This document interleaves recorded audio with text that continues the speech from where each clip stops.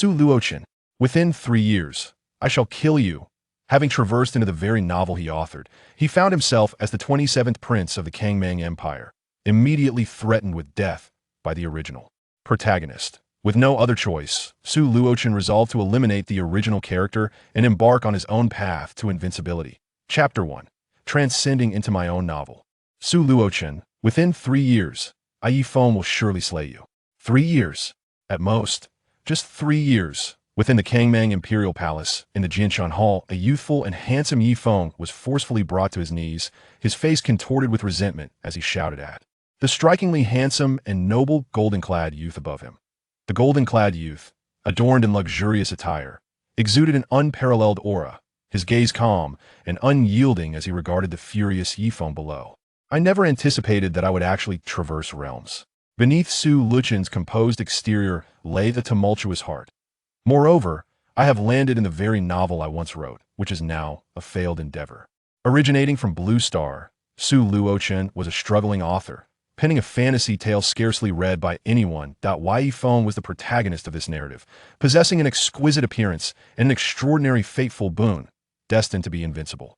Conversely, Su Luochen held a prestigious position as the 27th prince of the Kangmang Empire, a royal offspring favored by the emperor, endowed with a remarkable five-element sword physique and formidable prowess. However, with such a formidable identity, it was inevitable that he would become the antagonist within the story, destined to be vanquished by Yi Feng, who would ultimately absorb his five-element sword physique. Had I known, I would have made myself the protagonist. Su Luochen mused bitterly. He had unwittingly inscribed his name as the villain and consequently found himself inhabiting that very role, truly a stroke of misfortune.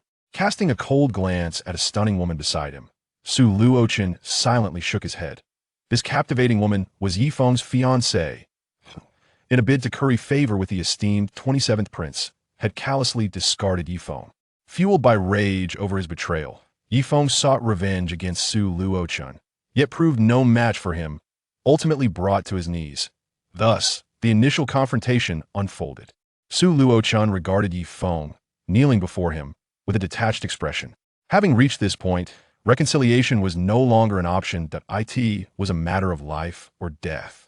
A glimmer of murderous intent flickered in Su Luchen's eyes.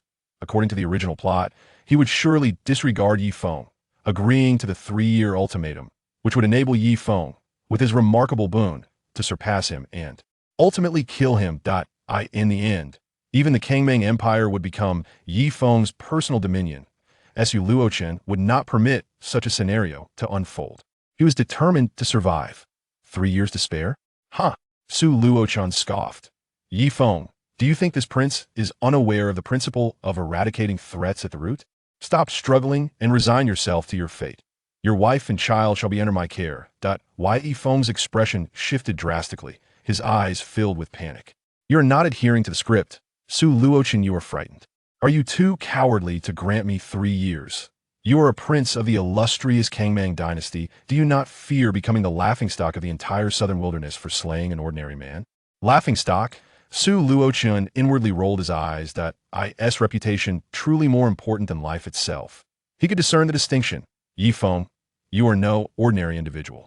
Su Luchen's tone was profound and inscrutable. Yi Feng's face paled significantly.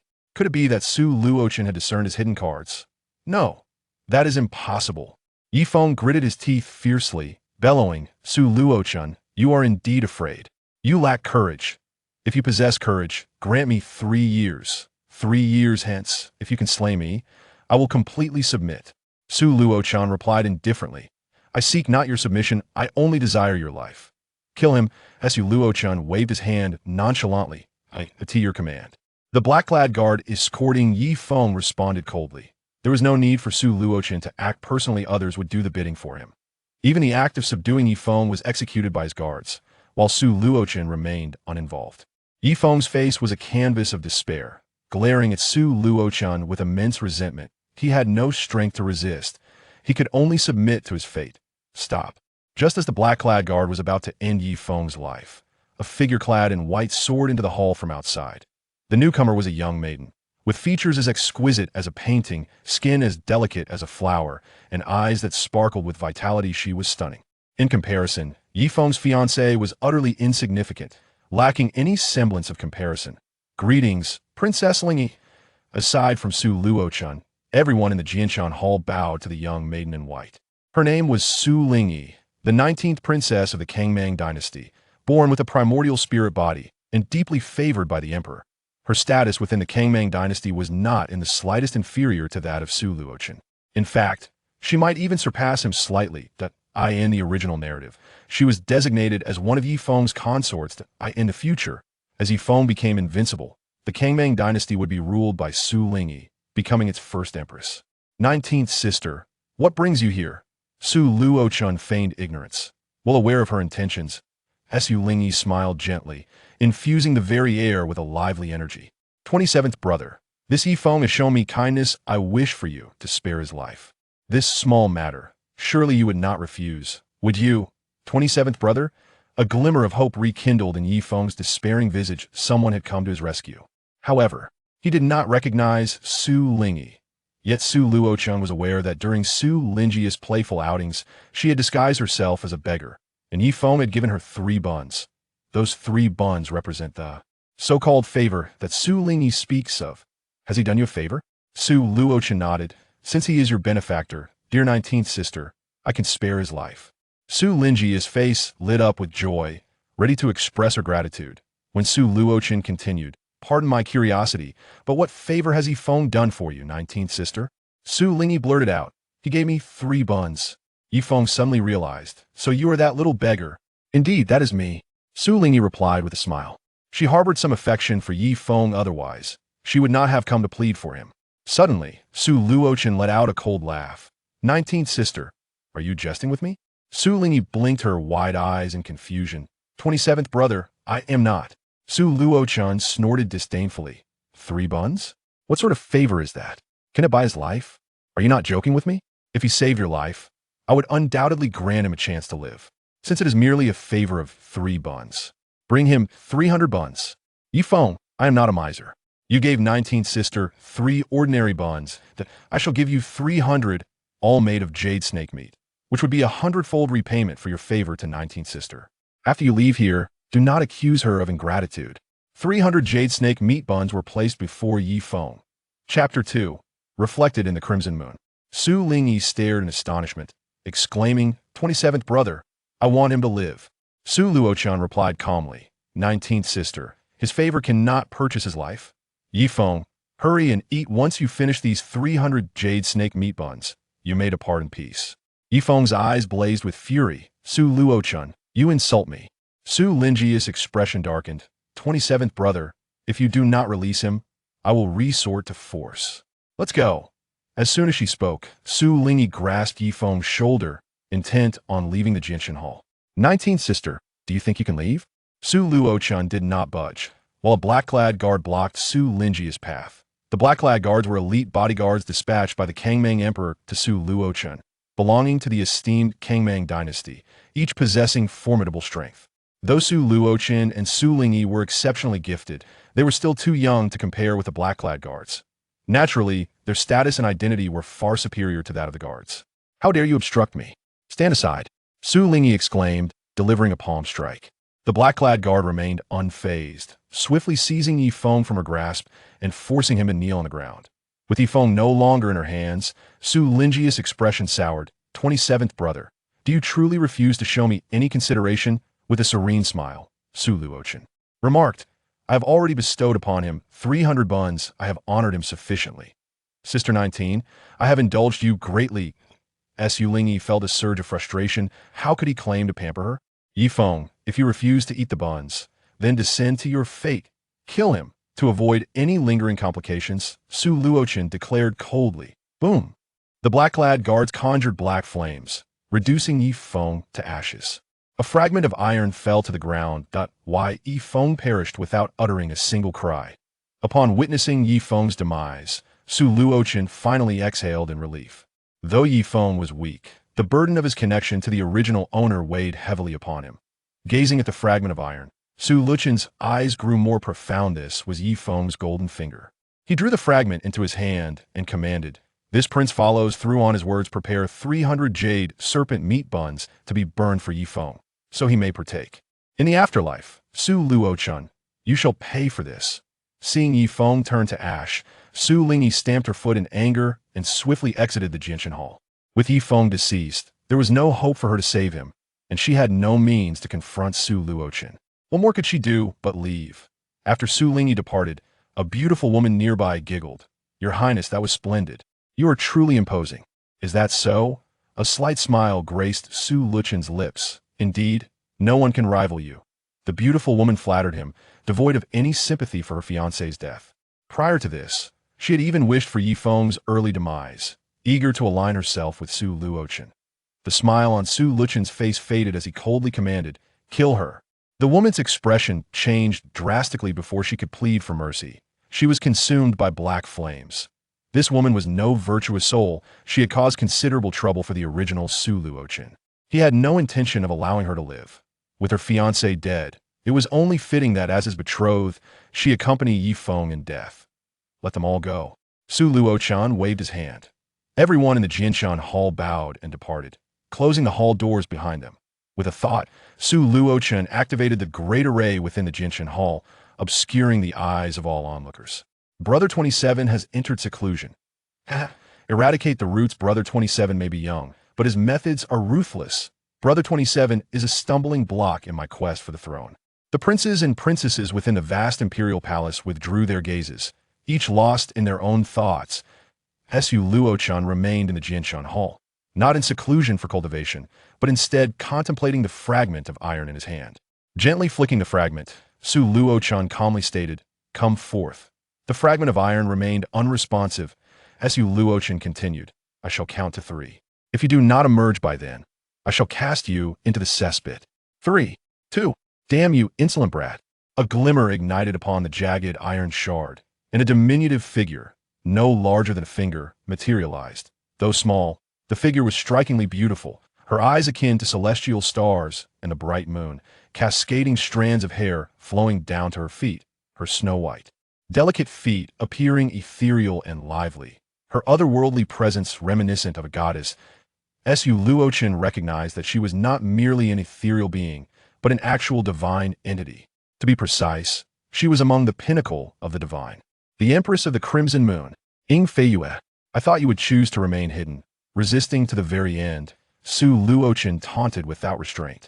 Ying Feiyue regarded him with a frosty demeanor. Had it not been for Su Luchen's threat to toss her into the cesspit, she would certainly not have emerged. She harbored no fondness for him. The one she had chosen, Yi Feng, the child of destiny, had been vanquished by Su Luochen, leaving her to wonder when she might reclaim her former glory. How could you have killed Yi Feng? Ying Feiyue inquired, her curiosity piqued. Logically, given Yi Feng's fortune, he should not have perished so prematurely. Why can't I kill him? Su Luochen scoffed. Is he so formidable? Could anyone truly rival me, the author? Ying Feiyue frowned. Do not refer to yourself as this prince in my presence. She was the Empress of the Crimson Moon, and none dared to display such disrespect towards her. Su Luochen disregarded her words, coolly stating, Ying Feiyue, hand over the heavenly transformation scripture. Ying Feiyue's heart sank in shock, yet her expression remained unchanged as she replied coldly. What are you saying? I do not comprehend. Who is Ying Feiyue? What is the heavenly transformation scripture? Su Luochen gazed at her with a bemused smile. Ying Feiyue, Empress of the Crimson Moon, one of the most formidable beings in existence, was jointly vanquished by 5 other emperors of the same rank, leaving her soul in tatters, barely surviving through the power of the chaotic remnants.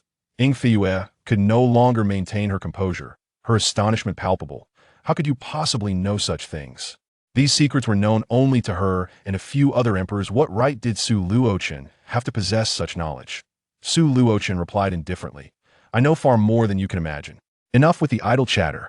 Hand over the heavenly transformation scripture at once. Ying Feiyue scoffed. What if I refuse? Su Luochen, with a wry smile, retorted, You possess but a sliver of your true spirit, unable to depart from the chaotic remnants. I have myriad ways to deal with you. If you wish to experience the cesspit's embrace, then continue to resist. Chapter 3. The Heavenly Transformation Scripture. Ying Feiyue's pupils constricted, her heart seething with rage. If she were not but a mere wisp of true spirit, devoid of any power, she would have certainly crushed Su Luochen without hesitation. Su Luochen continued. I am aware that with the protection of the chaotic remnant iron, you cannot perish.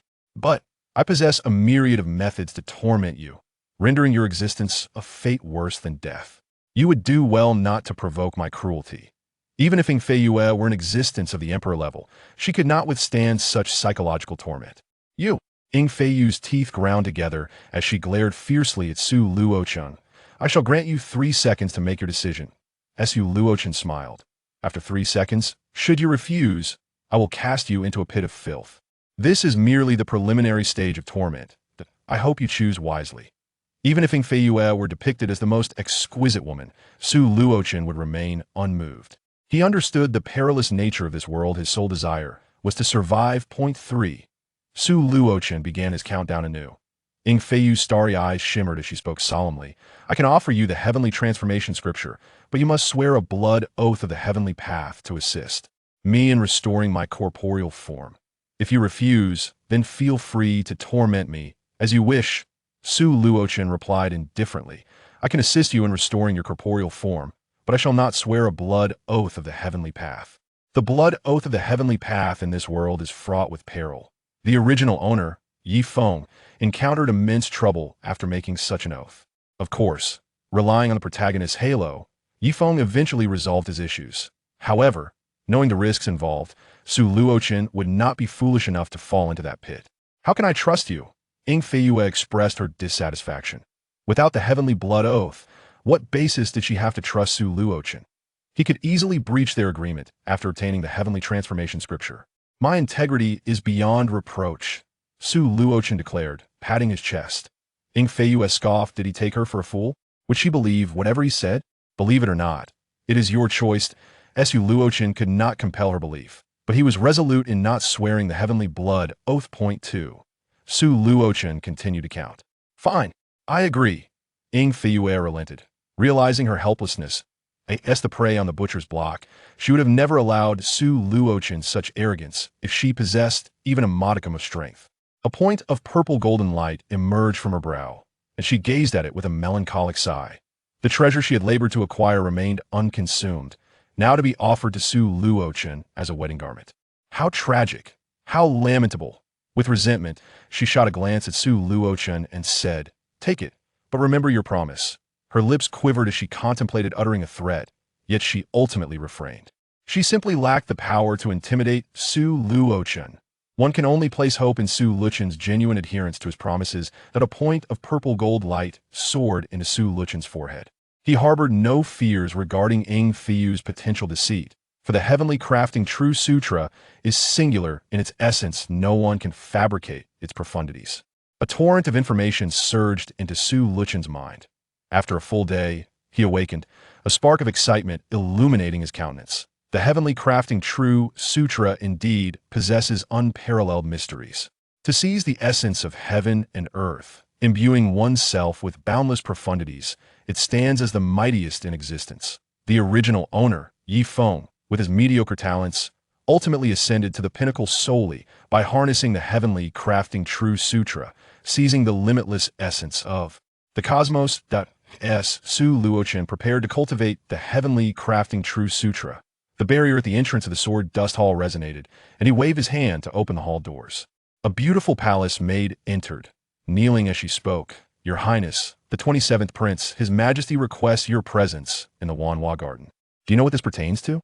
Su Luochen inquired. That he was only familiar with the experiences of the protagonist, Yi Feng, while the tales of others were merely glossed over, leaving him unaware of the encounters faced by the original Su Luochen. However, he felt little trepidation, as the Su Luochen depicted in the book shared a similar disposition with him, thus not fearing the suspicions of the vast emperor. Moreover, Su Luochen possessed a tenacious life force. Even when pursued by Yi Feng, he had been slain thrice before succumbing.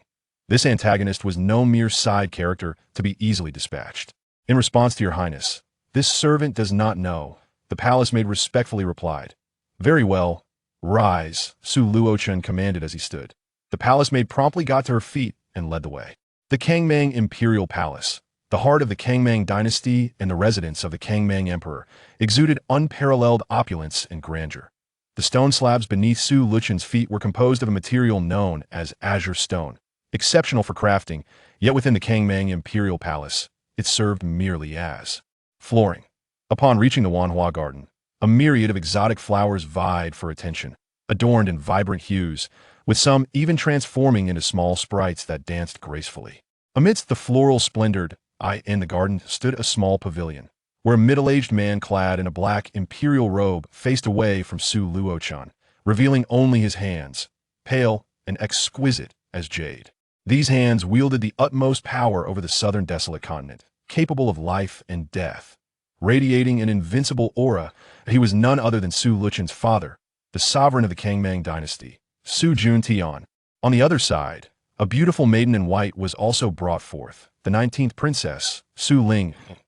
Upon seeing Su Luochen, Su Ling huffed in disdain, turning her head away in disregard. She remained incensed over previous events. Your humble son pays his respects to Father Emperor. Both bowed in reverence. Su Juntian turned, his visage shrouded in an air of mystery, rendering his features indiscernible. This was due to the vast disparity in their strengths, obscuring his appearance to 27. Have you slain that Yifeng? Su Juntian inquired. Su Luochen narrowed his eyes slightly. Could it be that Su Juntian and Yifeng shared some connection? Yet, in his narrative, the two were merely adversaries. Moreover, if Su Juntian truly wished to rescue Yifeng, he would not have been in a position to slay him. The fact that Su Juntian refrained from intervening indicated that their relationship was tenuous at best. Your Majesty, it was I who delivered the fatal blow, Su Luochen replied nonchalantly. Su Lingyi, feeling aggrieved, implored, Father, you must stand up for me. That Yifeng had once aided me, yet my 27th brother has slain him, demonstrating a blatant disregard for my feelings. Su Juntian replied coolly, Little Lingyi, your 27th brother acted rightly. Su Lingyi was taken aback, her delicate lips pouting in discontent, too intimidated to retort. Su Juntian continued, eradicating threats at their roots is the wisest course of action. But he posed no threat to my 27th brother. Su Lingyi weakly countered. Su Juntian asserted, just because he poses no threat now does not imply he will remain harmless in the future. Nothing is absolute. Su Luochen concurred. Indeed, my thoughts align with yours. We must eradicate threats entirely, leaving our adversaries no opportunity whatsoever. As for the injury caused to the 19th sister, I am willing to extend my apologies. 19th sister, I am truly sorry, Su Luochen earnestly expressed to Su Lingyi. Chapter 4. Seeking opportunities before Su Juntian, Su Luochen feigned a demeanor of affection towards his half-sister, Su Lingyi. Despite their shared father, he harbored no genuine feelings for her. Nonetheless, appearances must be upheld. Su Lingyi, with her lips pursed in displeasure, remained unwilling to forgive Su Luochen. Enough of this matter. Do not allow a trivial incident involving an outsider to mar the bond between you siblings, Su Juntian articulated, each word deliberate. Yes, we understand. Father. Su Luochen and Su Lingyi responded in unison. As for their true sentiments, those were known only to themselves. You both have reached the pinnacle of the 9th layer of the Spirit Sea, mere steps away from a breakthrough. Take this and hasten your progress. Do not neglect your cultivation. Before Su Luochen and Su Lingyi appeared respectively a pill. The one before Su Lingyi shimmered with ethereal light, exuding a dense aura of spiritual energy. This was the Spirit Void Pill. In contrast, Su Luochen's pill was a 5-colored Spirit Pill. Infused with a profound sword intent, this was the 5-colored Sword Essence Pill. The pills bestowed by Su Juntian were perfectly suited to their constitutions. With the aid of these elixirs, both could transcend into the realm of the Yuan Dan. The path of cultivation is categorized into Qi refinement, Spirit Sea, Yuan Dan, Golden Embryo, Earthly Fiend, Heavenly Gang, Dharma Form, Dao Palace, Infinity, and Supreme. Both Su Luochen and Su Lingyi stood at the 9th layer of the Spirit Sea, with Qi refinement and Spirit Sea merely serving as the initiation. It is the Yuan Dan that marks the true commencement, and the quality of the Yuan Dan will ultimately dictate a person's future. They stored the pills away. Go now, Su Juntian gestured. Your son takes his leave. Su Luochen and Su Lingyi bowed before departing. Upon exiting the orchid garden, Su Lingyi huffed at Su Luochen. Do not think that just because father said so, I will forgive you. Su Luochen smiled, remaining silent. Whether she chose to forgive him was of little concern to him. He had no intention of begging for her forgiveness. As long as she refrained from causing him trouble, he could still regard her as a sister. Yet, should she choose to provoke him, she would have no one but herself to blame for his eventual coldness. The two parted ways. and Su Luochen returned to the Sword Dust Palace, calling out sharply, "Come forth." 10 figures clad in black emerged before him. The very black guards dispatched by Su Juntian. The weakest among them was already at the earthly fiend realm, while their captain was of the heavenly gang realm. "Prepare the blood serpent chariot.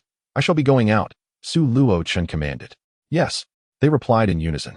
Moments later, from massive blood-red serpents, each 100 meters long, appeared, their claws poised and their presence formidable.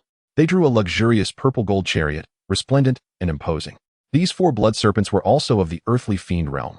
As Su Luochen settled into the blood serpent chariot, several beautiful maidens approached, ready to massage his shoulders and legs, peeling grapes to feed him personally. Su Luochen, of course, indulged without reservation. "Fortune unappreciated, you scoundrel. Ha! Individuals like you, indulging in luxury and pleasure, shall never ascend to the pinnacle of greatness." The mocking tone of Ing Fei Yue echoed in Su Luocheng's ears. She harbored a dislike for Su Luocheng, constantly seeking to undermine him.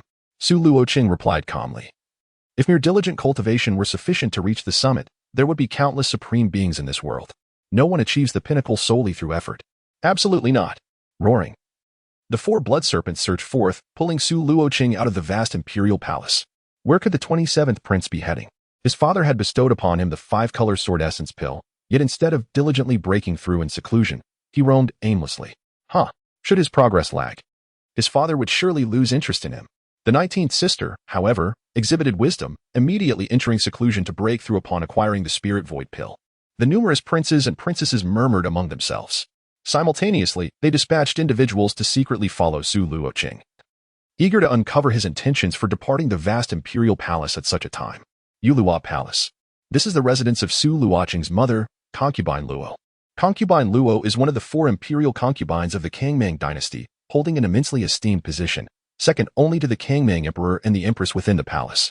Concubine Luo gazed at the blood serpent carriage departing the imperial palace, her eyes narrowing slightly as she pondered. What could Chinner be intending by leaving the Kangmang imperial palace at this moment?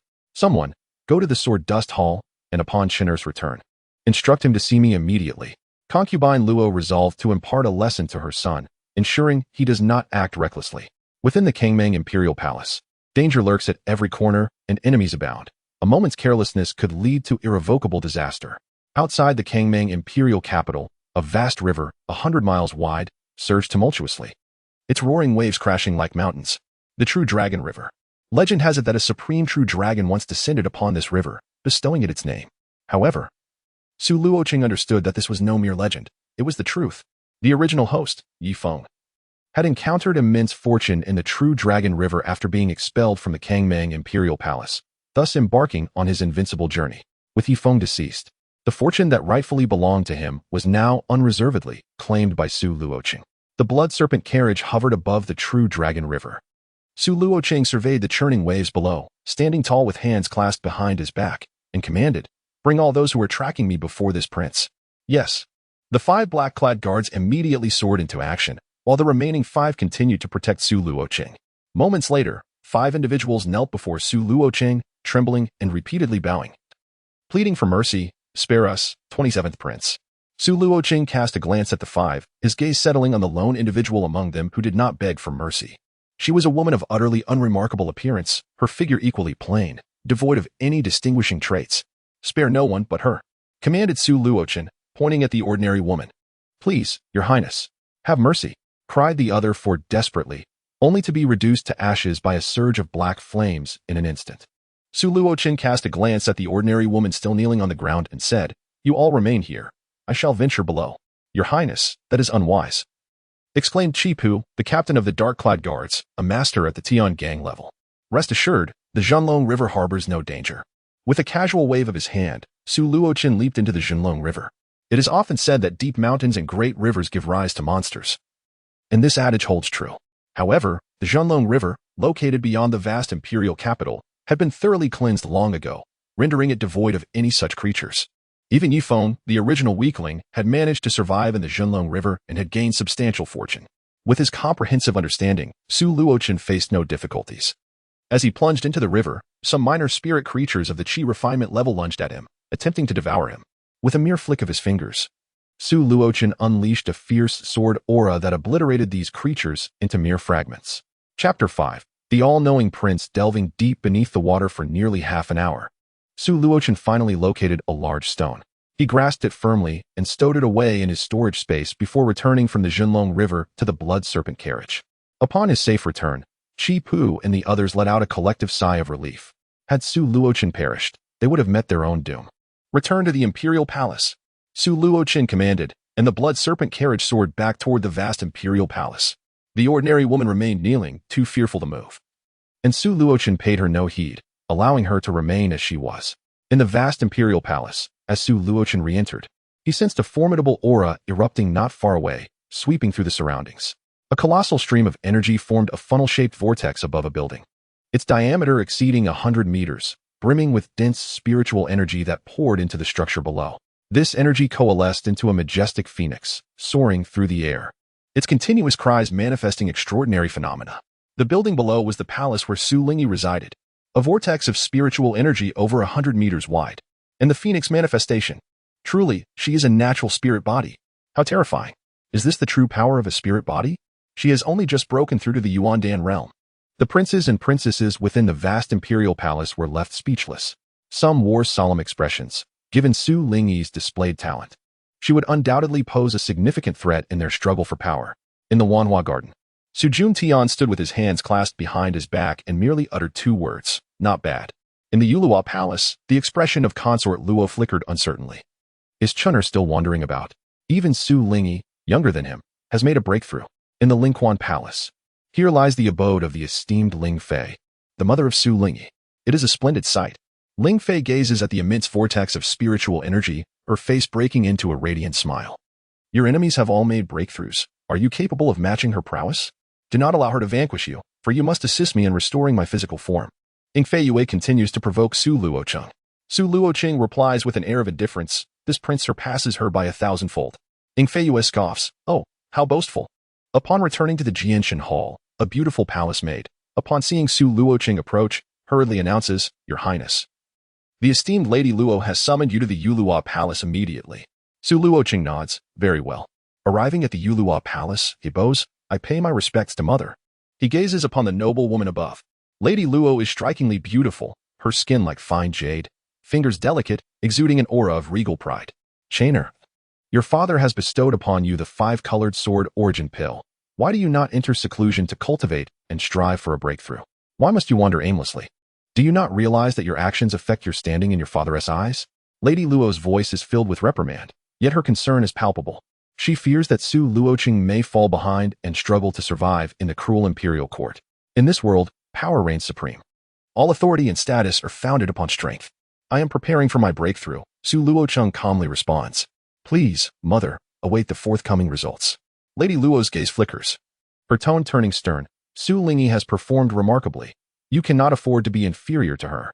Here, take this. With a flick of her finger, she releases a stream of spiritual light. Within the light, a droplet of azure blood, the size of a fist, pulsates, resonating with the roar of a mighty mammoth. The primal essence of the wilderness emanating from it. What is this?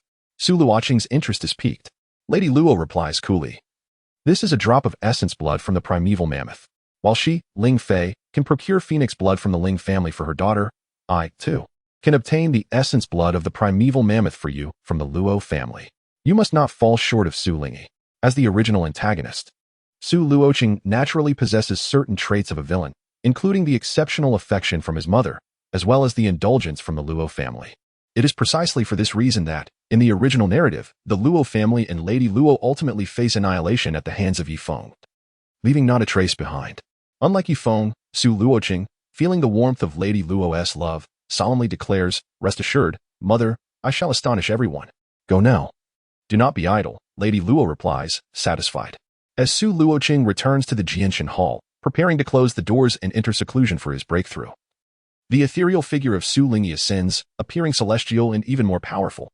Brother 27, despite being older than I, you have yet to make a breakthrough? You are truly lacking.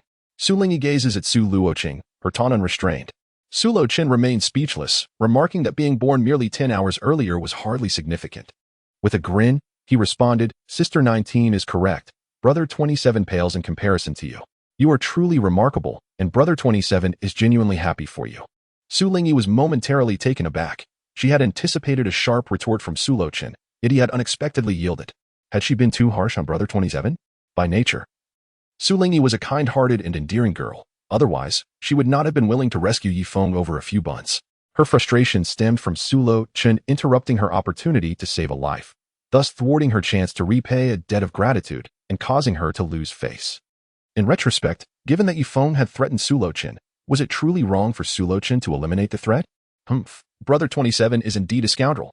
Su Lingyi huffed proudly to herself, observing as Su Luochen closed the grand doors of the Sword Dust Hall. She would not forgive him so easily. Within the Sword Dust Hall, the formation was activated. Su Luochen retrieved a large stone he had found in the True Dragon River and shattered it with a single punch, releasing a drop of black blood that exuded a chilling, sinister glow. The essence of the Black Calamity, True Dragon? Ing Feiyue exclaimed. How did you know this stone contained the essence of the Black Calamity, True Dragon? Ing Feiyue was not so much taken aback by the essence itself as she was astonished by Su Luochen's awareness of this fact. This seemingly ordinary stone had lain dormant in the True Dragon River for countless years. How had Su Luochen discerned its secret? Furthermore, he had headed straight to the True Dragon River after departing from the vast Emperor's palace and had easily located it. It seemed he had known all along. With an air of inscrutability, Su Luochen proclaimed, "This prince is omniscient." Ing Feiyue laughed lightly. "Continue your boasting. Even the Heavenly Emperor cannot claim to know everything, let alone the likes of Su Luochen. How grandiose." Su Luochen chose to ignore her and proceeded to produce the essence of the Savage Mammoth as well as the 5-color Sword Yuan pill. The 3 precious treasures hovered before him. Extending his palm, his gaze sharpened, he activated the heavenly creation True Scripture with full force, commanding, "Devour." Chapter 6, Breakthrough. Astonishing phenomenon. Days passed. 1 day, 2 days, 3 days, 9 days. The doors of the Sword Dust Hall had been closed for 9 days, and Su Luochen had been in seclusion for the same duration. Outside the hall, a common woman knelt, her complexion ashen, on the verge of starvation. Yet, without Su Luochen's command, no one dared to offer her sustenance. Even if she perished from hunger, no one would be to blame. Brother 27 has been in seclusion for 9 days and has yet to achieve a breakthrough. What on earth is he doing? Truly useless. Wasting the 5-color Sword Yuan pill bestowed by Father. The more useless Brother 27 is, the better for us. We shall have our opportunity to rise above him. It would be best if he were to falter and never achieve a breakthrough. Unbeknownst to many, a malevolent anticipation lingered for the demise of Su Luochen. In the Garden of 10,000 Flowers, Su Juntian remained motionless, silent, as if perpetually lost in admiration of the blossoms surrounding him. Meanwhile, within the Yu Luo Palace, the anxious Luo Fei paced restlessly, glancing repeatedly towards the location of the Jianchen Hall, her eyes brimming with concern. "Do not fret, Your Highness. The esteemed 27th Prince is a noble royal. Fortune favors the virtuous, and he is surely safe," consoled Luo Xia, a maidservant who had faithfully attended Luo Fei since childhood. "One can only hope," sighed Luo Fei, resigning herself to sit and continue her vigil. In the palace where Su Lingyi resided, she too cast her gaze towards the Jianchen Hall. "What is Brother 27 up to?" she murmured, wishing fervently for his safety. Despite her vexation towards Su Luochen, she could not bear the thought of his misfortune. Her kindness and charm remained undiminished. Suddenly, amidst the myriad speculations, a swirling vortex of spiritual energy materialized above the Jianchen Hall. He had broken through. The inhabitants of the Kangming Imperial Palace were taken aback. The emergence of this vortex signified the successful condensation of the Yuan Dan. Soon, it would be filled with vitality, marking a complete ascension into the realm of Yuan Dan. Such prowess may not be remarkable within the Kangming Imperial Palace, where countless beings surpassed the Yuan Dan realm. However, on the Nanhua continent, achieving the Yuan Dan stage granted one the stature to establish a small faction or sect, becoming a venerable ancestor. What magnitude of spiritual vortex would manifest? Countless eyes were fixed upon it. The size of the vortex would determine the level of innate talent. Su Lingyi's vortex, with a diameter of 100 meters, accompanied by the auspicious dance of a phoenix, ranked among the top 5 of all the princes and princesses. A torrent of spiritual energy surged from all directions, funneling into the Jianchen Hall. The vortex continued to expand, 10 meters, 20 meters, 30 meters, until it reached a staggering 100 meters. Gasp! It now rivaled Su Lingyi. No, it continued to swell. Could it be? The vortex's expansion showed no signs of halting. 110 meters, 120 meters, 150 meters, 200 meters. The crowd stood in stunned silence. This was utterly astonishing. 200 meters. Even Su Juntian had only achieved 150 meters upon his breakthrough. Su Luochen had surpassed Su Juntian, and yet, it did not cease. The vortex continued its relentless growth: 210 meters, 230 meters, 250 meters, 300 meters, 300. Countless spectators were left in awe, for this had shattered the records of the entire Nanhua continent. The highest benchmark recorded was 280 meters. That prodigy ultimately ascended to the pinnacle, reigning supreme for an era. Could Su Luochen truly surpass him, becoming the unrivaled champion of an entire era? A tremulous voice broke the silence, revealing the growing terror among the crowd. It dawned upon them that the vortex of spiritual energy continued to expand. 310 meters, 320 meters, 330 meters, finally reaching 333 meters. This extraordinary phenomenon was not limited to our southern wasteland. It reverberated across the entirety of the ancient world, encompassing 5 continents in the boundless seas, an unprecedented display of might. The vast Kangmang Imperial Palace, along with the imperial capital beyond its gates, became a focal point for countless gazes. Above the immense vortex of spiritual energy, the spectacle had not yet concluded. A colossal roar echoed through the heavens, heralding the emergence of a 100-meter-long black true dragon, its formidable presence coiling like a mountain, surrounded by terrifying black lightning, exuding an aura of apocalyptic destruction. The Black Calamity True Dragon. How could such a phenomenon as the Black Calamity True Dragon manifest from the 27? The crowd was astounded. Yet, the marvels did not cease. Following the dragon, a massive primal mammoth erupted onto the scene, bellowing towards the sky with a thunderous roar that split the heavens and rumbled the earth, unleashing a torrent of savage power. The primal mammoth. It was said that the Luo family possessed a drop of its primal blood, evidently harnessed for the benefit of the 27. Indeed, the Luo family held him in high regard. Clang. The resounding cry of a colossal sword reverberated across the universe, as 5 brilliantly colored giant swords, each 100 meters long, coalesced into a magnificent 300-meter-long rainbow blade, capable of rending the firmament and obliterating the world with the slightest movement. The Black Calamity True Dragon, the Primal Mammoth, the 5-element spirit swords, and the 333-meter diameter vortex of spiritual energy. What unparalleled majesty the 27 emanated. Countless onlookers were struck with awe, their hearts filled with envy and resentment towards Su Luochen. Why was it that such extraordinary strength belonged to him, and not to them? Brother 27, murmured Su Lingyi. She believed herself to be formidable, yet in comparison to Su Luochen, she felt utterly dwarfed, the disparity insurmountable. Chinner, Luo Fei could not contain her excitement.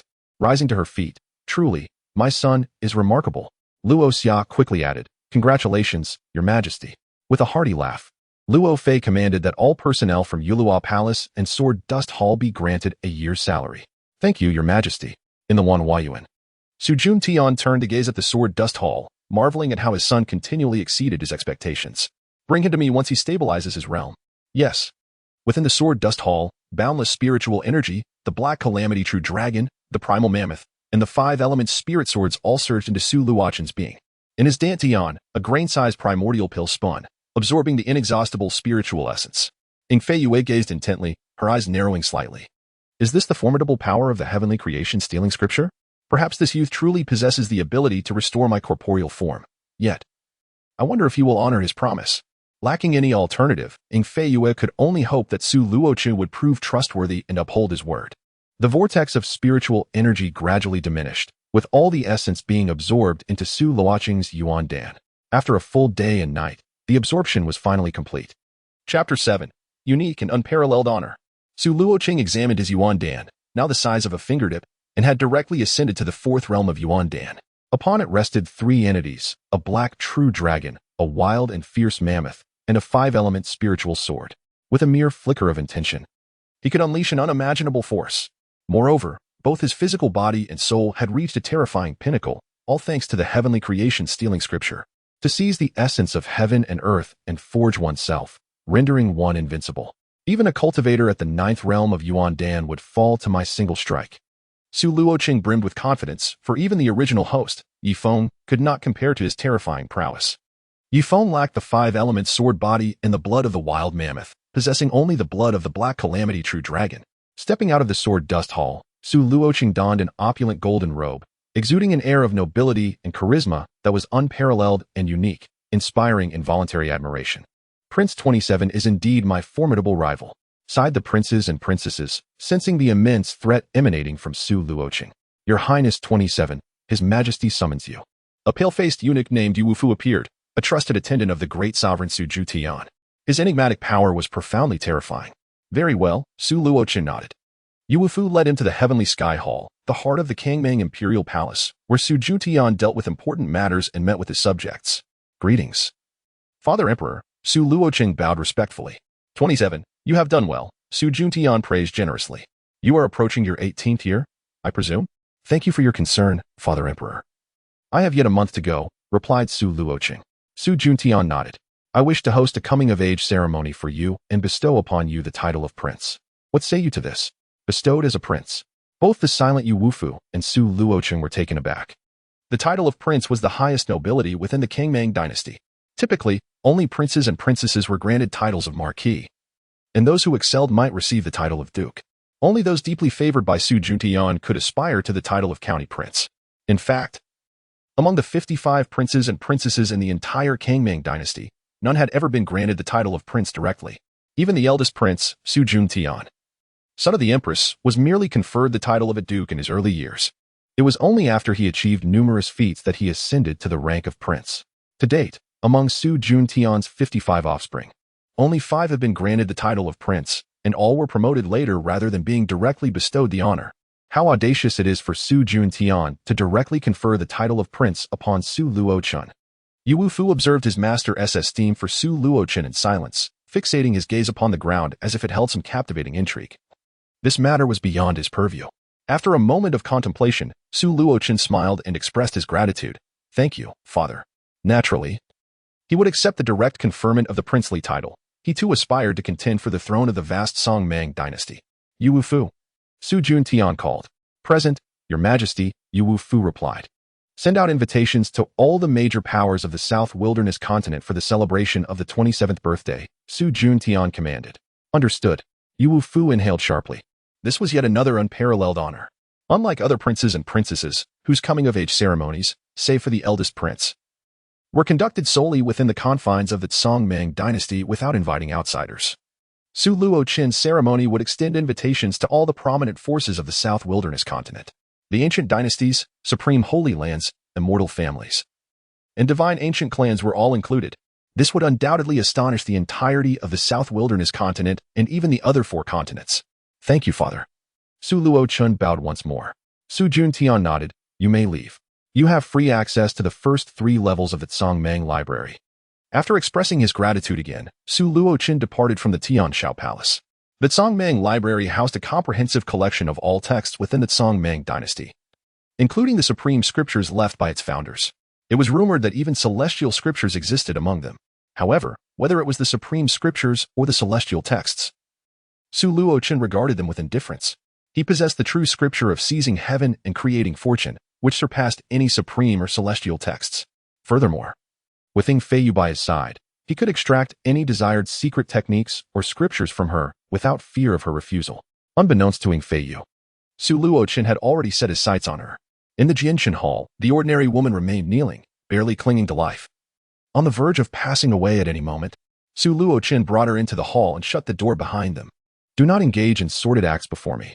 Ying Feiyu scoffed, assuming Su Luochen intended to do something untoward to the ordinary woman.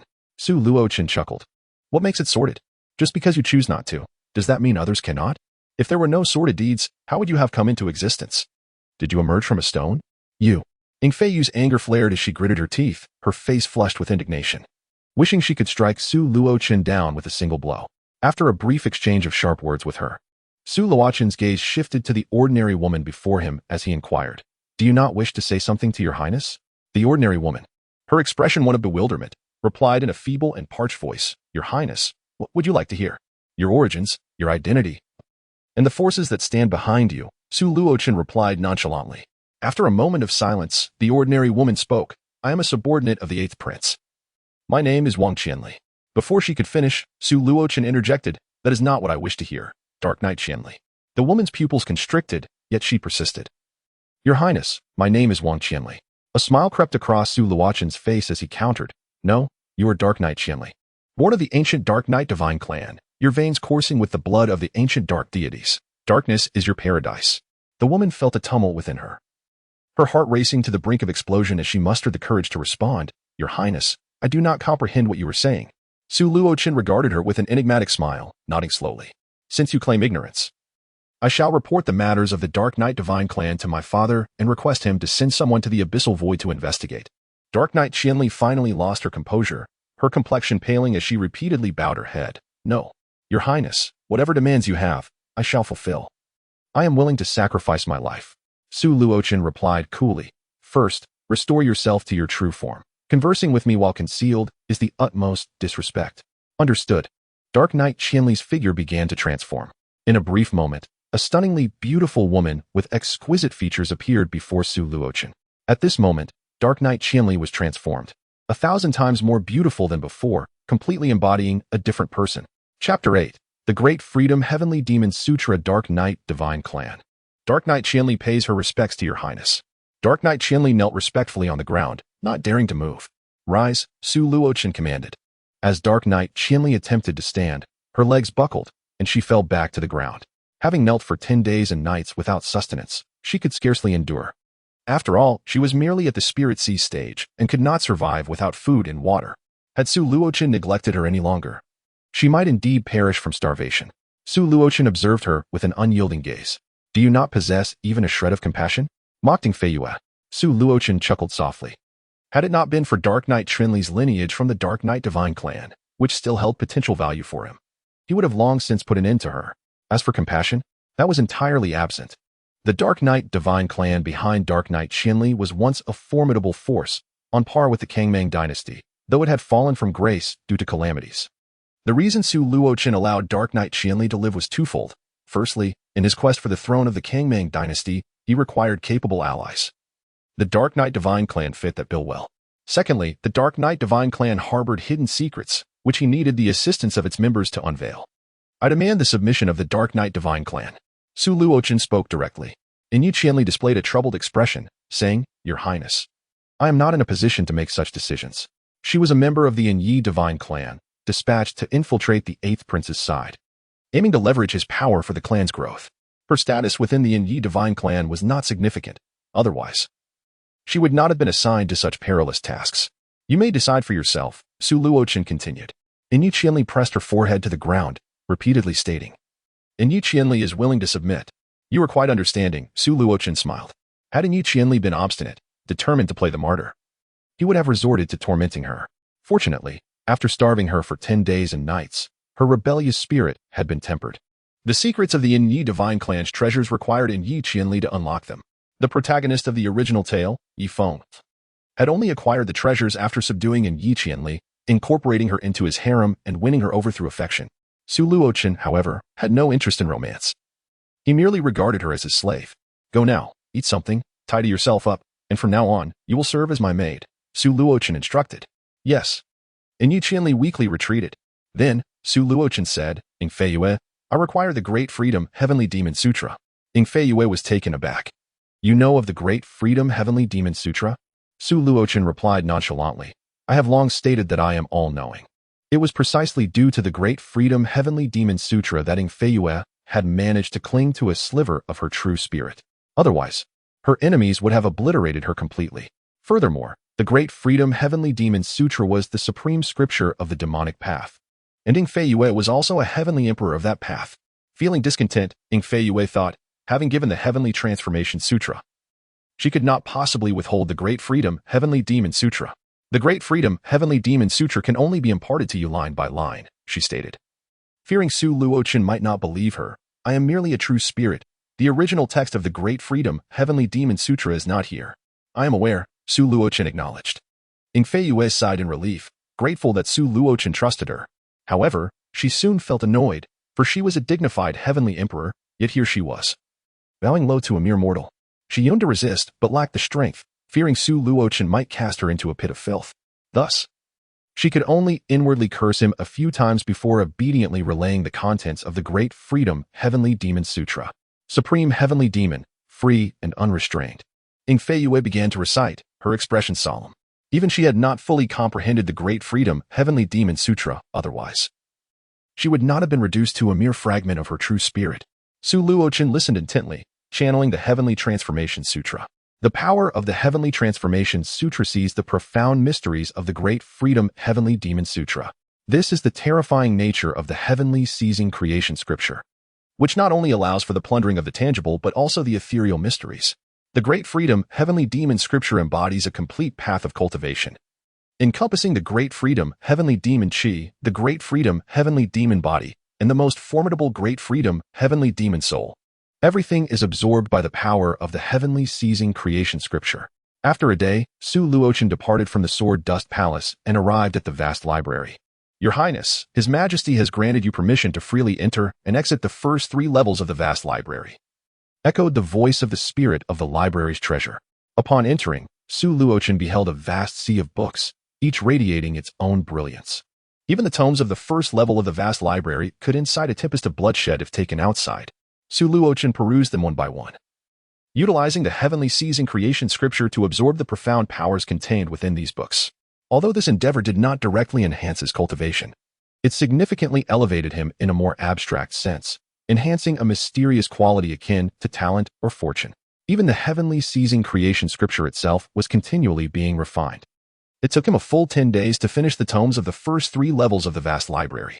To note, he could read through a book in merely a second or 2, illustrating the sheer volume of literature present. If only he could access the higher levels. Su Luochen cast a glance toward the upper tiers of the vast library, where even more precious and formidable books resided, some capable of manifesting forms. The highest level housed the supreme scriptures and celestial scriptures. Retracting his gaze, Su Luochen returned to the Sword Dust Palace. Your Highness, someone from the Luo family has come to pay their respects. Dark Knight Qianli approached, having acclimated to her role as a maid. She was no longer merely a servant. Her soul had been implanted with the Great Freedom, Heavenly Demon Seed by Su Luochen. Any hint of treachery would lead her to certain demise. Su Luochen was not Yi Feng, and Dark Knight Qianli was not his woman. Thus, he could not place his trust in her. Controlling her with the Great Freedom, Heavenly Demon Seed was undoubtedly the wisest choice. This seed not only controlled individuals but also subtly transformed them, ensuring their complete submission. From body to soul, externally and internally, they would surrender utterly, harboring no dual intentions. At that point, should Su Luochen command her to take her own life, she would do so without a moment's hesitation. The Luo family? Su Luochen nodded, granting them entry. The Luo family was his maternal lineage and fully supported him. Chapter 9. The Gamble. 3 individuals entered from outside the Sword Dust Palace. One was a middle-aged man with a slight beard, Su Luochen's uncle, Luo Qing, the brother of Luo Fei. Accompanying him were a handsome young man and a beautiful young woman, Su Luochen's cousins, Luo Xinghong and Luo Xingyao. Greetings, Your Highness. The trio bowed respectfully. Su Luochen chuckled heartily, gesturing gracefully. Uncle, cousins, there is no need for excessive formalities. Please, take a seat. The 3 settled down, reminiscing and enjoying each other's company. Luo Qing coughed lightly and spoke. Your Highness, in 20 days, you shall celebrate your coming of age, and the Luo family will present you with a grand gift. We have come today primarily to congratulate you on your ascension to the Yuan Dan realm. With a wave of his hand, Luo Xingyu rose, her figure swaying elegantly as she approached Su Luochen, presenting him with a small cloth pouch. Your Highness, please. Luo Xingyao smiled, her eyes brimming with affection. Su Luochen and Luo Xingyao shared a childhood bond, their feelings deeply intertwined. In the original tale, after Su Luochen was slain by Yi Feng, Luo Xingyu descended into madness, seeking vengeance for him. Alas, she ultimately met a tragic end. However, Su Luochen was not the original Su Luochen, and he found himself unprepared to accept such fervent devotion at this moment. He regarded her with a serene expression. Accepting the small pouch, Luo Xingyu pouted, feeling that her cousin had grown indifferent towards her. Had he found another woman? Thank you, uncle. Su Luochen expressed gratefully after inspecting the contents of the pouch, which held various precious elixirs, treasures, herbs, and ores. This was merely an appetizer. The Luo family would undoubtedly present even more valuable gifts for his coming-of-age ceremony. I'm glad you like it, Luo Qing said as he stood. We shall take our leave now. Luo Xingyu turned back repeatedly, reluctant to depart. Your Highness, do come to the Luo family to play. Su Luochen smiled, neither affirming nor denying her request. What a scoundrel! Ing Feiyue scoffed. Your Highness, I have done nothing. How can I be labeled a scoundrel? Su Luochen retorted. It is precisely the inaction that defines a scoundrel. Ing Feiyue coldly replied. To neither take initiative nor refuse. To avoid responsibility while keeping others in suspense, what else could that be but scoundrel-like behavior? Su Luochen found himself at a loss for words, acknowledging the validity of her argument. Please continue to share the various scriptures and texts you know, he said. Ing Feiyue ground her teeth, feeling as though she were being exploited. How infuriating. If it were Yi Feng, he would never treat her this way. She could easily command his obedience and live in comfort. Su Luochen treated her as if she were merely a tool for verbal recitation. Yet, she felt trapped. Having already invested so much, she could only continue to give. Attempting to win Su Luochen over, clearly ensnared in a precarious situation. Otherwise, if she displeased him, her situation could revert to square one overnight. 27. Come out. A powerful voice resounded outside the Jinshan Hall as Su Luochen practiced his cultivation. He opened his eyes to see a young man standing outside the Grand Hall. Wielding a black spear, his demeanor cold and arrogant. The 23rd Prince, Su Lingkong, Su Luochen murmured. Su Lingkong was the elder brother of Su Lingyi and the offspring of Lingfei. Brother 23, is there something you need? Su Luochen inquired with a smile. Su Lingkong replied with deliberate clarity, you have bullied my sister, and I am here to avenge her. It is only natural to seek retribution for one's sister.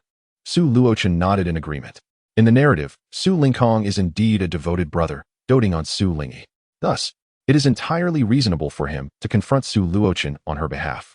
Su Lingyi also emerged, waving her small fists. Brother, go for it. Defeat brother 27. In truth, Su Lingyi harbored a desire to personally confront Su Luochen. However, the astonishing manifestation of his recent breakthrough made her acutely aware that she could not match him. Thus she chose to endure. Upon Su Lingkong's return, having listened to Su Lingyi's grievances, he immediately resolved to avenge his sister without hesitation. Let us proceed to the martial arena, Su Luochen declared, eager to gauge his own strength against Su Lingkong, a worthy opponent. In the vast expanse of the imperial palace, one cannot engage in battles indiscriminately. Aside from one's own territory, the martial arena serves as the sole venue for such contests. At 20 years of age, Su Lingkong is 2 years older than Su Luochen and had achieved the Yuandan realm 2 years prior. He now stands at the 9th level of Yuandan, on the cusp of breaking through to the golden embryo realm. Su Luochen was also aware that Su Lingkong had encountered a significant opportunity during his recent travels. Though he lacks a unique physique, he is by no means weak. Even ordinary experts at the golden embryo stage may not prove to be his equals. At the martial arena, Su Luochen and Su Lingkong simultaneously landed on the platform. With a hum, the array on the martial arena activated, drawing the attention of countless spectators. Who will triumph in the clash between 27 and 23? 27 possesses exceptional talent, but his training period has been too brief. I believe 23 will prevail. I concur. Brother. Go for it. Defeat him. Su Lingyi cheered, fervently encouraging Su Lingkong. Pointing his spear at Su Luochen, Su Lingkong declared, 27. You are at the 4th level of Yuandan. I will also suppress my realm to the same level so that you cannot accuse me of an unfair advantage. No need. Su Luochen waved his hand dismissively. Ignoring Su Luochen's words, Su Lingkong chose to suppress his own realm regardless. Su Luochen shook his head and remarked, Brother 23. This manner of fighting lacks excitement. Why don't we wager on something instead? Su Lingkong was slightly taken aback. You are so confident that you dare to wager against me? With hands clasped behind his back, Su Luochen smiled. A man must possess confidence. What shall we wager? Su Lingkong asked, his tone serious. Su Luochen, having already formulated his proposal, transmitted his thoughts. If I win, I want a drop of heart's blood from the corpse you possess. Su Lingkong's expression turned icy as he transmitted back. How do you know I possess a corpse? Have you sent someone to follow me? That corpse represents the considerable opportunity he had encountered during his travels, and no one else should be privy to its existence. With an enigmatic smile, Su Luochen refrained from confirming or denying the matter of surveillance. Shall we wager? Su Lingkong wore a stern expression. If I emerge victorious, I demand your 5 spirits golden sky sword. Su Luochen possessed a sword, a birth gift bestowed upon him by the Luo family. Sealed within were the 5 spirits corresponding to the 5 elements, rendering it immensely powerful. Very well. Su Luochen acquiesced. What were they discussing? Countless onlookers were perplexed. Yet the formation obstructed their ability to intercept the communication between Su Luochen and Su Lingkong. Su Luochen then turned his gaze towards Su Lingyi. 19th sister, should I win, I will require a drop of your life essence. Without hesitation, Su Lingyi responded, if my brother triumphs, I too shall demand a drop of your life essence.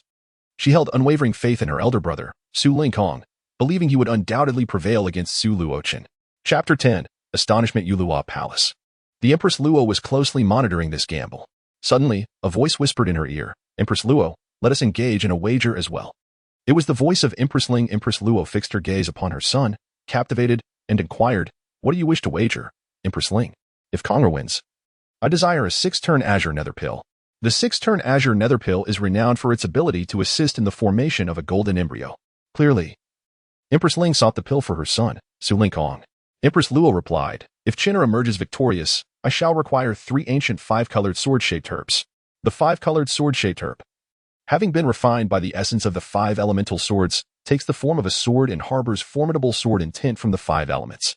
Excellent, Empress Ling jested. Then I shall preemptively express my gratitude to Empress Luo. Empress Luo smiled serenely. Do not rush, Empress Ling. It may well be I who offers my thanks to you. Martial combat arena. After the wager was established, Su Lingkong gently tapped his spear in the void. Whoosh. Surrounding Su Luochen, innumerable spear phantoms materialized, blotting out the sky. No matter the direction he attempted to evade, he could not escape the onslaught of the spears. Of course, Su Luochen had no intention of fleeing. In his grasp appeared the 5-colored spirit sword, the very 5 spirits' golden sky sword. As the sword emerged, the heavens trembled, and 5 ethereal beasts circled around Su Luochen, rendering him akin to a celestial deity descending from the heavens. The 5 spirits were the azure dragon, white tiger, vermilion bird, black tortoise, and Qilin. It is important to note that these spectral beasts were not the true azure dragon, white tiger, vermilion bird, black tortoise, and Qilin. They were merely ethereal entities possessing the bloodlines of the 5 divine beasts, their essences extracted and infused into the 5 spirits' golden sky sword, endowing it with extraordinary powers. The 5 spirits roared mightily, shaking the firmament. The 100-meter-long tail of the azure dragon swept through the air, shattering all spear phantoms in its path. The white tiger, with a piercing gaze and an aura of lethal intent, unleashed a sword-like energy that obliterated the spear phantoms behind. The vermilion bird opened its mouth, flames engulfing the air, incinerating vast swathes of spear phantoms. The black tortoise stirred, creating towering waves of water. At the center, the Qilin stomped its hooves, shattering the spears. In an instant, all the phantoms of long spears vanished without a trace. 27 is truly formidable. Countless onlookers marveled at this feat. Merely brandishing the 5-spirit Jin Shao sword was sufficient to neutralize Su Lingkong's assault, an extraordinary display of prowess. Su Lingkong snorted lightly, unfazed by the challenge.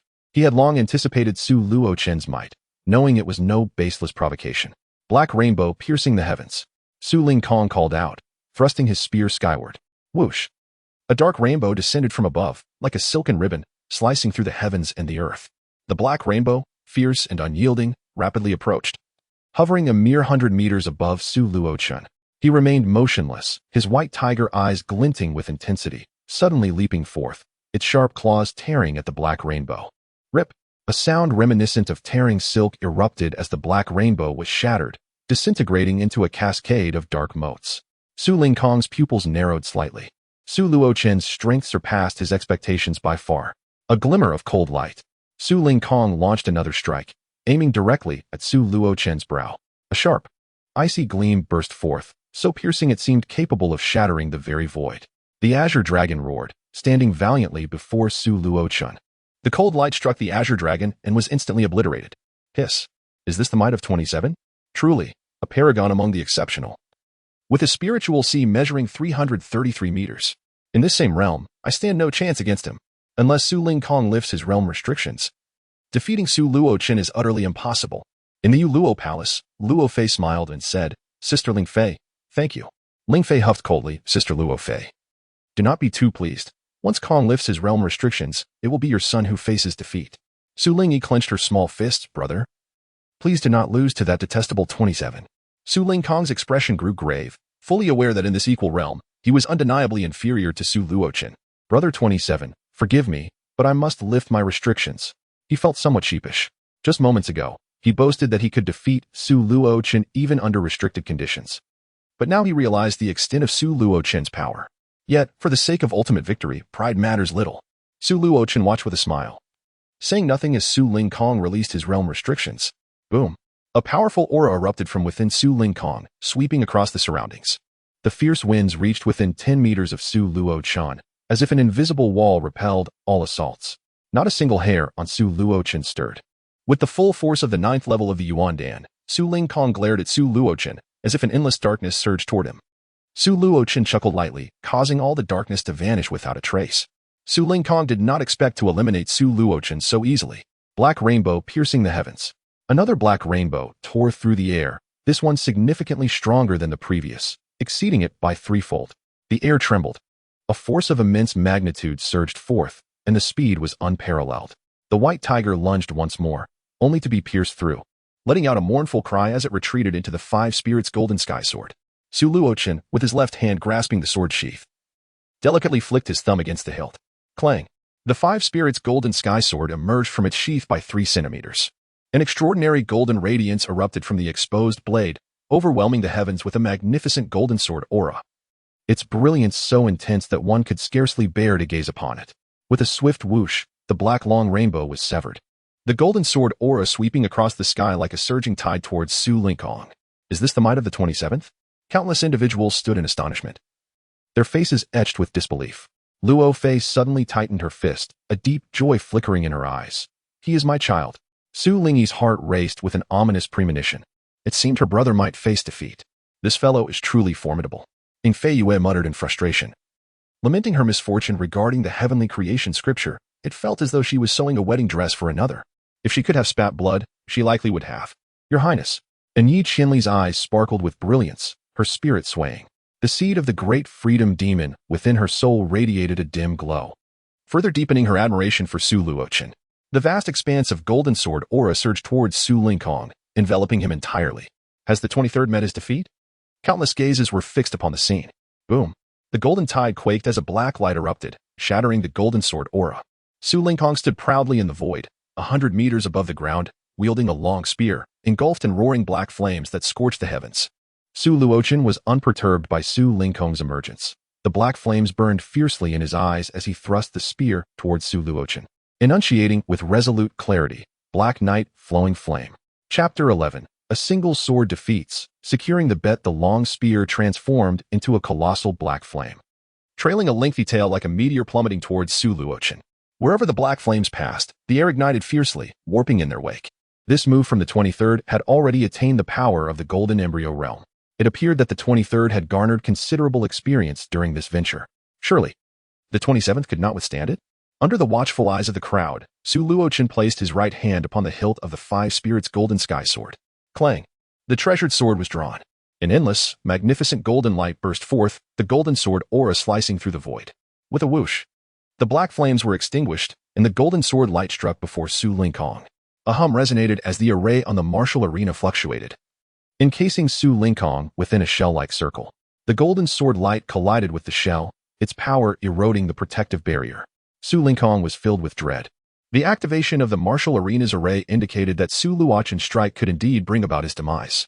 23 is quite formidable. It is impressive that 23 can hold their own, yet they still fall short against 27, unable even to withstand a single strike. Is the disparity truly that vast? The 330-meter vortex of spiritual energy is indeed fearsome. Everyone was astounded. The prowess displayed by Su Luochen exceeded all expectations. Brother, you have lost, murmured Su Lingyi. Her spirit somewhat shattered. She held a deep admiration for her elder brother and never anticipated that Su Luochen would so effortlessly defeat him. The chasm between her and Su Luochen was even more pronounced. He could easily vanquish her without even drawing his sword. Within the Jade Luo Palace, Luo Fei chuckled softly, choosing to remain silent. Ling Fei let out a cold huff, tossing 3 ancient 5-colored sword-shaped grasses before Luo Fei. Deliver these 3 ancient 5-colored sword-shaped grasses to Chin'er, Luo Fei instructed. Luo Xia smiled as she picked up the grasses and made her way towards the sword dust hall. In the Tianchao Hall, Su Jun Tian commanded. Yu Wufu, send a colorful spirit tiger's inner core to 27. Understood, Yu Wufu respectfully replied, retreating. After years of following Su Jun Tian, he had never witnessed such kindness directed towards anyone. In just a few days, Su Luochen had already received numerous generous gifts, all of which were exceedingly precious treasures. The other princes and princesses would surely be envious to the point of jealousy. On the martial combat platform, Su Lingkong remained silent for 10 seconds before finally admitting, I have lost. Su Luochen smiled faintly. Just remember the wager. Su Lingkong huffed, I honor my word. Even if he desired to renege, he would not dare to do so. The stakes of the duel were under the watchful eyes of countless observers. To breach the agreement would invite scorn. Outside the sword dust hall, Luo Xia delivered the 3 ancient 5-colored sword-shaped grasses to Su Luochen. Yu Wufu also presented a glass box containing the colorful spirit tiger's inner core to Su Luochen. After their departure, he closed the grand doors of the sword dust hall. Inside, only Su Luochen, Su Lingkong, and Su Lingyi remained. Su Lingkong produced a corpse, a gigantic figure, 100 meters long, resembling a human but magnified many times over. Since Su Luochen was already aware of the corpse's existence, Su Lingkong had no fear of exposure. As for Su Lingyi, she was his beloved sister, and he trusted her completely. Upon seeing the colossal corpse, Su Lingyi gasped, "The ancient giants." Indeed, this was the body of an ancient giant. Like the Dark Knight divine clan, the ancient giants were a divine lineage, possessing the blood of the giants. Known for their immense stature and overwhelming strength, the ancient giants stood in stark contrast to the now declining Dark Knight divine clan. They still thrived and remained exceedingly powerful. However, individuals from the ancient giants rarely appeared on the southern wilderness continent, as their stronghold lay in the eastern wilderness continent. This is the corpse of a colossal deity from the ancient clan, embodying the pinnacle of divine manifestation. A pang of regret flickers in Su Lingkong's eyes, for he must soon deliver the heart's blood of this ancient giant to Su Luochen.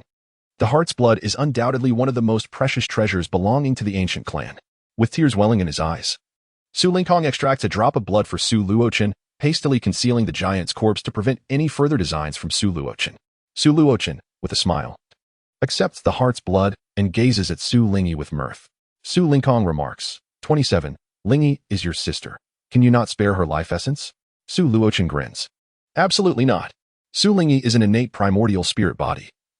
Acquiring her life essence would enable Su Luochen to harness the talent of a primordial spirit body through the heavenly transformation scripture. How could he possibly refuse? With a huff, Su Lingyi interjects, "Brother, do not plead with him. I cannot be perceived as someone who cannot bear defeat." She forces out a drop of her life essence, handing it to Su Luochen, her complexion paling slightly. Now, she possesses merely 3 drops of her life essence. Parting with this drop would significantly deplete her vitality, leaving her uncertain of how long it would take to recover. Let us depart. The pair leaves, and Su Luochen waves, welcoming them to return. Su Lingyi glances back, glaring at Su Luochen, her fist clenched, her teeth grinding in irritation. That insufferable fellow. Pride comes before a fall. Once they have departed, the gates of the sword dust hall close once more. Su Luochen retrieves the ancient 5-colored sword-shaped grass, the inner core of the colorful spirit tiger, and 2 drops of blood, activating the heavenly transformation scripture to begin the process of absorption and plunder. 7 days later, the transformation is complete. Su Luochen's primordial Dan has become increasingly smooth, adorned with several new markings. Black streaks symbolizing the power of the Night God clan, the imprint of the ancient giant clan, and a curved line representing the primordial spirit body. In 2 days, he will celebrate his birthday, which coincides with the ceremony prepared by Su Juntian to announce his elevation to the rank of prince. In 2 days, he will undoubtedly face challenges from prodigies of other great powers. Su Luochen continues his meditative training. In the vast imperial capital, the atmosphere is charged with anticipation as countless individuals from major factions across the southern wilderness rush to attend Su Luochen's coming-of-age ceremony. What is it about this 27-year-old prince that has compelled the Emperor of the Vastness to personally host such an event? I happen to know a little. It is said that when he broke through to the primordial Dan realm, he summoned a spiritual vortex with a diameter of 333 meters.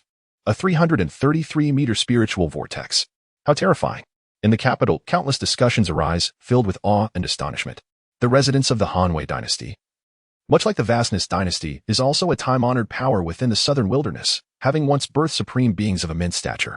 3 individuals were dispatched by the Hanyu dynasty to attend the coming-of-age ceremony of Su Luochen. Chapter 12. The celestial being descends. The 27th prince possesses such remarkable talent. Leading the delegation from the Hanyu dynasty was a captivating and graceful matron named Lu Ningyin, who held a prominent position as the younger sister of the reigning monarch.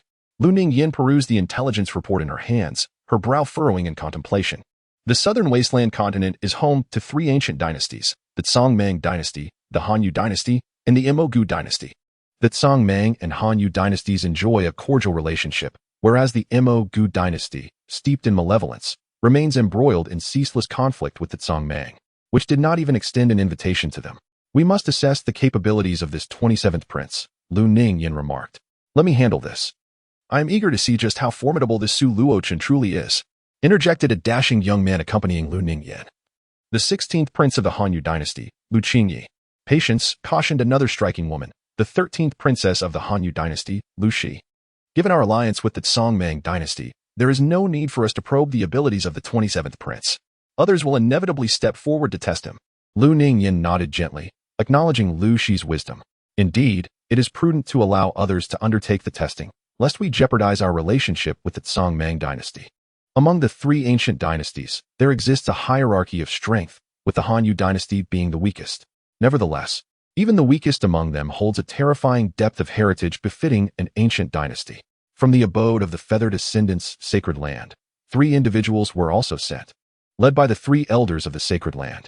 Accompanying them were a young man and woman named Du Xing and Cheng Mengyu, both esteemed disciples of the feathered Ascendants, poised to vie for the positions of Saint Son and Saint Daughter in the future.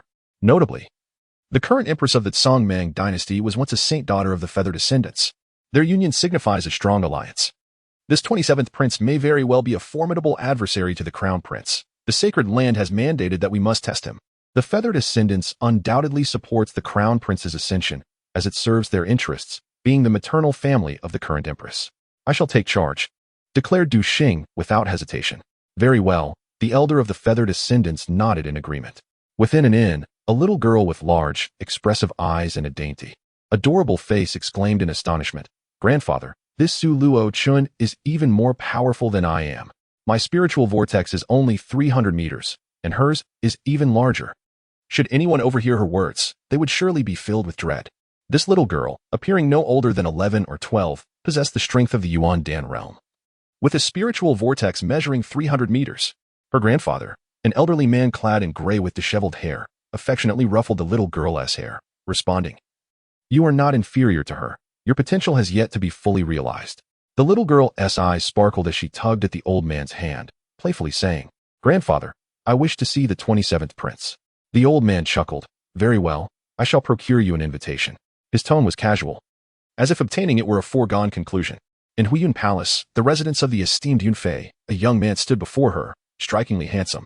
"Yunzhou, you have returned," Yunfei said with a smile. The young man, Su Yunzhou, was her son, the 18th prince of Su Jun Tian. "I have come to see my illustrious younger brother," Su Yunzhou replied with a calm demeanor. Yunfei's expression turned serious.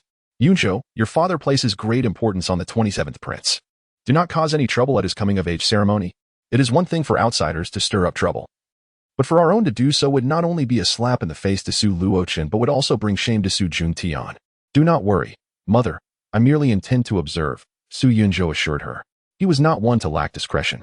Despite the swirling intrigues and rising tensions, Su Luochen's cultivation remained undisturbed.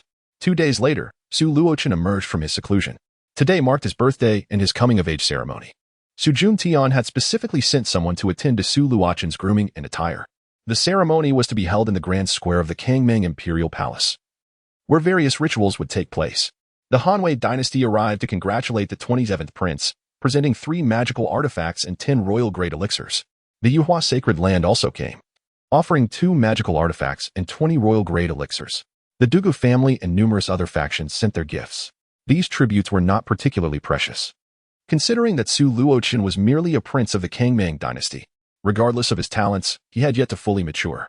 As the gifts were presented and the dignitaries took their seats, Yu Wufu proclaimed loudly, "We welcome the 27th prince."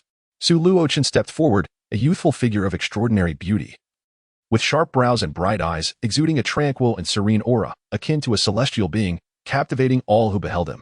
One could not help but think of the phrase "a fallen immortal gracing the mortal realm," perfectly epitomizing Su Luochen. "The 27th prince is so handsome. I've fallen in love," exclaimed one. "He is so attractive, of high status, and talented. I would love to marry him, even if just to become a consort."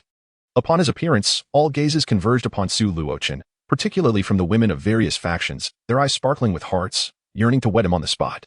"This 27th prince rivals our senior brother," sighed Qing Mingyu from the Yuhua sacred land, seeing a reflection of her esteemed brother in Su Luochen.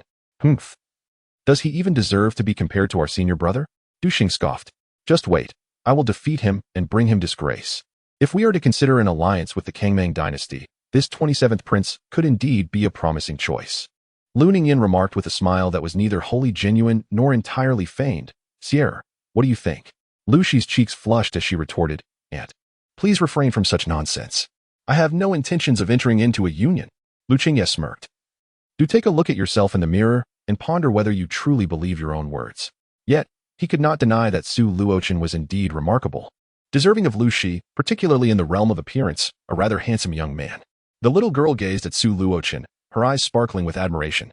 Meanwhile, her grandfather indulged himself heartily, devouring an array of fruits and delicacies laid out before him, utterly unconcerned about appearances. Those seated nearby kept their distance, wary of sharing proximity with him. However, None dared to create a scene for those invited by the vast Kangmang dynasty, regardless of their scruffy appearance. Were assuredly not ordinary individuals. Su Luochen clasped his fists in gratitude towards the assembly, expressing, "I extend my heartfelt thanks to all esteemed friends for gracing us with your presence." "The 27th Prince is too courteous," came the chorus of acknowledgments. "There is no need for such formality, Your Highness," others chimed in. "Your kindness is commendable," they praised. Among the crowd, Luo Xingyu sat, her heart in turmoil. She was genuinely pleased with Su Luochen's excellence, yet the multitude of remarkable women vying for his affection cast a shadow over her joy. Chapter 13. Coming of Age. A single palm to suppress the voice of Yu Wufu resounded once more. His Majesty has arrived. Su Tian made his entrance, accompanied by his consorts, the Empress, the 4 imperial noble consorts, and the 16 noble consorts. In truth, there were several other ordinary concubines of lower rank, though they lacked the privilege to present themselves. So many women, Su Luochen mused inwardly.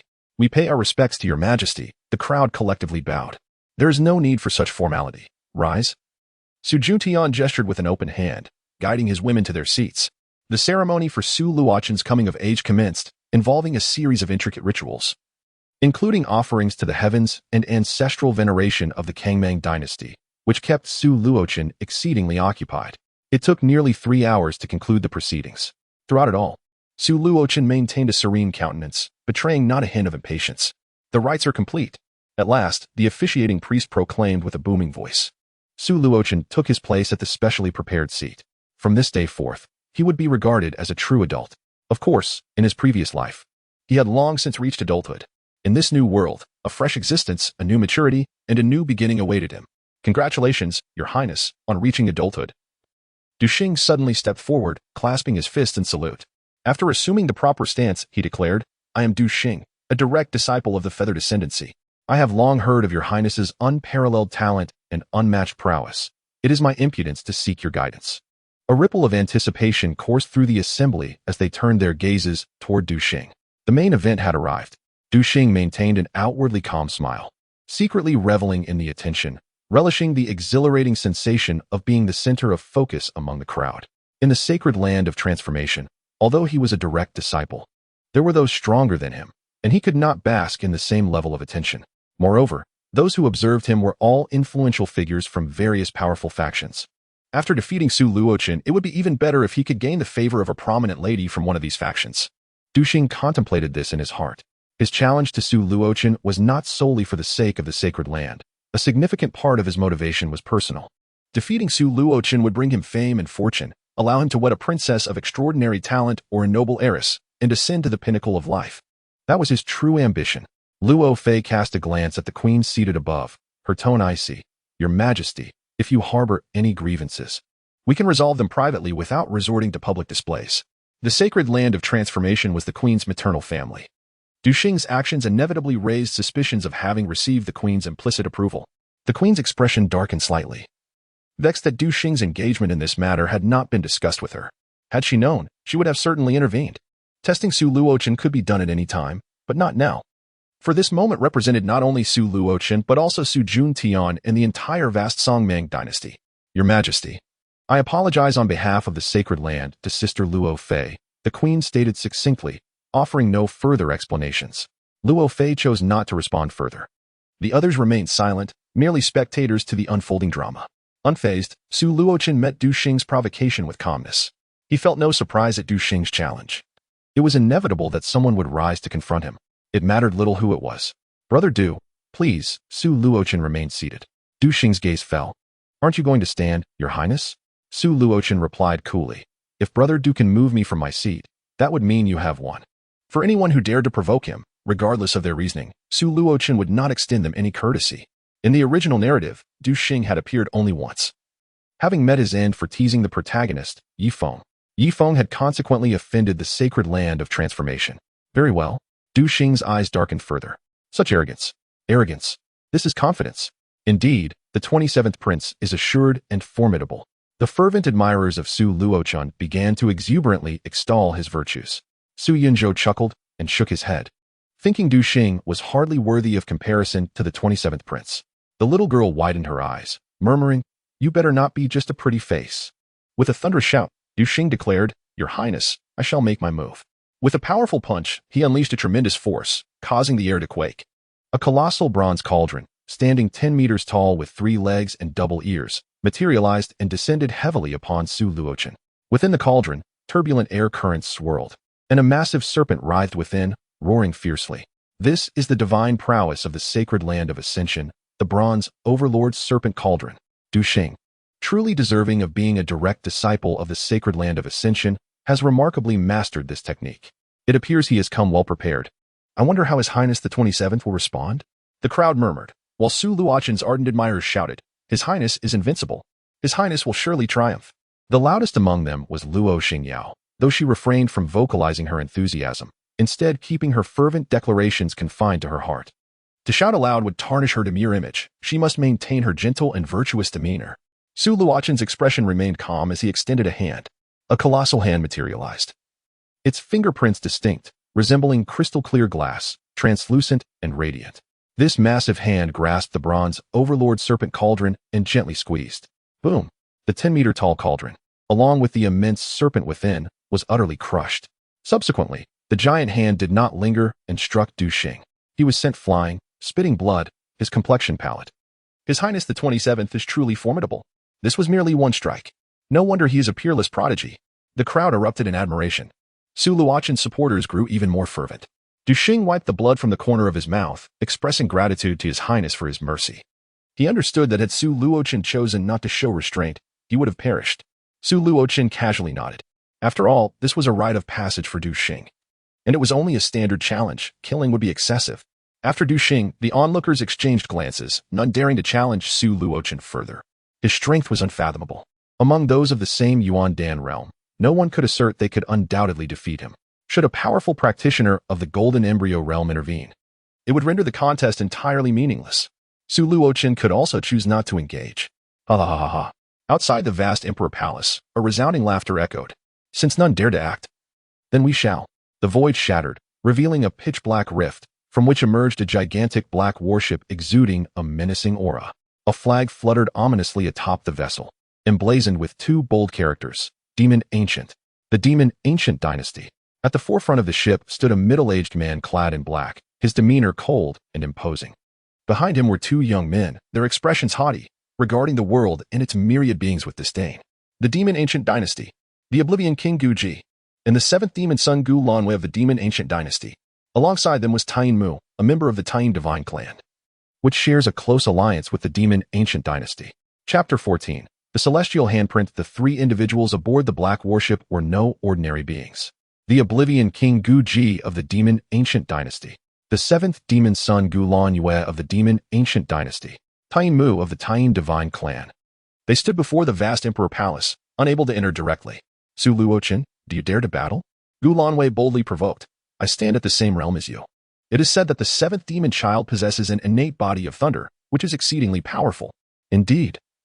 The Ancient Demon Dynasty is a realm of sorcery far more ruthless than the Kangmang Dynasty. Although Gu Lanwei is the 7th demon child, he is not the 7th son of the ruler of the Ancient Demon Dynasty. The Ancient Demon Dynasty upholds the principle of the survival of the fittest. Gu Lanwei has ascended to his current position through numerous battles and killings. Everyone turned their gazes towards Su Luochen, who remained seated, unfazed. Gu Lanwei, Taiyin Mu. You may both strike together, he stated calmly. A pathway illuminated outside the Kangmang Imperial Palace. Gu Lanwei and Taiyin Mu stepped forward, entering the palace, while the Extermination King, Gu Ji, would not dare to follow, even with tenfold courage. Entering the Kangmang Imperial Palace would mean surrendering one's life to Su Juntian, and Gu Ji was not foolish enough to take such a risk. For Gu Lanwei and Taiyin Mu, it was of little consequence. Su Juntian was not yet inclined to deal with them.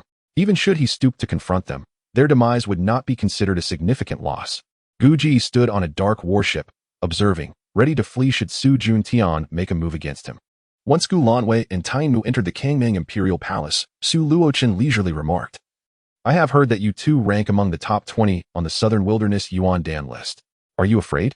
Gu Lanwei scoffed in response, while Taiyin Mu remained silent, embodying the reticent and ominous nature of the Taiyin Divine Clan, whose members all share such traits due to their inheritance of Taiyin divine blood.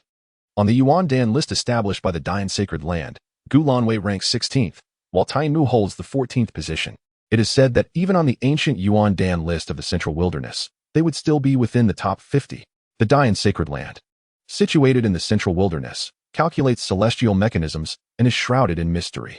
Various rankings are displayed outside its gates, including 6 lists for the Yuan-Dan realm, 1 for each of the 5 wilderness continents, along with a comprehensive list.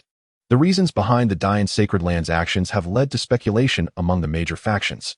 Su Luochen is most aware of their true intentions. The Dai Sacred Land is not a benevolent entity. Their motive lies in inciting conflict. Those ranked lower inevitably seek to challenge those above them. If such challenges were to arise, a peaceful resolution might be possible. However, if not, it could potentially ignite wars amongst several major factions. As long as the ancient world is thrown into turmoil, the Dai Sacred Land achieves its goal. Su Luochen, cease your trivial chatter and come forth. Gu Lanyue beckoned arrogantly with a finger. Su Luochen smiled slightly. As you wish. At that moment, he remained motionless, extending his palm and twisting it in the air. Pressing downwards. Boom. The void above Gu Lanyue and Tien Mu reverberated, and a colossal golden hand materialized, measuring over 100 meters in diameter. Descending like a great golden mountain, the ancient warrior Gu Lanyue and the enigmatic Tien Mu were both enveloped by a golden hand. Engaging in a formidable duel against 2 adversaries. The crowd gasped in astonishment. Seeking death, Gu Lanyue scoffed, summoning a dark, enchanted blade that gleamed ominously as he drew it from its sheath, unleashing a terrifying wave of blade energy that surged forth, accompanied by a haunting melody reminiscent of the infernal realms. Tien Mu remained silent, his gaze icy, his pupils obscured by an eerie white haze. He extended his hand gracefully. The 5 fingers, pale as jade, spread apart, emanating an extremely frigid aura that froze the very air around them. Both warriors exhibited a terrifying prowess, capable of effortlessly slaying even the most formidable adversaries at the 9th level of Yuan-Dan. Yet, their opponent was none other than Su Luochen. The technique employed by Su Luochen, seemingly unremarkable, was actually derived from the powerful techniques of Ing Fei Yue, known as the Heavenly Hand Seal.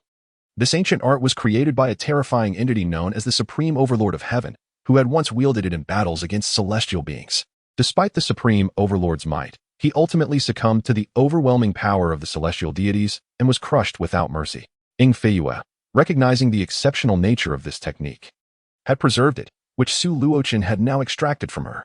As the Heavenly Hand Seal descended, the black blade energy shattered, and the frigid aura dissipated.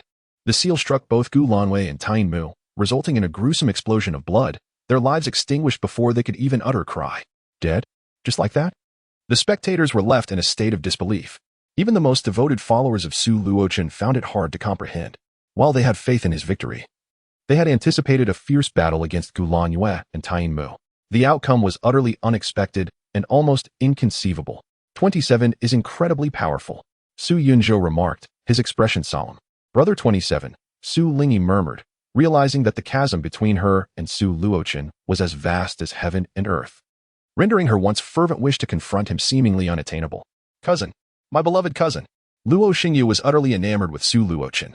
The little girl pursed her lips, contemplating, grandfather. It seems I am somewhat outmatched. The elderly man, who had indulged in lavish feasts, paused momentarily before chuckling, my granddaughter will surely surpass him in the future. The little girl rolled her eyes adorably, pondering, everyone keeps saying I have unparalleled talent and that I am destined to be supreme, yet I cannot see it myself. Su Juntian trembled slightly. The empress was shaken. The 4 esteemed imperial concubines were also astir. Everyone was in a state of agitation. Su Luochen collected the bodies of Gu Lanyue and Tien Mu. The king of oblivion, Gu Ji, cast a cold glare at Su Luochen, vowing to remember the enmity for the demise of the magic ancient dynasty and the Tien divine clan. With a disdainful snort, he prepared to vanish into the void. Gu Ji, if you come, do not depart so swiftly. A colossal blade of energy traversed the heavens and the earth, illuminating a realm spanning 100,000 miles. Ancient silence was enraged, the blade sovereign, Su Hanyu. The assailant was none other than the blade sovereign of the vast dynasty, Su Luocheng's imperial uncle, Su Hanyu. You think you can impede me, blade sovereign, with just yourself? Ancient silence scoffed, urging his black warship to depart once more. He merely wished to flee, unwilling to confront the blade sovereign, for this was not his domain. What if I join? A frigid woman's voice resonated through the air. With her words, snow fell from the heavens, freezing the very essence of the worlds, even the souls of men. Absolute cold sovereign. Ancient silence's countenance shifted dramatically. You come to my vast dynasty to flaunt your prowess and expect to leave unscathed? Do you think this is child's play? Another mocking voice echoed. Ancient silence felt as if struck by lightning, his face paling silver scale sovereign. Chapter 15, The Song Sovereign. First of the Yuan-Dan rankings, ancient silence was suppressed by the joint might of 3 sovereigns, and tranquility was restored. Throughout the ordeal, Su Juntian's expression remained unchanged, as if the one issuing commands were not him at all. The representatives of various factions were inwardly astonished. Su Juntian had become even more terrifying, as inscrutable as an abyss or a prison. This inevitably reminded some of the past Su Juntian, who once shocked the world as a mere prince. After ascending the throne, Su Juntian adopted a more low-key demeanor, allowing people to forget his former dreadfulness. If he lacked a modicum of skill, how could he suppress an entire dynasty? How could he maintain control over his harem? Those within his harem were no ordinary individuals. Su Juntian remained silent, when suddenly Yu Wufu stepped forward, producing a decree and declaring loudly, "The 27th Prince, Su Luochen, step forth to receive your title." The crowd understood that the time for Su Luochen's conferment had arrived. What rank would the 27th Prince be granted? At least a duke, one speculated. I believe he will be made a marquis. The audience engaged in whispered conjectures. Su Luochen left his seat and approached, bowing respectfully. Thankfully, in this world, one need not kneel. The heavenly Dao is resplendent. Yu Wufu began to read the decree, initially filled with superfluous phrases that the crowd overlooked, until the final sentence emerged. We bestow upon the 27th Prince, Su Luochen, the title of Tsang Sovereign. Thus decreed. Su Luochen was momentarily taken aback. Everyone stood in stunned silence. Even Yu Wufu, who had anticipated this moment while reciting the decree, was profoundly shaken. Tsang Sovereign, not merely a prince. Within the vast dynasty, titles containing the characters Tsang and Meng are unparalleled honors. Only 2 exist per generation. The current era boasts another prince bearing the character Meng Sovereign, Su Junlang. He is Su Juntian's biological elder brother, having aided Su Juntian in ascending to the throne, and is his most trusted individual, commanding the mightiest army of the vast dynasty, the Langya army. The remainder, not even the first prince, has enjoyed such an honor. The queen once sought the title of Tsang for the crown prince, only to be rebuffed by Su Juntian. To her astonishment, Su Juntian conferred the title upon the newly adult Su Luochen instead, the title of Tsang Wang. What immense honor this is! A profound silence enveloped the crowd. Su Luochen was the first to regain his composure, exclaiming, "Thank you, Father Emperor. I shall devote my life to serving the Tsang Mang dynasty." Tsang Wang. Tsang Wang. Su Yunzhou's gaze was icy, fixated fiercely upon Su Luochen. When he came of age, he was merely bestowed the title of duke, and he remained a duke even now. The fact that Su Luochen had been elevated to Tsang Wang meant that from now on, whenever they met, Su Luochen would have the upper hand and could command him to bow. How biased the Father Emperor is! Su Yunzhou felt stifled. Yet he dared not express even the slightest doubt, nor could he afford to cast a questioning glance. He buried all his resentment deep within. He was not alone. His mother, Consort Yun, the queen, and the other imperial consorts all concealed their jealousy within their hearts. Even the normally jubilant consort Luo exhibited little joy upon this occasion. She cast a glance at the inscrutable Su Juntian and sighed inwardly. As the legitimate daughter of the Luo family in the Tsang Mang dynasty, she had been chosen to enter the palace and become a consort. Step by step, she had ascended to the esteemed position of the imperial consort. Yet, she did not let this elevate her pride. Rather, she adopted an even more understated demeanor. The deeper her interactions with Su Juntian, the more she perceived his unfathomable depth, making him impossible to gauge. Although Su Luochen's elevation to Tsang Wang appeared to be a great fortune to outsiders, she harbored her own reservations. Uncertain of Su Juntian's true intentions, she felt a gnawing anxiety. Yet, such an honor could not be refused. It had to be accepted. Su Luochen felt similarly. In the original narrative, he had not been granted the title of Tsang Wang, but merely an ordinary duke. This signified that the storyline had begun to shift. However, the moment he eliminated Yufeng, the narrative had already altered significantly. He must enhance his strength swiftly. Su Luochen resolved, the sooner, the better. Only with sufficient power could he seize control of his own fate, preventing others from manipulating him. As the coming-of-age ceremony concluded, representatives from various factions took their leave. The elder prepared to depart with the young girl. Dark Knight Qianli approached the two, respectfully stating, "Esteemed ones, the Tsang Wang requests your presence." The elder raised an eyebrow, a sly smile playing on his lips as he regarded Dark Knight Qianli. "You are the Tsang Wang's maid?" "Indeed," Dark Knight Qianli replied, her eyes filled with reverence, as if being Su Luochen's maid was the greatest honor she could receive. The elder shook his head. "But you are of the Dark Knight Divine clan. Are you truly content to be a mere maid? Being Su Luochen's woman would be one thing, but a maid? That is akin to being a servant." "I am willing," Dark Knight Qianli declared without a hint of discontent. "Ha ha," the elder chuckled. "Go tell your Tsang Wang that I shall not meet with him." The little girl suddenly exclaimed, "Grandpa, Let us go and see. I wish to meet the Song Wang. The elder affectionately ruffled her hair. All right, all right. When others made requests, he would hardly pay them any heed, and he held no regard for Su Luochen. However, his granddaughter was different. He would acquiesce to any request she made. The elder and the little girl set off to meet Su Luochen. Meanwhile, in the central wilderness continent, outside the Dayan sacred land, numerous lists hung in the air, closely monitored by individuals from various powerful factions seeking the latest intelligence. Most of the time, the changes in the rankings were minimal, particularly among those of higher realms.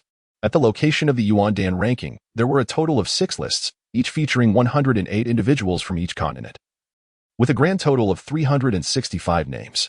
Each golden name shimmered atop the lists, symbolizing a prestigious and exalted status.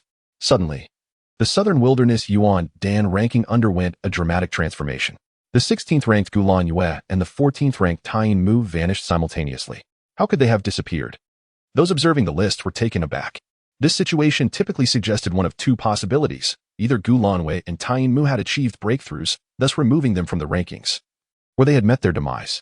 However, the notion of them both perishing at the same time raised a perplexing question. Who would dare to eliminate them simultaneously? Such an act would incite the wrath of both the Imogu dynasty and the Taiyin divine clan. As the crowd pondered this mystery, the Southern Wilderness Yuandan ranking shifted once more. A dazzling name surged to the top position. First, Su Luochen, Song Wang of the Song Mang dynasty. The succinct introduction of this information leapt forth.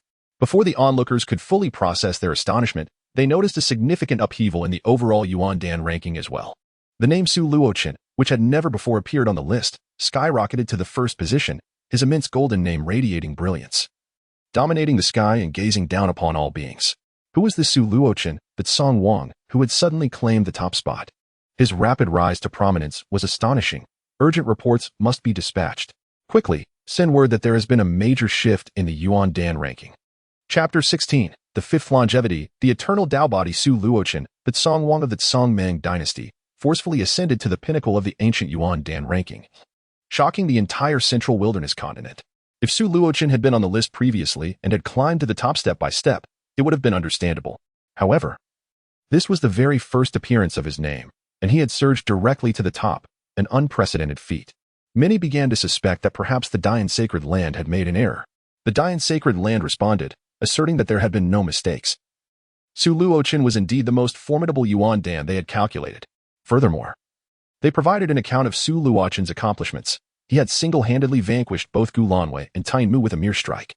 Gulan Yue and Taiyin Mu are nothing but worthless beings. To defeat them does not render one the strongest. It is utterly laughable. The Dayan sacred land, Could it be that they have accepted bribes? In the southern wilderness continent, within the Kangming dynasty, that Song Wang Su Luochen, have arrived. Not only the central wilderness continent, but all 5 continents are in a state of astonishment, with numerous talented warriors hastening to the Kangming dynasty, eager to challenge Su Luochen personally. The insidious intentions of the Dayan sacred land have been realized. Within the Sword Dust Hall, Su Luochen encountered the elderly man and the little girl. He was astonished to find them here. Su Luochen mused that in the original narrative, these two had met Yufeng not in the Kangming dynasty, leading him to subconsciously believe they were not present in the Kangming dynasty. He had even considered leaving the Kangming dynasty to seek them out, orchestrating a chance encounter.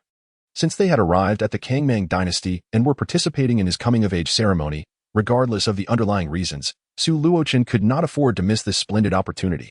Your Highness, oh no, what business does that Song Wang have with us? The elder casually remarked, pulling his granddaughter close, as if he were addressing an ordinary youth rather than the exalted Song Wang. Even in the presence of Su Jun Tian, he maintained this demeanor. A true powerhouse possesses their own pride. The elder is indeed one of the foremost experts of the ancient continent, fearless before anyone. Su Luochen, unfazed by his attitude, was acutely aware of his true identity and responded with a smile. It is an honor to receive the esteemed presence of Elder Chongqing. How could I not attend to you personally? The elder, known as 5th Chongqing, was a solitary cultivator without any affiliations. Raising an eyebrow, he replied with a wry smile. You actually know who I am. Did your father inform you? He treats you quite well. Su Luochen shook his head. No, my father has not disclosed anything to me. 5th Chongqing clearly did not believe him. Few knew him, and certainly not Su Luochen. Su Luochen, understanding 5th Chongqing's character, refrained from unnecessary banter. Aware that he favored directness in conversation, to play tricks would only provoke his disdain.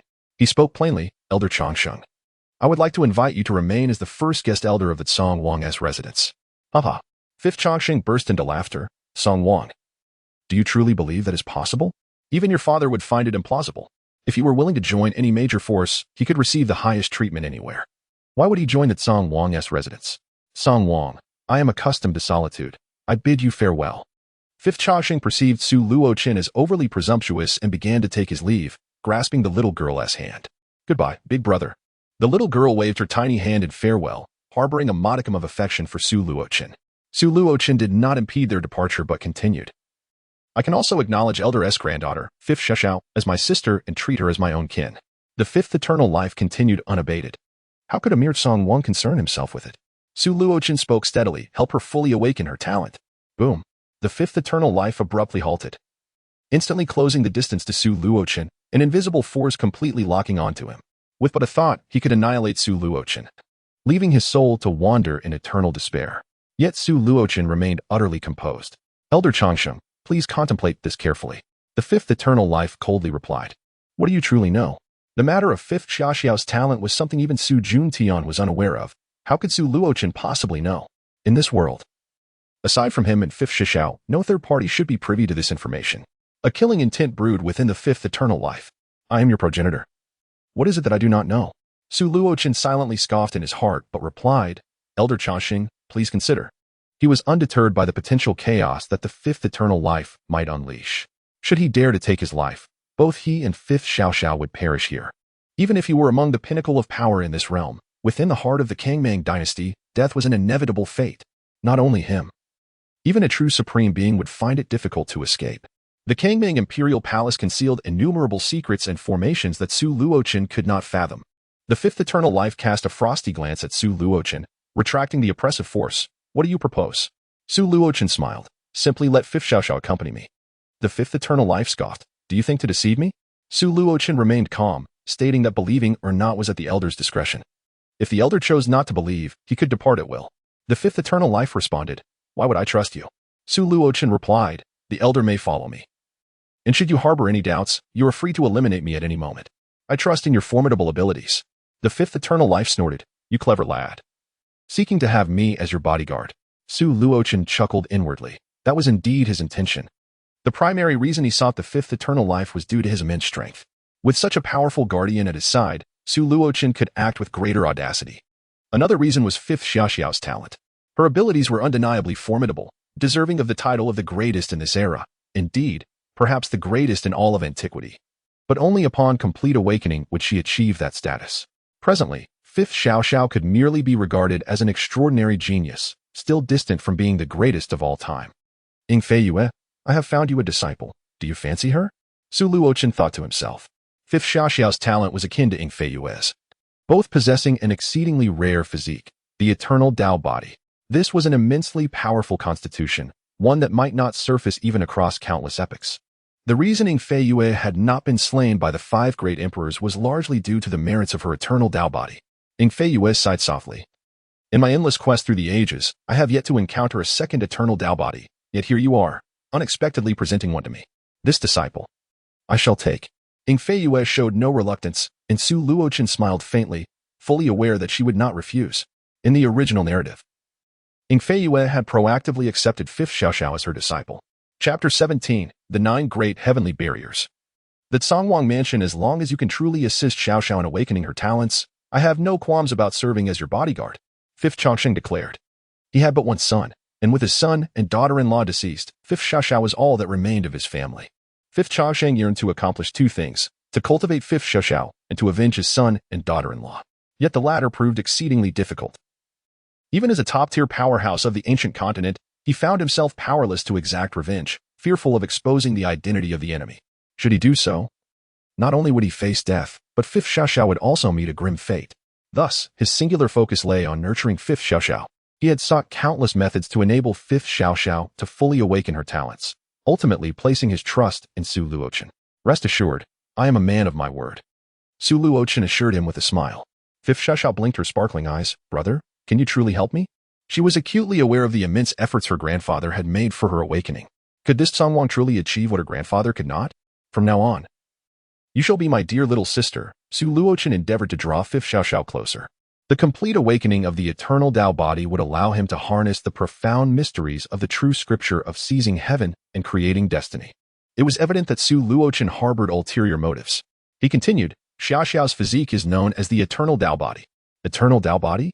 Both Fifth Changxing and Fifth Xiaoxiao were astonished, having never heard of such a title. Nevertheless, the term Eternal Dao body exuded an aura of greatness. Su Luochen elaborated. The Eternal Dao body consists of 9 formidable barriers, referred to as the 9 great heavenly barriers. All must be unsealed to attain the complete Eternal Dao body. The 9 great heavenly barriers? Fifth Changxing inquired eagerly, how many barriers has Xiaoxiao unsealed thus far? Gesturing towards Fifth Xiaoxiao, Su Luochen beckoned her over, gently ruffling her hair as he feigned an examination. 3, he declared. Ing Fei Yue muttered under her breath, what a pretentious display. Fifth Changxing and Fifth Xiaoxiao were taken aback. Merely having unsealed 3 barriers rendered Fifth Xiaoxiao a top genius of the continent. If all 9 barriers were to be unsealed, who could possibly rival her? Suddenly, Fifth Changxing felt a surge of excitement. Perhaps he could rely on Fifth Xiaoxiao to avenge his son and daughter-in-law. How do we continue to unseal them? He pressed eagerly. Su Luochen responded with a smile. This matter can only be disclosed to Xiaoxiao. Fifth Changxing furrowed his brow. Very well. I shall take my leave. Taking a few steps, he halted, not turning back, and addressed Su Luochen with his back turned. Should you dare to harm Xiaoxiao, even in your vast imperial palace, I shall surely end your life. Su Luochen merely smiled and remained silent as Fifth Changxing departed from the sword dust hall, the grand doors closing behind him. Fifth Xiaoxiao felt a twinge of anxiety. It was her first time alone with a stranger. Fortunately, Su Luochen possessed an ethereal beauty and a gentle demeanor, which alleviated her nerves somewhat. Do not fear, Su Luochen said, gently ruffling her hair. I shall impart to you a technique that can unlock the heavenly gates of the Eternal Dao body. He pressed his finger to her forehead, transmitting the unsealing technique of Ing Fei Yue into Fifth Xiaoxiao's mind. Subsequently, he produced a piece of paper, inscribing a list of treasures. Have your grandfather prepare these items. Only in conjunction with the unsealing technique can the shackles of the Eternal Dao body be broken. Fifth Xiaoxiao accepted the list, her face lighting up with a sweet smile. Thank you. Su Luochen, with a tender affection, tousled her hair again. Remember, you are my sister. No need for thanks. TCH, how insincere. Ing Fei Yue scoffed. Leaving a backdoor in the technique given to your own sister, and you dare to call yourself a brother? Su Luochen had indeed left a hint of danger within the technique. If Fifth Xiaoxiao and Fifth Changxing were to conspire against him, her fate would be sealed. Death. He quietly resolved within himself. One must always guard against betrayal. As long as she genuinely regards me as her brother, I shall not turn against her. Ing Fei Yue let out a disdainful hum. In truth, she understood that Su Luochen's caution was warranted. After all, this grandfather and granddaughter pair were essentially strangers. To place complete trust in them would be folly. Exercising prudence was not a mistake. She merely wished to exchange a few barbs with Su Luochen, having held her tongue for far too long. Come in. Su Luochen called, opening the grand doors of the sword dust hall. Anya Qianli and Fifth Changxing entered. Su Luochen commanded, arrange for them the finest accommodations, treating them as you would treat me. Yes. Anya Qianli replied respectfully. Esteemed guests, please follow me.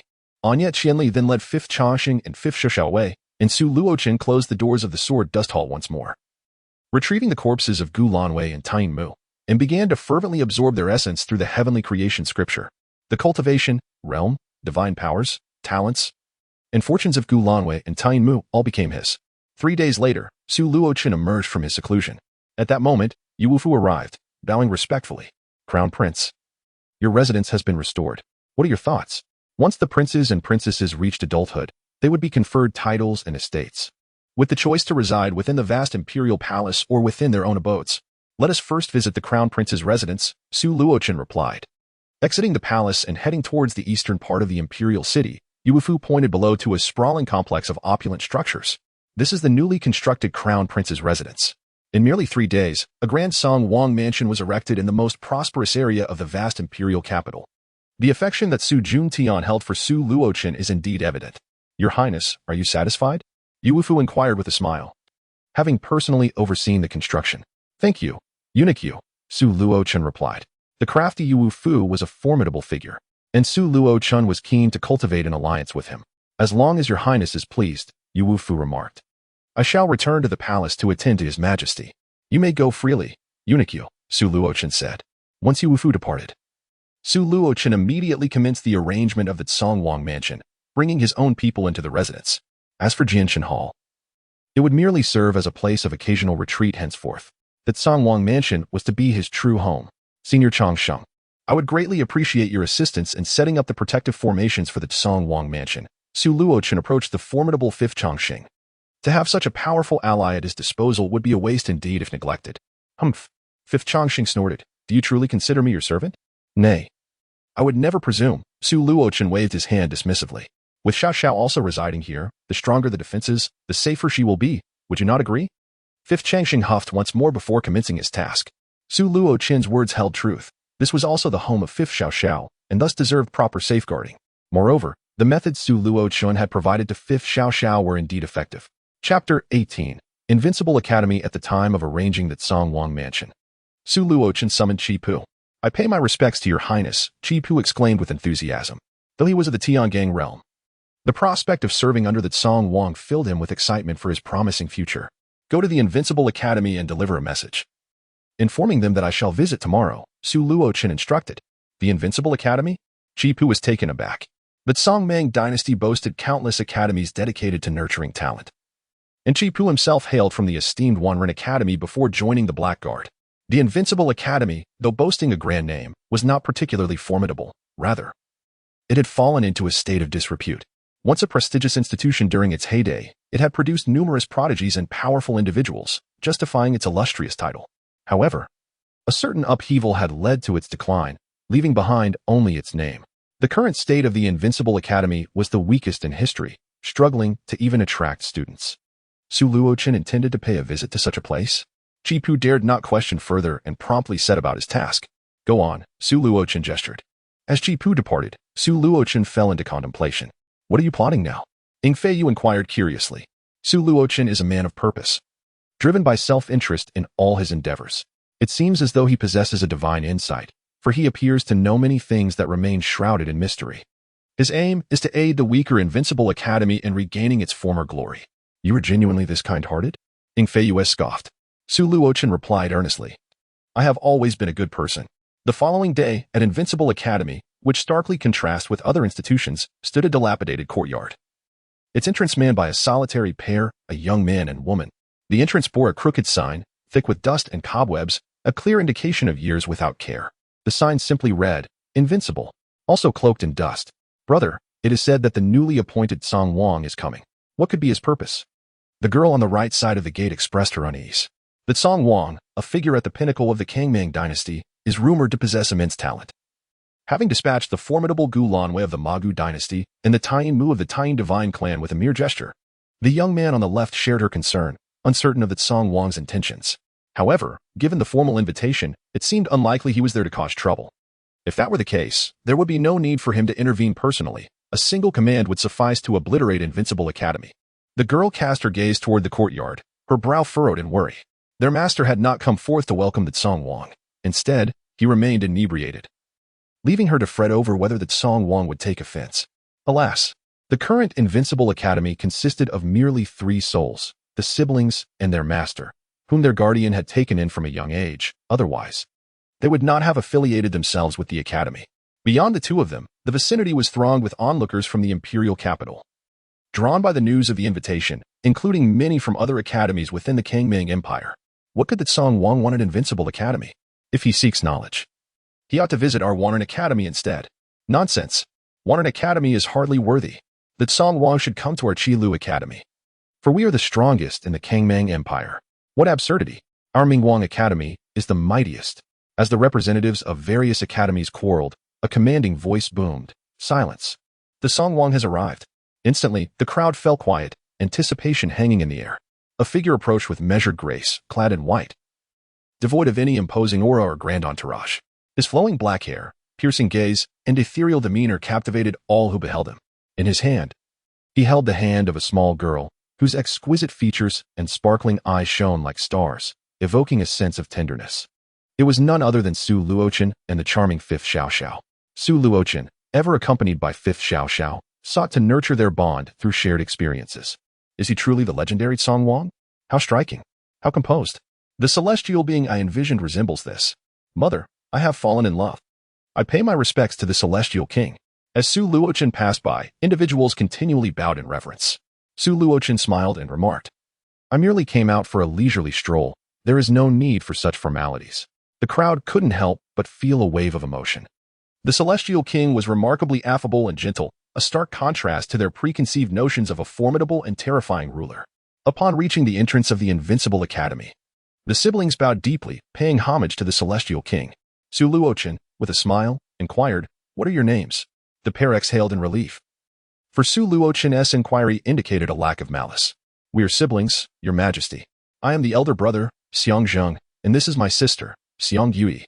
Su Luochen nodded with a smile. "I have heard that your Invincible Academy has a master?" Xiang Zheng's expression tightened, and with a gulp, he replied, "Your Majesty. Our master is inside, and he is currently inebriated." Inebriated? Is this how the Invincible Academy welcomes the Celestial King? The crowd murmured in discontent. How audacious. No wonder they are called invincible. They remain unyielding even in the presence of the Celestial King.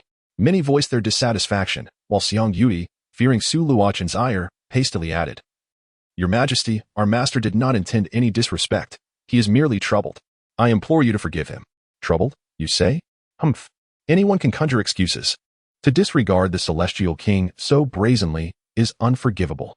Let us eradicate the Invincible Academy.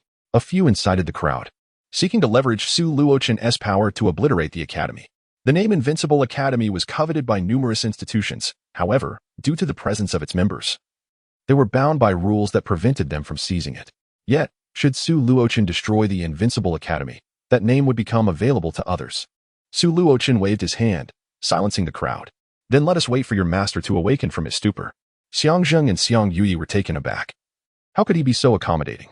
"Will you not join us inside for a moment?" Su Luochen inquired. Xiang Zheng quickly regained his composure and said, "We have been remiss.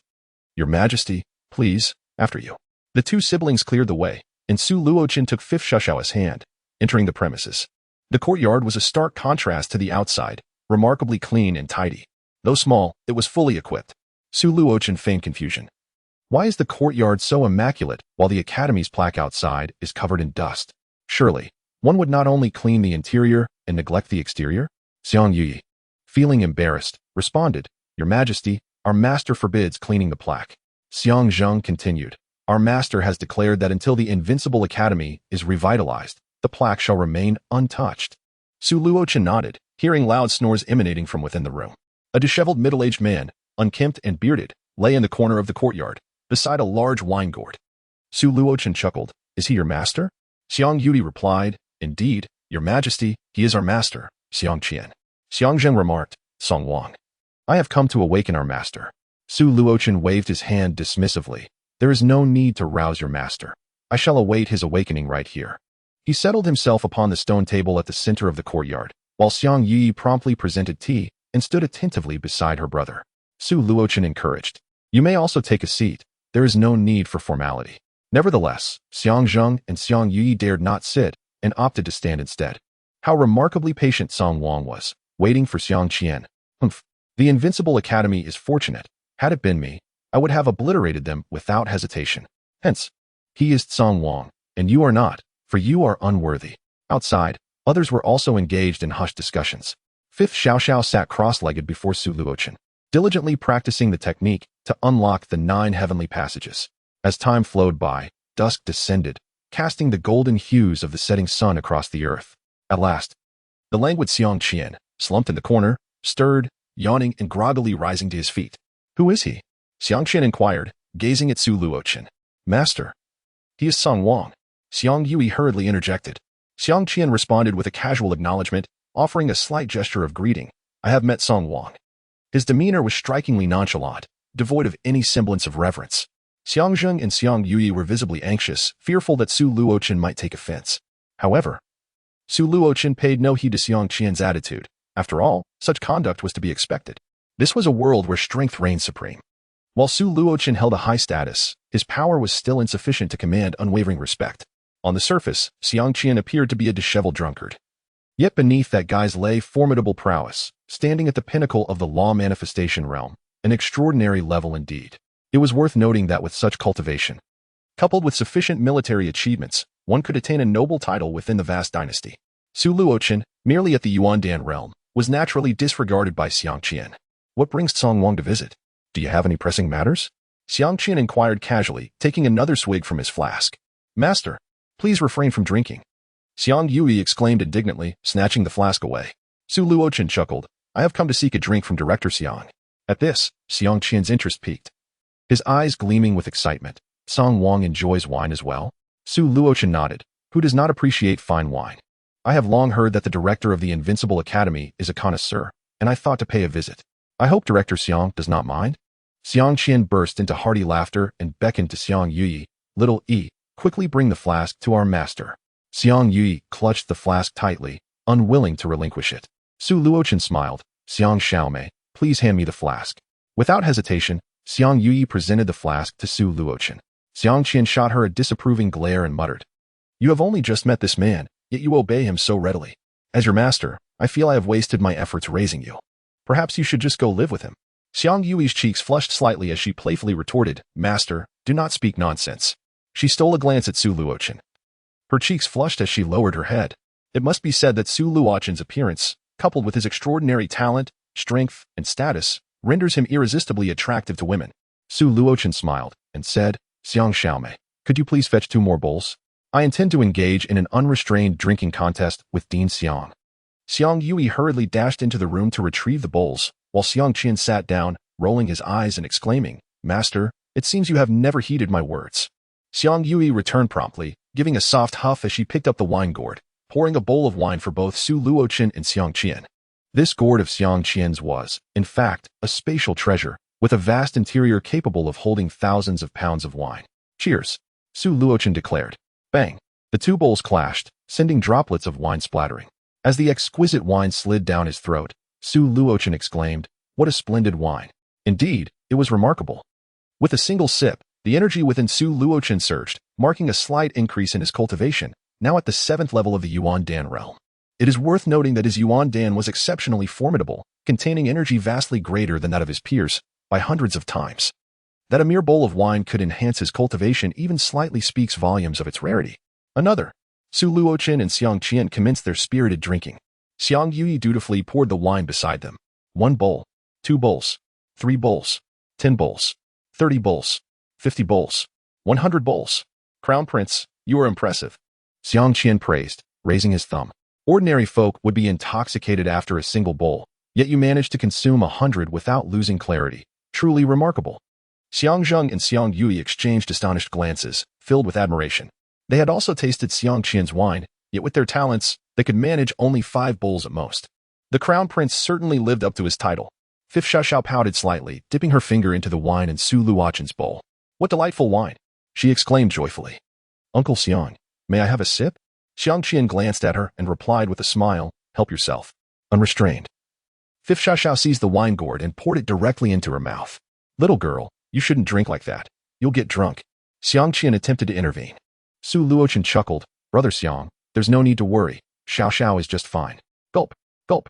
The 3 of them watched in astonishment as copious amounts of wine flowed into Fifth Xiaoxiao's mouth. This little one. Xiang Yui gasped. In that brief moment, she had consumed the equivalent of 10 bowls of wine. Remarkably, Fifth Xiaoxiao showed no signs of intoxication, continuing to drink unabated. What a remarkable girl. Xiang Qian's eyes sparkled with delight. Su Luochen observed with a smile, noting the glimmer of admiration in Xiang Qian's eyes. After consuming an impressive 50 bowls, the young lady, Fifth Xiaoxiao, finally set down her wine gourd, wiped her mouth, and gently caressed her slightly swollen abdomen. Burp. A delicate belch escaped her lips. Xiang Qian observed Fifth Xiaoxiao, who appeared utterly unaffected by the effects of intoxication, and seized her arm with fervor, his eyes gleaming with excitement. My dear girl, what is your name? Would you be interested in joining our Invincible Academy? Before Fifth Xiaoxiao could respond, Xiang Qian continued, Should you choose to join our esteemed institution, I can offer you the finest cultivation environment, the most exceptional techniques, and fulfill all your desires. At last, Xiang Qian felt he had discovered the individual capable of reviving the Invincible Academy, none other than Fifth Xiaoxiao herself. Chapter 20. The indomitable spirit. Though Xiang Qian appeared to be inebriated, disheveled, and seemingly idle, he harbored an enormous ambition to restore the Invincible Academy to its former glory. However, reviving the Academy necessitated the presence of extraordinary talent. While Xiang Zheng and Xiang Yui were commendable, they could hardly be deemed peerless geniuses, insufficient to bring about the Academy's renaissance. Moreover, Other prodigies had no inclination to join the Invincible Academy, making it impossible for Xiang Qian to recruit them. Even average talents showed no interest in aligning themselves with the institution, though Su Luochen's capabilities perfectly aligned with Xiang Qian's aspirations. He was the king of Tsang and would never consider joining the academy. That was until 5th Xiaoxiao revealed her innate gifts. Xiang Qian realized that the person he had been waiting for had finally appeared. 5th Xiaoxiao. In a sweet voice, 5th Xiaoxiao declared, "My name is 5th Xiaoxiao, and joining the Invincible Academy is out of the question." Her grandfather was one of the foremost powerhouses of the age. What resources could she possibly lack? She had no need for Xiang Qian's offerings. Taken aback by her resolute refusal, Xiang Qian momentarily faltered before revealing his peak law form aura, proudly asserting, "Xiaoxiao. I am at the pinnacle of the law form. Surely that qualifies me to be your master? I possess top-tier divine skills, unparalleled abilities, and a variety of cultivation resources. Becoming my disciple would be a wise choice." Yet, 5th Xiaoxiao remained entirely unmoved, shaking her head in refusal. Xiang Qian's expression fell, dejectedly sipping his drink while casting a furtive glance at Su Luochen. Seeing through Xiang Qian's thoughts, Su Luochen chuckled, "Brother Xiang, you best not entertain any ideas of forcibly taking Xiaoxiao away, or you will surely regret it." Xiang Qian's lips twitched, and he forced a laugh. Why would I ever consider such a thing? In truth, the thought had crossed his mind, but it was fleeting, quickly abandoned. To abduct 5th Xiaoxiao would mean making an enemy of Su Luochen, potentially leading to the annihilation of the Invincible Academy. His goal was to revive the academy, not bring about its destruction. With a knowing smile, Su Luochen regarded him and said, "Since you hold Xiaoxiao in such high esteem, I could facilitate her joining the Invincible Academy." Xiang Qian gazed at Su Luochen with palpable excitement. "Really?" 5th Xiaoxiao cast a puzzled glance at Su Luochen. "What do you intend to do?" Taking a deep breath, Xiang Qian composed himself. "Your Highness, please speak. What is it that you require?" He could hardly believe that Su Luochen would act out of pure benevolence. Su Luochen replied nonchalantly, "I require nothing." Xiang Qian's skepticism was evident. Su Luochen offered no further clarification. Should he reveal to Xiang Qian that behind your Invincible Academy lies an extraordinary powerhouse? The reason for my assistance to the Invincible Academy is, in truth, to align myself with that formidable entity. Su Luochen was certainly not one to act without incentive. The prospects for him to covet within the Invincible Academy were scarce, aside from that remarkable powerhouse. There was another motive as well. "Brother Xiang, simply state whether you agree or not," Su Luochen urged. "If you are unwilling, I shall take Xiaoxiao and depart immediately." Disregarding any ulterior motives Su Luochen might harbor, Xiang Qian quickly replied, "I agree. I consent." A subtle smile graced Su Luochen's face. "Then Xiaoxiao shall henceforth be a member of your Invincible Academy. As for her training, that will no longer be your concern. She has far superior instructors." With 5th Chongqing and Ying Feiyue, there was no need for Xiang Qian's guidance. Su Luochen rose, taking 5th Xiaoxiao's delicate hand, and approached the gate, proclaiming, "Xiaoxiao, now that you are a student of the Invincible Academy, you should retrieve the Academy's plaque and clean it thoroughly." With a flick of his hand, the plaque descended into Su Luochen's grasp. Xiang Qian was utterly perplexed. Did this plaque possess some unique significance? Yet, after years of observation, he had discerned no peculiarities about it. Otherwise, how could it have been left to gather dust? 5th Xiaoxiao felt a stir of curiosity. The plaque must indeed hold some special importance, or else Su Luochen would not have taken it. 5th Chongqing had previously cautioned her that Su Luochen was not one to act without gain and advised her to remain wary of him. Naturally, 5th Xiaoxiao had her own impressions of Su Luochen. "Greetings, Your Highness." A strikingly beautiful woman obstructed Su Luochen's path, respectfully presenting an invitation. It was revealed that a grand tournament among the various academies of Kangming Imperial Capital was set to conclude the following day, with all academies jointly inviting Su Luochen to witness the final showdown. Receiving the invitation, Su Luochen nodded. "This king shall attend tomorrow." "Thank you, Your Highness." The beautiful woman retreated. Once she was a distance away, she sighed. She had hoped to use this opportunity to curry favor with Su Luochen, only to find him disinterested in further conversation. Resigned, she left. Upon returning to the Tsangwang mansion, Su Luochen led 5th Xiaoxiao to her room, with 5th Chongqing standing guard outside. "Do you truly regard me as a servant?" 5th Chongqing grumbled, feeling disgruntled. Were it not for his granddaughter's sake, he would have departed long ago. With a sweep of his hand, Su Luochen produced the plaque of the Invincible Academy, upon which the cobwebs of grave vanished entirely. The two words invincible stood out distinctly. "Brother, is there something special about this?" 5th Xiaoxiao finally mustered the courage to inquire. Su Luochen insisted that she address him as brother to foster a closer bond between them. "You will soon find out," he replied, gently ruffling her hair. "This will be of great benefit to you. Placing his hand upon the plaque, he summoned forth its power. Buzzing with energy, the two characters on the plaque radiated brilliance, exuding an unparalleled and formidable aura. This essence, supreme and unmatched, conjured the image of a figure in white within the minds of Su Luochen and Fifth Xiaoxiao. Upon beholding this specter, their thoughts converged on a singular notion. Invincible. Invincible. Could it truly be the same invincibility? Fifth Changxing, outside the door, sensed this aura and uttered a soft gasp, realizing that the young prince was indeed correct. This was truly an invaluable treasure. The essence of invincibility poured into the consciousness of both Su Luochen and Fifth Xiaoxiao. A certain restraint within Fifth Xiaoxiao shattered, allowing her to break through the fourth celestial barrier with ease. Opening her eyes, she beamed at Su Luochen. Thank you, brother. Su Luochen playfully pinched her cheek. I am your brother. There is no need for thanks. Outside, Fifth Changxing scoffed. While such words might deceive Fifth Xiaoxiao, he remained vigilant against any trickery from Su Luochen. His assistance was surely not born of altruism. He was always on guard against Su Luochen. I shall enter seclusion for a while, Su Luochen declared, retreating to his specially crafted training chamber, where he utilized the invincible plaque to channel the true scripture of seizing heaven and creating transformation. Chapter 21. The Battle of the 100 Academies. The essence of invincibility within the plaque was entirely absorbed by Su Luochen. His cultivation level remained unchanged at the 7th layer of the Yuan Dan realm. However, his soul now intertwined with the will of invincibility, emanating a terrifying aura of divine light, immortal, indestructible, and eternal. The following day, Su Luochen emerged from the training chamber, accompanied by Fifth Xiaoxiao, and made their way to the Mingguang Academy. The final showdown of the vast imperial capital's 100 academies battle was to be held at this prestigious institution among the 4 great academies. This time, Su Luochen arrived at Mingguang Academy in the guise of the young prince, opting for anything but subtlety. For blood-red serpents pulled a luxurious carriage, surrounded by 10 guards clad in black.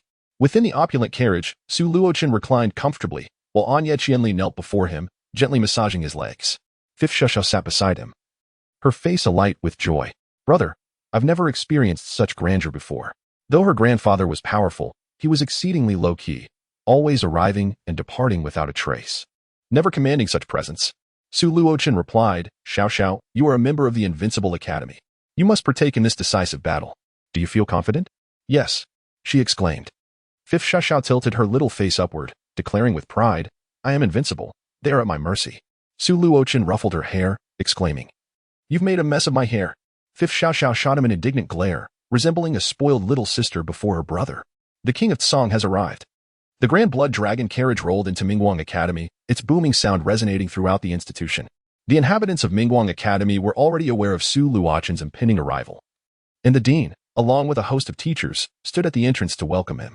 Su Luochen, arriving under the esteemed title of the Song King, warranted a proper reception. Failing to do so would not only disrespect him, but also the royal family of the vast empire.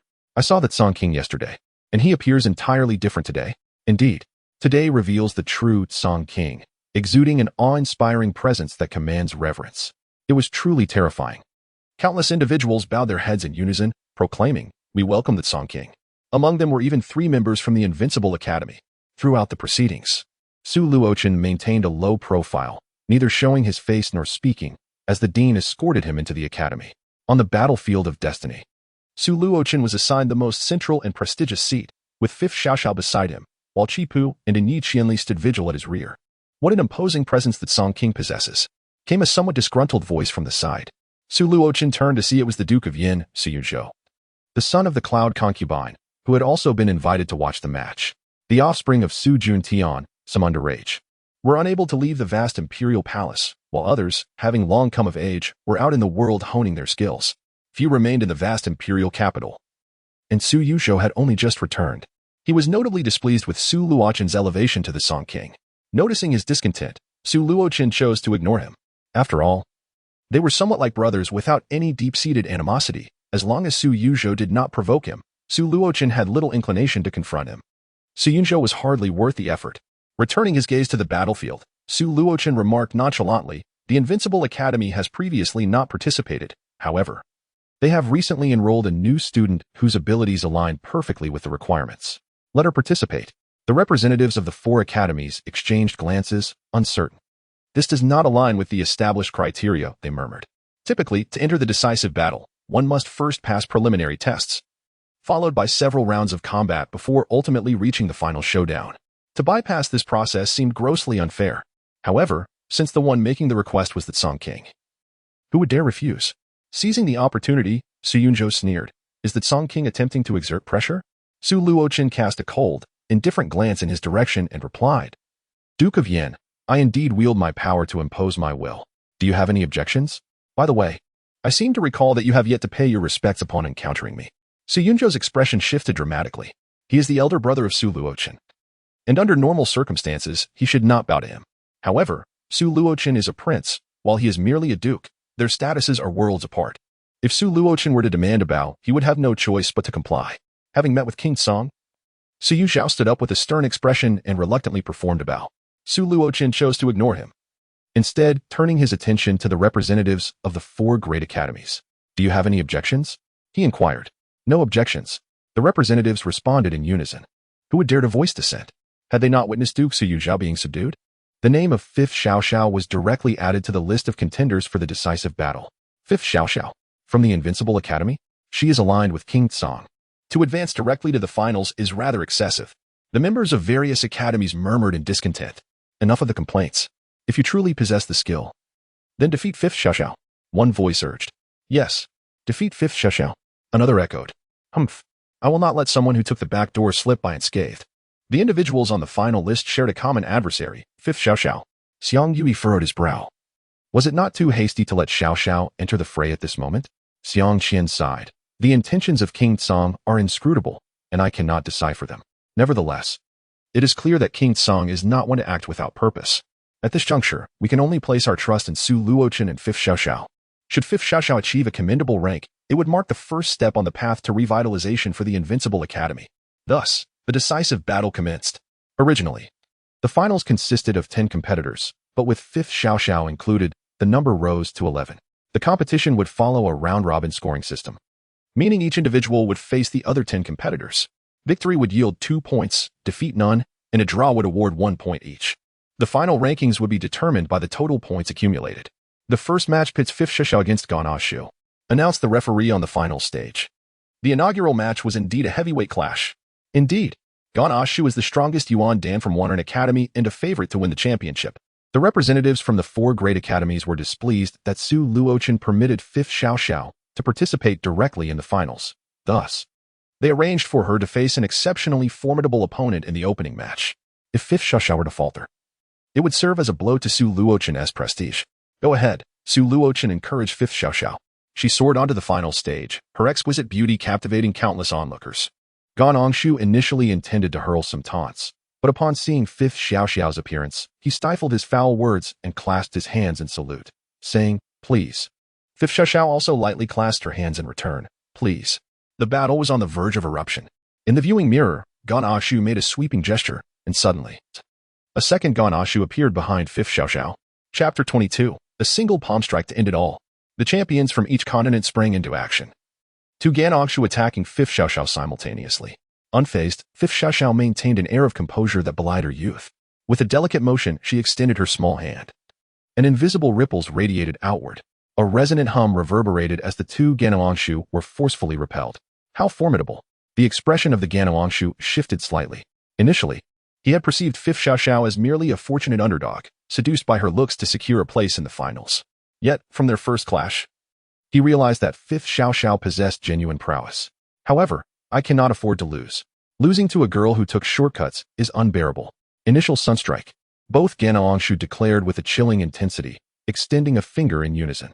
With a flourish, 2 radiant, tangerine suns ascended from the shadows, illuminating the world as if newly born. The Gan Ashu unleashed their ultimate technique, which had effortlessly vanquished opponents en route to the finals. Surely, the shortcut taker, Fifth Xiaoxiao, would be unable to withstand it. Whispers rippled through the crowd. Unperturbed, Fifth Xiaoxiao responded with a pointed finger of her own. An overwhelming darkness surged forth, forcefully suppressing the 2 rising suns back into obscurity. Light vanished, yet darkness prevailed. The Gan Ashu was left in a daze, grappling with the simplicity of his defeat. I lost. This realization was too much to bear. She won? Fifth Xiaoxiao is astonishing. It seems her ascent was not entirely due to favoritism. Gradually, the onlookers began to acknowledge Fifth Xiaoxiao as capabilities. After all, this was a world where strength commanded respect. With power, one could disregard the rules. The battle raged on, with 5th Xiaoxiao continuously claiming victory. After 10 rounds, she emerged undefeated, amassing 20 points and securing the top position. The champion of the 100 Academy War had been crowned, Invincible Academy's 5th Xiaoxiao. Cheers erupted. Xiang Qian was overjoyed, and his companions, Xiang Zheng and Xiang Yui, shared in the jubilance. They finally glimpsed the dawn of Invincible Academy's resurgence. Is this truly the most potent Yuan Dan of the vast dynasty? Preposterous. A terrifying, fierce sword aura shot forth, aimed directly at 5th Xiaoxiao's head. Her expression turned grave as she perceived the chilling intent behind the blade. Who dares? Seeking death. Su Luochen's gaze hardened, his hand extending with a gentle, yet lethal grace. A colossal hand materialized before 5th Xiaoxiao, grasping the sword aura and shattering it with ease. Subsequently, the giant hand enveloped her, drawing 5th Xiaoxiao back to Su Luochen's side. Brother, 5th Xiaoxiao spoke, her voice tinged with gratitude. She recognized that she could not have resisted that sword aura, and, had it not been for Su Luochen, she might have met her demise. Yet, she also understood that with her grandfather, 5th Changsheng, by her side, her life was never truly in peril. The fact that Su Luochen had come to her aid so swiftly stirred a sense of appreciation within her. Su Luochen gently patted her small hand, rose to his feet, and coldly commanded, "Show yourself." Haha. The great king exudes such formidable authority. A handsome young man, sword slung across his back, appeared on the arena. Who are you? Su Luochen inquired coldly. The young swordsman laughed heartily. I am Lin Haohong from the Tongtian sword sect of the Eastern Wilderness. Upon hearing of the great king's ascent to the top of the ancient Yuan Dan rankings, I have come to challenge you. The Eastern Wilderness. The Tongtian sword sect. So he hails from the Eastern Wilderness. The great king has indeed reached the pinnacle of the ancient Yuan Dan rankings. How terrifying. Many were only now realizing that Su Luochen had ascended to the top of the ancient Yuan Dan rankings, signifying that he was the foremost individual in the Yuan Dan realm. The challenger was no ordinary figure either, being a prodigy from the Tongtian sword sect of the Eastern Wilderness. Both the Tongtian sword sect and the vast emperor dynasty were of equal standing, exerting unmatched influence over their territories. Su Luochen replied nonchalantly, "If you seek to harm my sister, kneel and end your own life." Lin Haohong laughed uproariously. Su Luochen, you want me to take my own life? You think you're worthy? Do you truly believe that just because the Dian sacred land has deemed you the strongest Yuan Dan, it makes you the strongest? I am here to inform you that you are unworthy. With a thunderous shout, Lin Haohong drew the long sword from his back, an overwhelming and sharp sword aura emanating forth. Snow avalanche of Tianshan. Boom, boom, boom. The snowy mountains erupted, towering peaks shattered, and unending snow swirled violently, engulfing the landscape. Every snowflake carried a terrifying sword energy. Is this the prowess of the prodigy from the Tongtian sword sect of the Eastern Wilderness? Truly formidable. One could only wonder if the great king could withstand this assault. Su Yunzhou's gaze sharpened, filled with malice, wishing for Su Luochen's demise. Su Luochen stood immobile, his left hand resting behind him, while his right hand extended gently. A colossal, terrifying hand materialized, tearing apart the snowy mountains, annihilating the blizzard, and forcefully seizing Lin Haohong. Imprint of the sky-shrouding hand. Ah! Lin Haohong screamed as his bones were crushed, blood gushing forth in a gruesome spectacle. Cease this. A furious shout rang out as a devastating sword energy hurtled towards Su Luochen, transforming the heavens and earth, shaking the void. Su Luochen remained expressionless. In the midst of the void, he pointed with a single finger, striking the sword energy. Boom! The sword energy shattered, the assailant obliterated on the spot. Gasp! A powerful figure in the law manifestation realm perished just like that? The great king's bodyguard is remarkably formidable. Another scream echoed. Lin Haohong was crushed, his remains claimed by Su Luochen. The arena fell into a deathly silence, void of any sound. The prodigy from the Tongtian sword sect of the Eastern Wilderness, along with his protector, had met such a fate? It was simply surreal. Su Luochen spoke softly, I am aware that, aside from this fool Lin Haohong, there are others who wish to challenge me. I grant you all an opportunity. Step forward, and I shall eliminate you all. Arrogance. Seeking death. The prodigies from various continents could no longer contain themselves, each one stepping forward in succession. I am Jin Wuxiao of the Jin dynasty from the Eastern Wasteland, ranked 5th on the ancient Yuan Dan list. I am Lei Liang of the Purple Thunder Sacred Land from the Northern Wasteland, ranked 4th. I am Yishur of the Yi clan from the Central Wasteland, ranked 2nd. I am Xian Ming from the Xian Ming Divine clan from the Southern Wasteland, ranked 3rd. One by one, the prodigies announced their names, their imposing auras surging forth, causing the very fabric of destiny to tremble, instilling fear and trepidation in all. Representatives from every continent, save for the Western wasteland, had arrived. The students from various academies were left astounded. They had never witnessed such a gathering of talent. Any one of them could easily dominate the various academies, unparalleled in their prowess. Kneel. Submit to me, Su Luochen declared coldly. You are truly arrogant. Xian Mingfen scoffed. Fool. Lei Liang raged. Unaware of your impending doom, Jin Wu Xiao ignited a colossal three-legged golden crow atop his head, engulfing the sky in flames.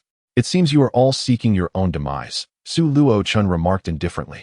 As soon as the words left his lips, an enormous hand, capable of blocking out the sun, reappeared, enveloping all 20 prodigies from various continents. Chapter 23, All to be crushed. Arrogance. Seeking death. The 20 prodigies from different continents roared in unison. Su Luochen had the audacity to shroud them all with his singular power, challenging 20 with one. Such hubris. Such recklessness. Burning the golden crow. The immense golden crow ignited with fierce flames, tearing apart the heavens and scorching the earth. Thunder shattering the 9 heavens. A tempest of lightning descended, cleaving the skies and shaking the very ground. Devouring shadow technique. A dark vortex spiraled in the void, resembling an abyssal black hole capable of consuming all tangible and intangible entities. The 20 prodigies joined forces, unleashing their ultimate moves to counter Su Luochen. Die, die, die. Xian Shou roared within, resolute in his belief that Su Luochen could not possibly survive against such overwhelming might. The king of Tsang. Countless onlookers were filled with apprehension. Yet, some rejoiced, hoping fervently for Su Luochen's demise. Brother, a hint of worry crossed the delicate features of Fifth Xiao Xiao, the king of Tsang. The trio from the Invincible Academy were tense, anxious for his safety. Kid, do you need me to save you? Fifth Changxing's voice echoed in Su Luochen's mind. No need, Su Luochen replied calmly. I can subdue them, just take care of those behind them. Standing with his hands clasped behind his back, unperturbed, Su Luochen maintained his formidable stance as the colossal handprint descended with unwavering strength. Boom! The golden crow exploded. The thunder shattered. The black hole detonated. The overwhelming handprint was invincible, annihilating everything in its path, crushing all. Stop! The onlookers behind the 20 prodigies were taken aback in horror. The terror of Su Luochen far exceeds their imagination.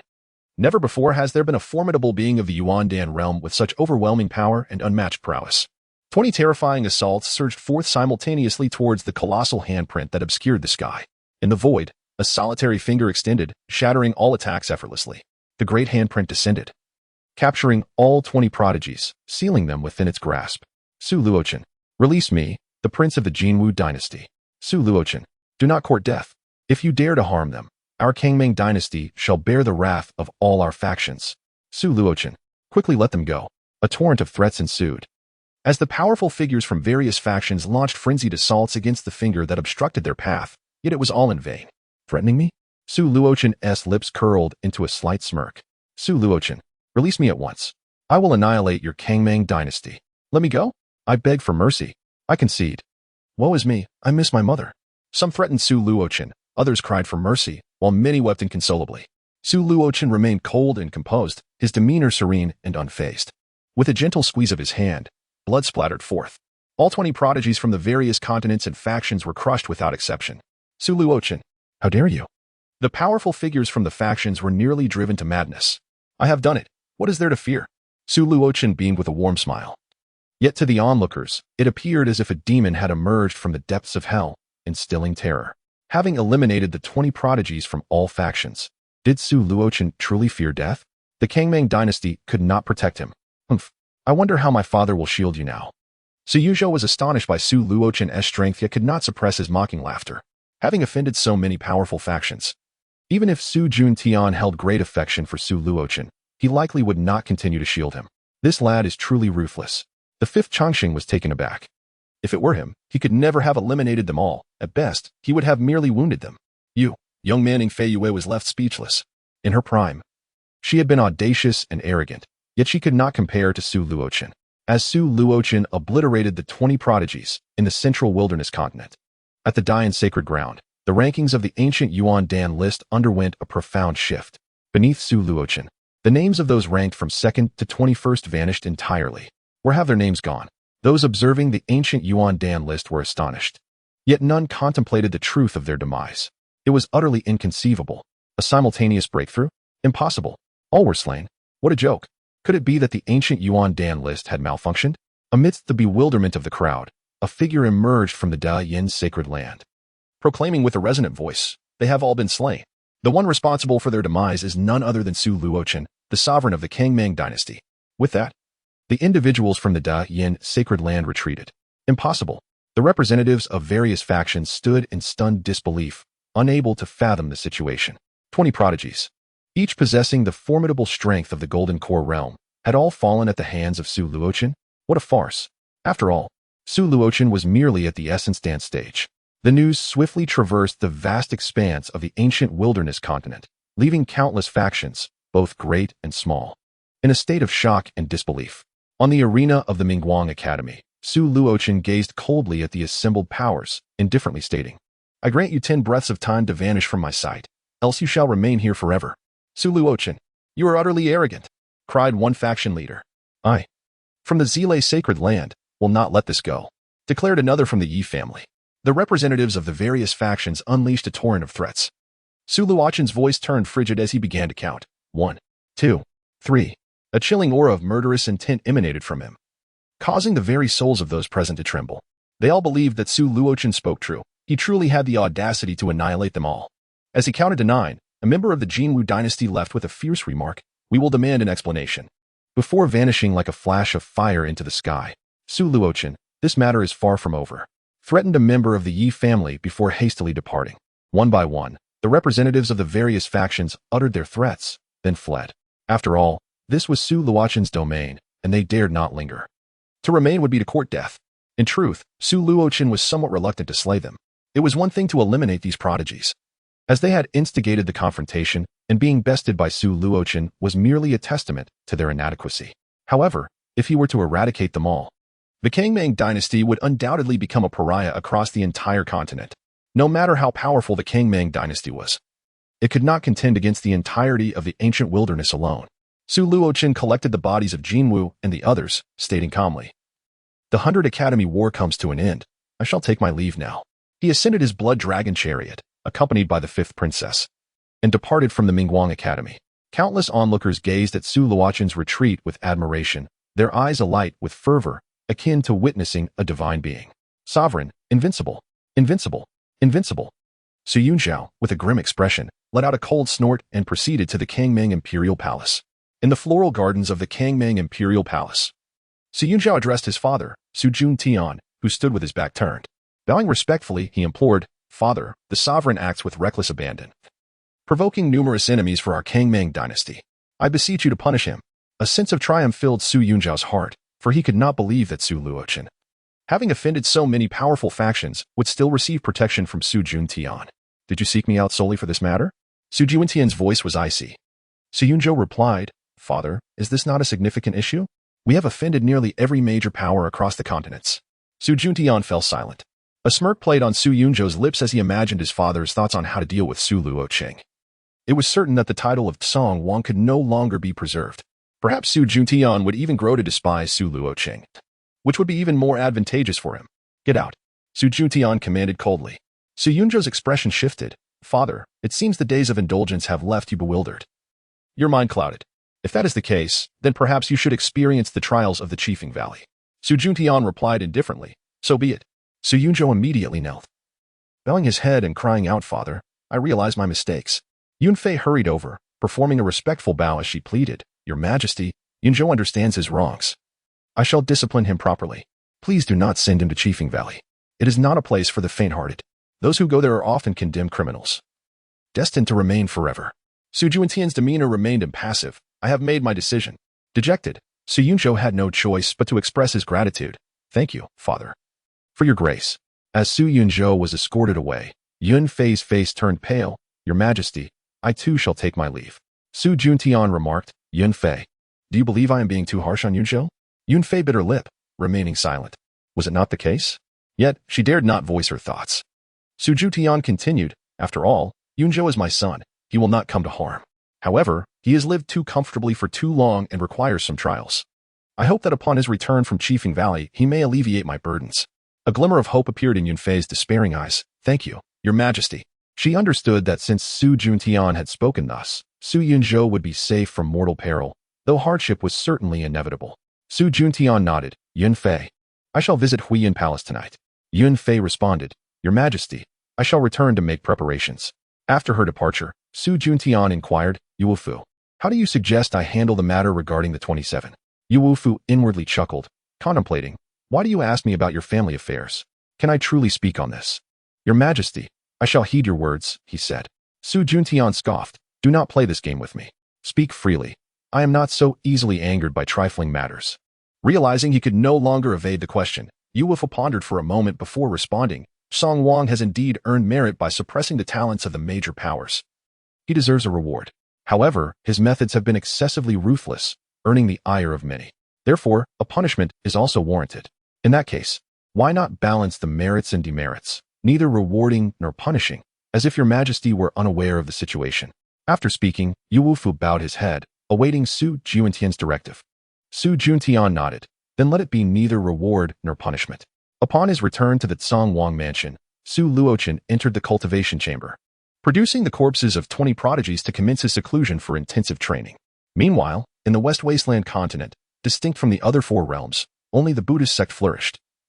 Dominated by 2 major powers, the authentic Buddhist institution, the Bodhi Zen Institute, and a faction of rebels known as the Shifofa Kingdom, formed by traitors from the Bodhi Zen Institute. These 2 forces were embroiled in a fierce conflict, their enmity surpassing that between the Kangmang dynasty and the Mogu dynasty. Notably, the West Wasteland was the only continent devoid of challengers for Su Luochen. At the Bodhi Zen Institute, beneath a colossal Bodhi tree, verdant and expansive, an elderly monk with white brows sat in a meditative pose. Approaching him was a handsome monk clad in white robes, exuding a gentle demeanor, his eyes radiant with the essence of Buddhism. Master, he greeted respectfully. The elder monk, without opening his eyes or moving his lips, conveyed his thoughts. Jianjin, a child of Buddha from our Bodhi Zen Institute has emerged in the Kangmang dynasty. Go and bring him back to embrace our teachings. Jianjin inquired, Master, what is the name of this child of Buddha? What does he look like? The elder replied, You shall discover upon your arrival. I bestow upon him the name Jianjin, who may become your junior brother. Go forth. After bowing, Jianjin descended the mountain path, moving neither hastily nor impatiently. In the Shifofa Kingdom, amidst a chaotic revelry of indulgence, a raspy voice emerged. The Bodhi Zen Institute will undoubtedly send someone to the Kangmang dynasty to seek out Su Luochen. Billion, you 2 shall go and bring Su Luochen back to me. If that proves impossible, eliminate him. Following this command, laughter and merriment erupted once more from the revelers. Moments later, a woman clad in jade silk, her skin exposed, emerged, gradually donning more garments as her expression shifted from enchanting to solemn. Ultimately, she transformed into a poised and stunning female monk, radiating an air of gravitas. Above the Tsongwang mansion, the previously tranquil sky suddenly darkened, giving rise to a massive black cloud that thickened ominously, casting shadows over a 100-mile radius. Thunder rumbled within the cloud, the terrifying roars of lightning emanating a cataclysmic force that instilled dread. Heavenly tribulation. Someone dares to undergo tribulation in the imperial capital. Is that the Tsongwang mansion? Could it be that the Tsongwang intends to face tribulation? But he is merely at the Yuandan realm. Countless gazes turned toward the commotion, including many within the Kangmang Imperial Palace. Fifth Changxing, engaged in imparting wisdom to Fifth Sheshao, abruptly glanced towards Su Luochen's cultivation chamber. This kid actually seeks to transcend tribulation? Has his talent provoked the wrath of the heavens? Fifth Changxing was utterly astounded. Heavenly tribulation, aside from the supreme beings, can only be encountered by the truly extraordinary talents of the ages. Fifth Sheshao chuckled. Brother, you are so impressive. Fifth Changxing shot her a glare, cautioning her not to place too much trust in him, for he does not regard you as his true sister. Fifth Xiaoxiao pouted and murmured, I think brother is wonderful. Fifth Changxing felt a twinge of annoyance, were it not for his reliance on Su Luochen to unlock the other celestial gates within Fifth Xiaoxiao. He would have certainly taken her away immediately. If this continued, Fifth Xiaoxiao would be exploited by Su Luochen, counting the money for him after being sold. The two were simply not on the same level. Fifth Xiaoxiao could not possibly compete with Su Luochen. I told you there would be a heavenly tribulation. In the training chamber, Ing Fei Yue mocked. Are you frightened now? It's too late. Chapter 25, Forcefully Crossing the Tribulation. The vast scripture feeling the overwhelming pressure emanating from the void above, Su Luochen rose to his full height and stepped out of the training room. The heavenly tribulation. He understood it even better than Ing Fei Yue. Ordinary individuals below the supreme realm would never encounter such a tribulation. To face the heavenly tribulation, one must be an unparalleled genius among unparalleled geniuses. This is the trial set forth by the heavenly Dao.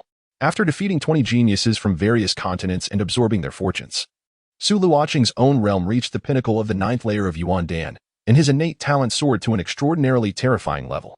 The original protagonist, Yi Feng, at this realm, could not compare to Su Luocheng now, for there were not so many geniuses for him to defeat. Thunder roared with wrath, the cataclysm converging into one. A horror that could drive one to madness. Crack! A bolt of lightning, as thick as a barrel, descended, radiating with 5-colored brilliance. The powers of the 5 elements swirling within. Su Luocheng stepped forth, not retreating, but boldly confronting the 5 elements' thunder. Boom! The 5 elements' thunder struck Su Luocheng's body. Bathed in the light of the lightning, Su Luocheng's expression remained calm, his lustrous black hair dancing wildly, unharmed in the slightest. Refining. The true scripture of seizing the heavenly creation activated, and the 5 elements' thunder was directly refined by Su Luocheng, transforming into his own power. Hiss! The Song King emerged unscathed. How terrifying. Truly terrifying. Is this the Song King? After the 5 elements' thunder was refined, Su Luocheng's figure appeared. Not only uninjured, but even more powerful, unmatched in strength. Boom! Another bolt of lightning descended, this one a deep black, carrying terrifying might, harboring dark power. The dark thunder was also refined by Su Luocheng. Following this, frost thunder, sword Dao thunder, vitality thunder, destruction thunder, and golden crow thunder. Every talent Su Luocheng had absorbed transformed into a formidable lightning bolt that struck him, only to be refined again, becoming Su Luocheng's strength. After enduring 18 bolts of lightning, the immense, sprawling black clouds that enveloped an area of 100 miles began to condense and shrink, ultimately transforming into a singular mass with a radius of 1 meter. This intensely concentrated darkness harbored a formidable power that instilled fear in the hearts of many. Even the slightest release of its energy could easily obliterate a formidable cultivator at the 9th level of Yuan Dan. A slender calamity dragon meandered within the black clouds, its gaze as piercing as lightning, its aura as formidable as that of a prison. Oomph! Su Luocheng scoffed, soaring into the sky and charging towards the terrifying black clouds. What could he possibly be contemplating? The onlookers gasped in shock. Could it be that Su Luocheng was daring enough to confront the heavenly tribulation head-on? How audacious! Chinner! In the Jade Luo Palace, the most concerned, Lady Luo, suddenly rose, her face etched with anxiety. He'd better not be struck down. Lingfei, Yunfei, and others harbored secret resentment. Su Luochen's overwhelming strength threatened their children's prospects of ascension. Su Juntian observed silently, his expression contemplative. Brother is astonishing, Fifth Xiaoxiao said, her face radiating admiration. Fifth Changxing, unusually refraining from contradicting her praise of Su Luochen, sighed, so powerful, so invincible. This young man surpasses even my prowess in my prime. Yingfei Yue murmured to herself. During her own trials in the Yuan Dan realm, she too had faced the heavenly tribulation. Yet her experience paled in comparison to Su Luochen's, for hers had been far more harrowing. As he plunged into the dense black clouds, Su Luochen extended his hand, the colossal handprint re-emerging to seize the concentrated darkness with ferocity. Refine for me. With a surge of power, he commenced the process of refining the black clouds. Thunderous roars erupted as the calamity dragon writhed within, generating countless bolts of lightning in a futile attempt to shatter the great handprint. All was in vain. Even as the calamity dragon roared and struggled to escape and annihilate Su Luochen, it ultimately succumbed to his refining prowess. Countless spectators beheld in awe as the terrifying black clouds were entirely subdued by Su Luochen. Wow! Someone exclaimed. A classic expression of astonishment that finally resonated across this foreign land, destined to sweep the realm. Chinner, Lady Luo finally settled back down, though a trace of apprehension lingered on her face. Luo Xia, go to the Songwang mansion and have Chinner come to see me. He is far too reckless regarding his safety, I must reprimand him. Although Lady Luo felt joy, concern weighed heavily on her heart. She needed to caution Su Luochen against such reckless behavior in the future. The expressions of Lingfei, Yunfei, and others were less than favorable. Su Luochen had easily navigated the heavenly tribulation. Henceforth, he would only become more formidable, making life increasingly difficult for their offspring. Following him may not be so bad after all, Fifth Changxing contemplated, only to extinguish that thought. It was safest for his granddaughter to remain by his side. Associating with Su Luochen would undoubtedly lead to peril. In the myriad gardens, Yu Wufu responded, your servant is here. In the ancient texts, the tribulations of heaven have never been traversed by anyone in such a manner, have they?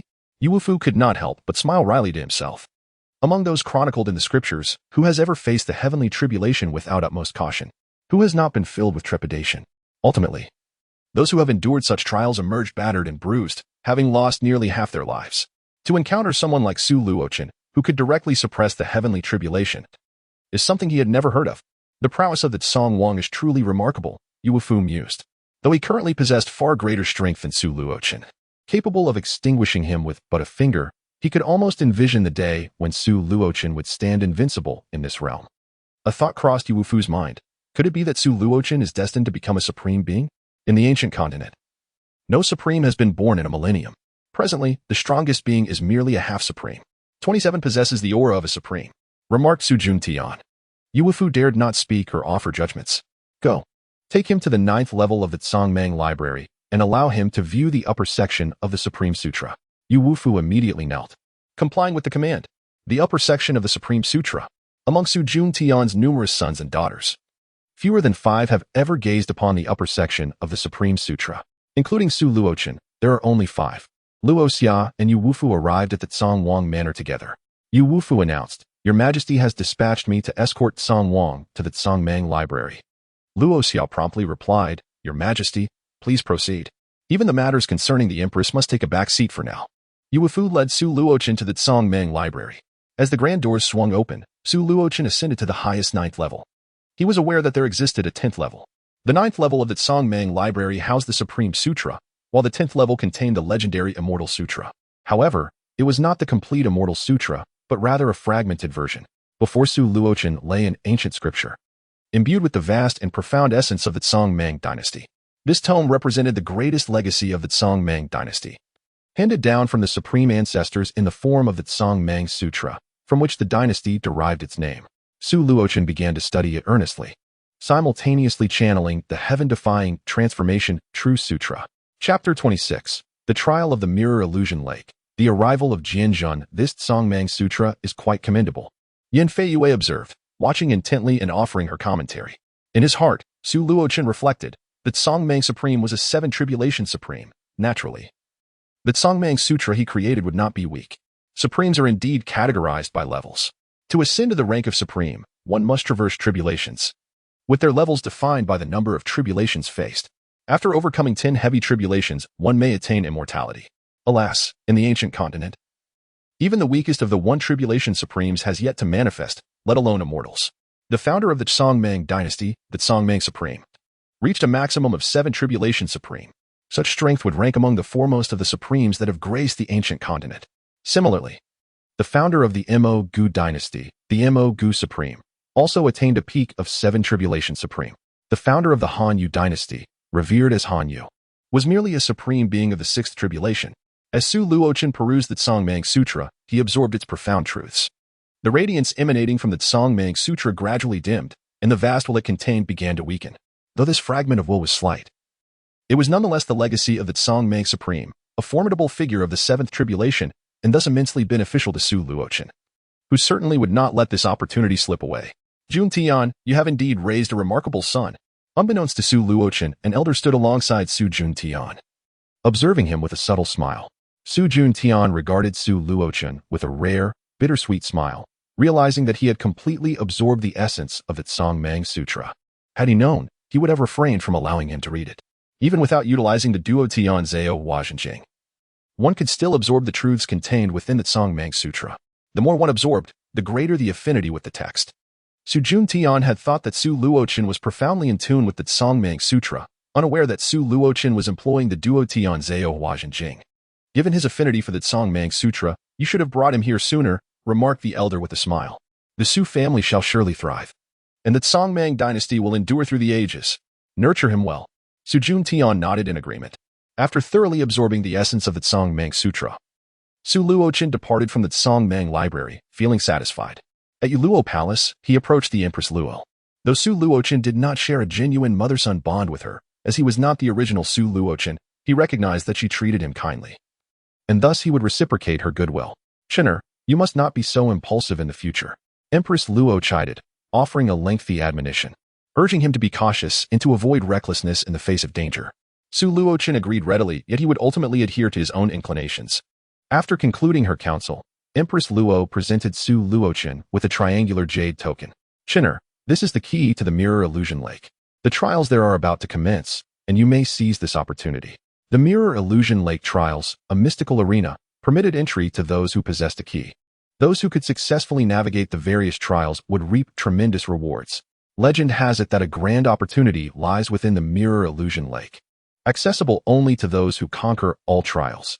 The triangular jade token bestowed upon Su Luochen was one of the keys to enter this enigmatic lake.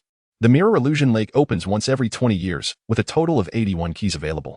Thus, at most, 81 individuals may enter every 2 decades. The key in Su Luochen's possession originally belonged to the Luo family, handed to Empress Luo before being passed to him. In the original narrative, the former protagonist, Yi Feng, had also acquired a key and subsequently betrayed Su Luochen within the Mirror Illusion Lake, ultimately seizing the greatest opportunity for himself. Of course, Yi Feng was now deceased, and Su Luochen would not hesitate to claim both the key and the opportunity. "Thank you, dear mother," Su Luochen expressed gratefully. "No need for such formalities," she replied. Luo Fei gently pointed to the center of Su Luochen's forehead, saying, "As long as you are well, my dear, I shall be content." Su Luochen smiled, pondering how Luo Fei would feel if she were to discover that he was indeed dead.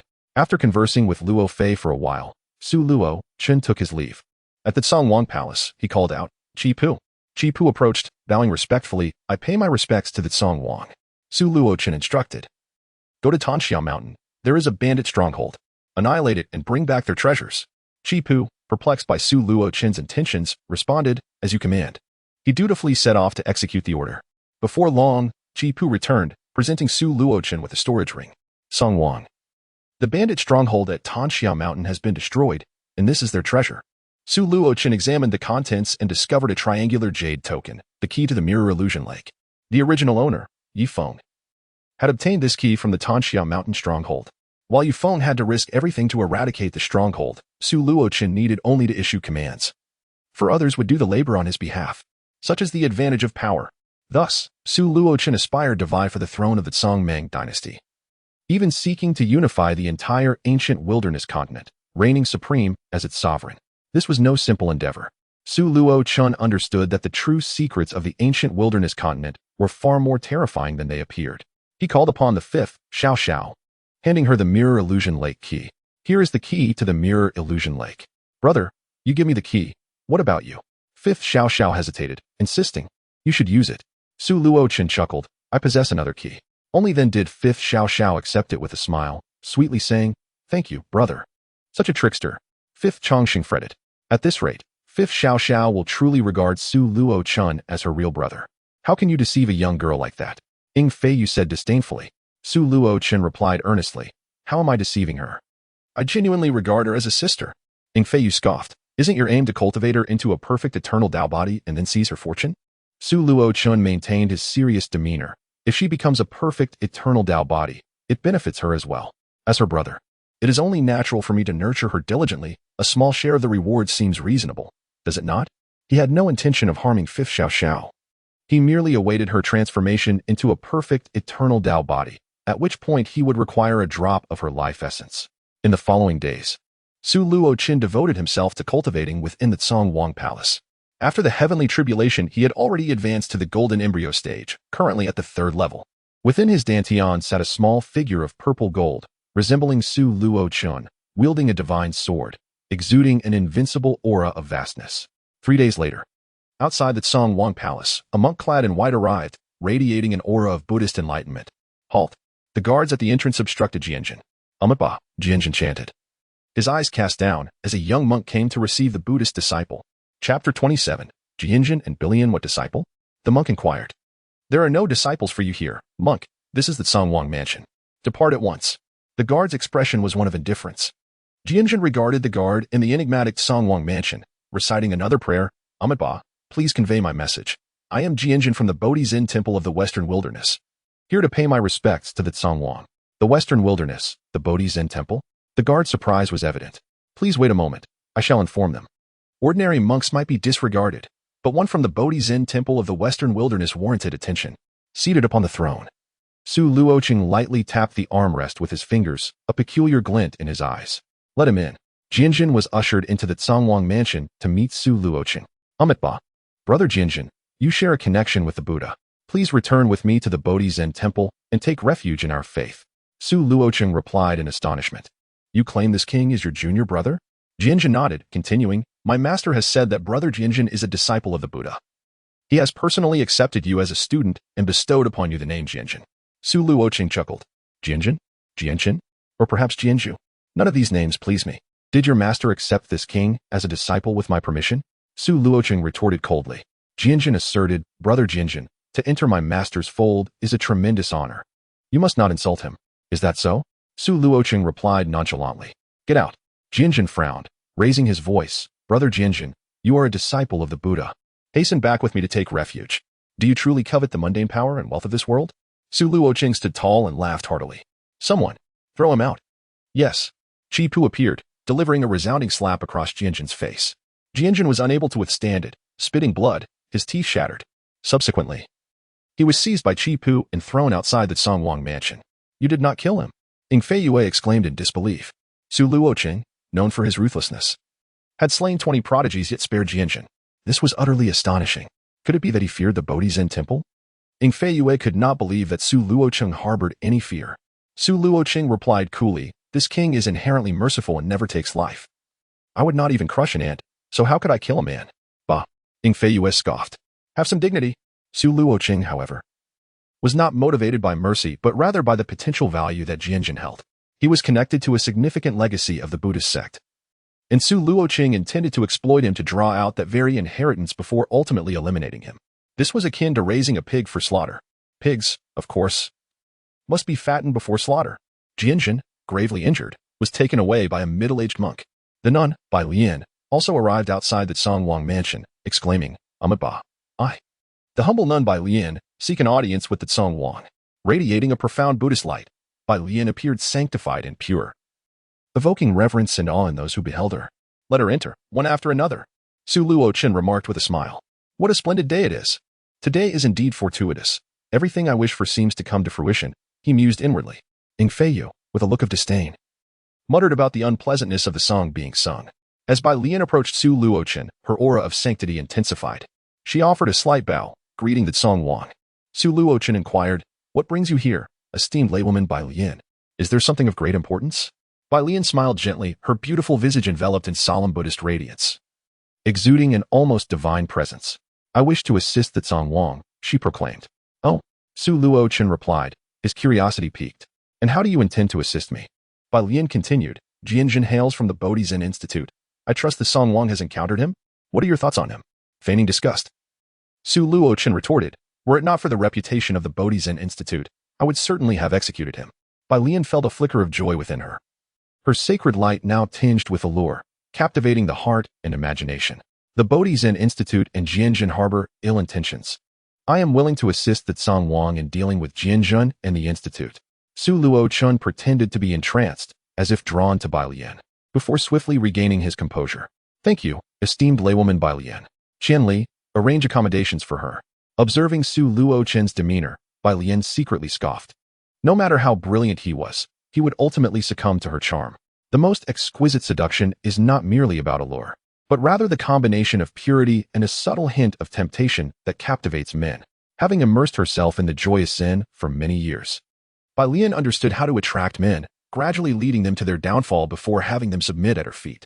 This gradual approach was far more sophisticated than Jianjin's methods. After Bai Lian departed, the nearby Wu Xiao Xiao let out a discontented huff. What's the matter, Xiao Xiao? Su Luochen inquired, gently patting her head. That nun is no good. I dislike her. Wu Xiao Xiao replied. Su Luochen chuckled. I share your sentiments. Surprised, Wu Xiao Xiao asked, then why do you keep her around, brother? She is of use, Su Luochen answered. Wu Xiao Xiao mumbled. No wonder Grandpa always says you're not a good person. You never act without a benefit. She quickly covered her mouth, exclaiming, I didn't say anything. Su Luochen merely smiled, unfazed. It was entirely reasonable for Wu Changsheng to be wary of him.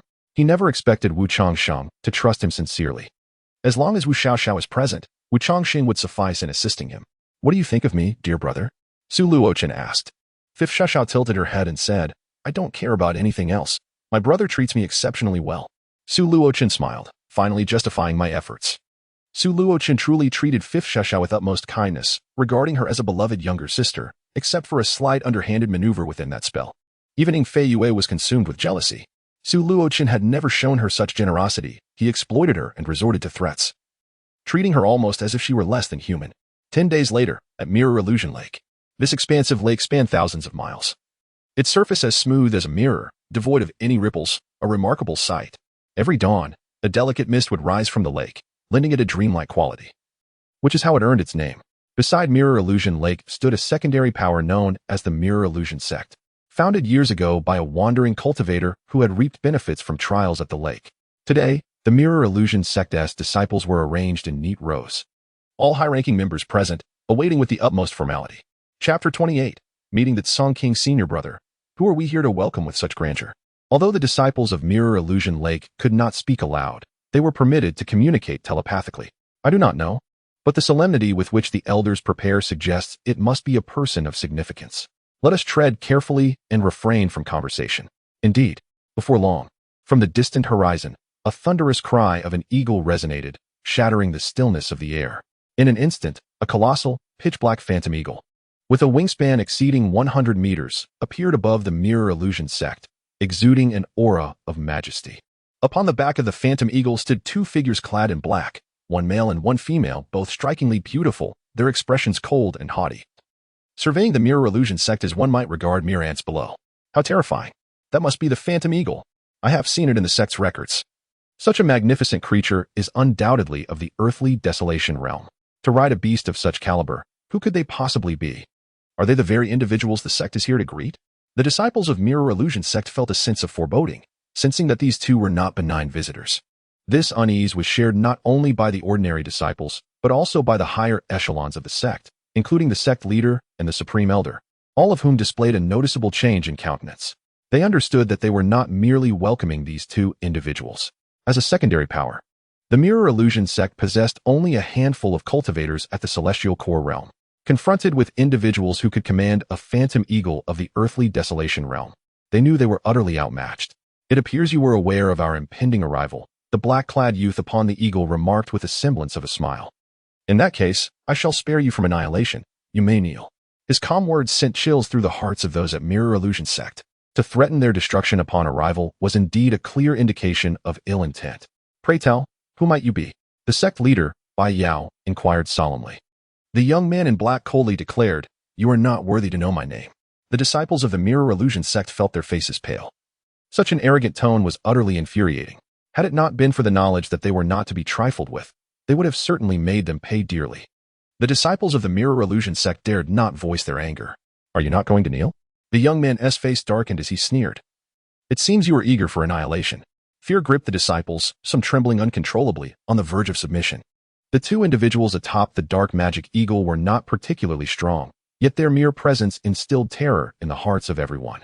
Even the leader of the Mirror Illusion Sect, though seething with rage, dared not utter a word of rebuttal. He understood that these two could indeed obliterate their sect. Chu Han, you are truly arrogant.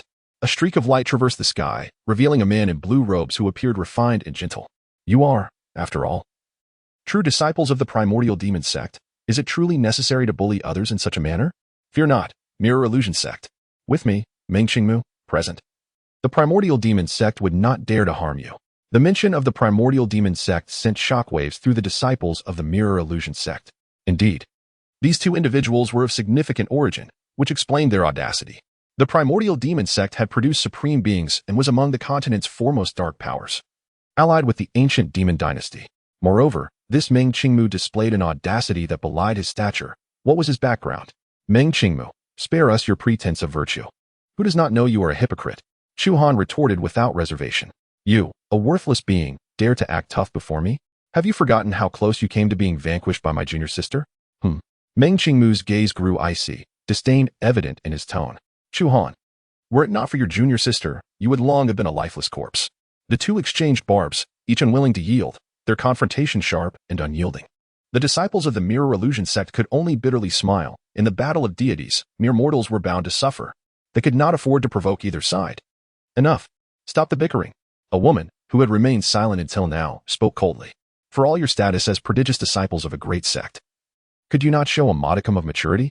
Chu Han fell silent. Meng Qingmu, too, dared not speak out of turn, for he had nearly faced death at her hands previously. She was none other than Chu Han's junior sister, Ji Xingyan. Meng Qingmu, since you are here, You may partake in the spoils, Ji Xingyan remarked with chilling indifference. Should we eliminate the mirror illusion sect, you shall receive 20%. After a moment of contemplation, Meng Qingmu, realizing he was no match for the combined might of Chu Han and Ji Xingyan, nodded in agreement. Very well. The disciples of the mirror illusion sect were incensed. Were they already deliberating the division of spoils after their demise? This was a blatant disregard for their existence. 3 of you. I understand you are prodigious disciples of a great sect, but to think you can extinguish the mirror illusion sect so easily is rather naive. With the conversation reaching this critical juncture, the leader of the mirror illusion sect could no longer contain himself. Could he truly endure as others plotted his demise? Enough was enough. Meng Qingmu scoffed disdainfully, regarding the mere mirror illusion sect as something of significance. His unreserved mockery rendered the members of the sect visibly agitated. Their expressions twisted with resentment as if they longed to devour him alive. Make your move, Ji Xingyan remarked coolly. The 3 remained motionless, yet suddenly 3 formidable figures of immense presence emerged from the void, their terrifying aura suppressing the entirety of the mirror illusion sect. Heavenly Gang realm experts. The sect members gasped in disbelief.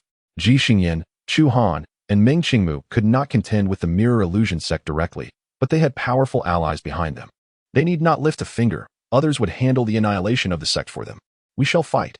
Sect Master Bai Yao gritted his teeth, aware that even if they survived the battle, facing the wrath of the innate demon cult would ultimately lead the mirror illusion sect to ruin. However, at this juncture, there was little else to consider. Surviving took precedence. Tension crackled in the air, the atmosphere thick with anticipation. What is that? The members of the mirror illusion sect exclaimed in astonishment as they gazed toward the horizon, where a crimson streak of light shot forth. As it drew near, they realized it was 4 blood-red serpentine dragons pulling an extraordinarily opulent chariot. The terrifying pressure emitted by the blood dragons caused the shadow demons to tremble, nearly plummeting from the sky. King Song. Su Luochen. Ji Xingyan stated coldly. The arrival of King Song had finally come. Bai Yao clasped his fists and bowed deeply toward the blood dragon chariot, declaring, Bai Yao of the mirror illusion sect, along with all disciples, pays homage to King Song.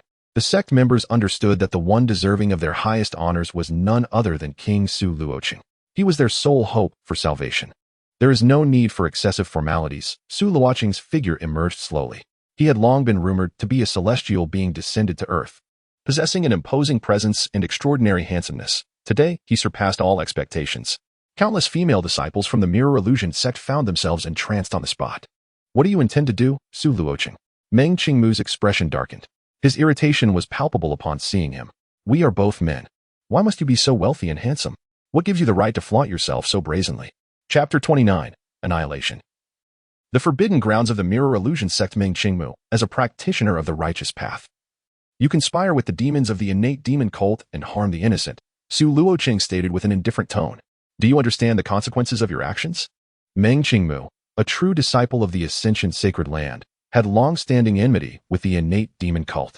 He sneered, Su Luochen, my affairs are none of your concern. I am not a subject of your Kangmang dynasty. What authority do you have over me? Su Luochen smiled, hands clasped behind his back. The Kangmang dynasty and the Ascension sacred land have maintained a cordial relationship for generations. The previous holy maiden of your Ascension sacred land is the empress of the Kangmang dynasty, and thus, I must refer to her as mother. Today, upon witnessing you tarnish the reputation of the Ascension sacred land, I shall administer a lesson on her behalf. As the words fell, an immense handprint materialized, looming over Meng Qingmu like an ancient divine mountain, radiating an overwhelming presence. Su Luochen. Meng Qingmu bellowed, you cannot control me. With a powerful gesture, he summoned a colossal azure seal, measuring 30 meters in each dimension, its azure brilliance boundless and flowing, colliding fiercely with the celestial handprint. Su Luochen remained motionless, a smile gracing his lips as the handprint emanated a resplendent golden-purple light, engulfing all azure radiance. The azure seal struggled valiantly in the grip of the handprint, but could not break free. Help me! Meng Qingmu cried out in desperation. Su Luochen was simply too formidable. He was no match for him. As those behind Meng Qingmu prepared to intervene, Su Luochen calmly declared, I am merely teaching him a lesson. If you dare to act, I assure you, you will all perish. The individuals behind Meng Qingmu fell silent, deterred from action. The handprint seized Meng Qingmu, who screamed in agony. Blood splattering as bones shattered, a sight too horrific to behold. Moments later, the handprint released him, and he plummeted from the sky, nearly incapacitated. Your Majesty, may I take him away now? One of Meng Qingmu's companions asked solemnly.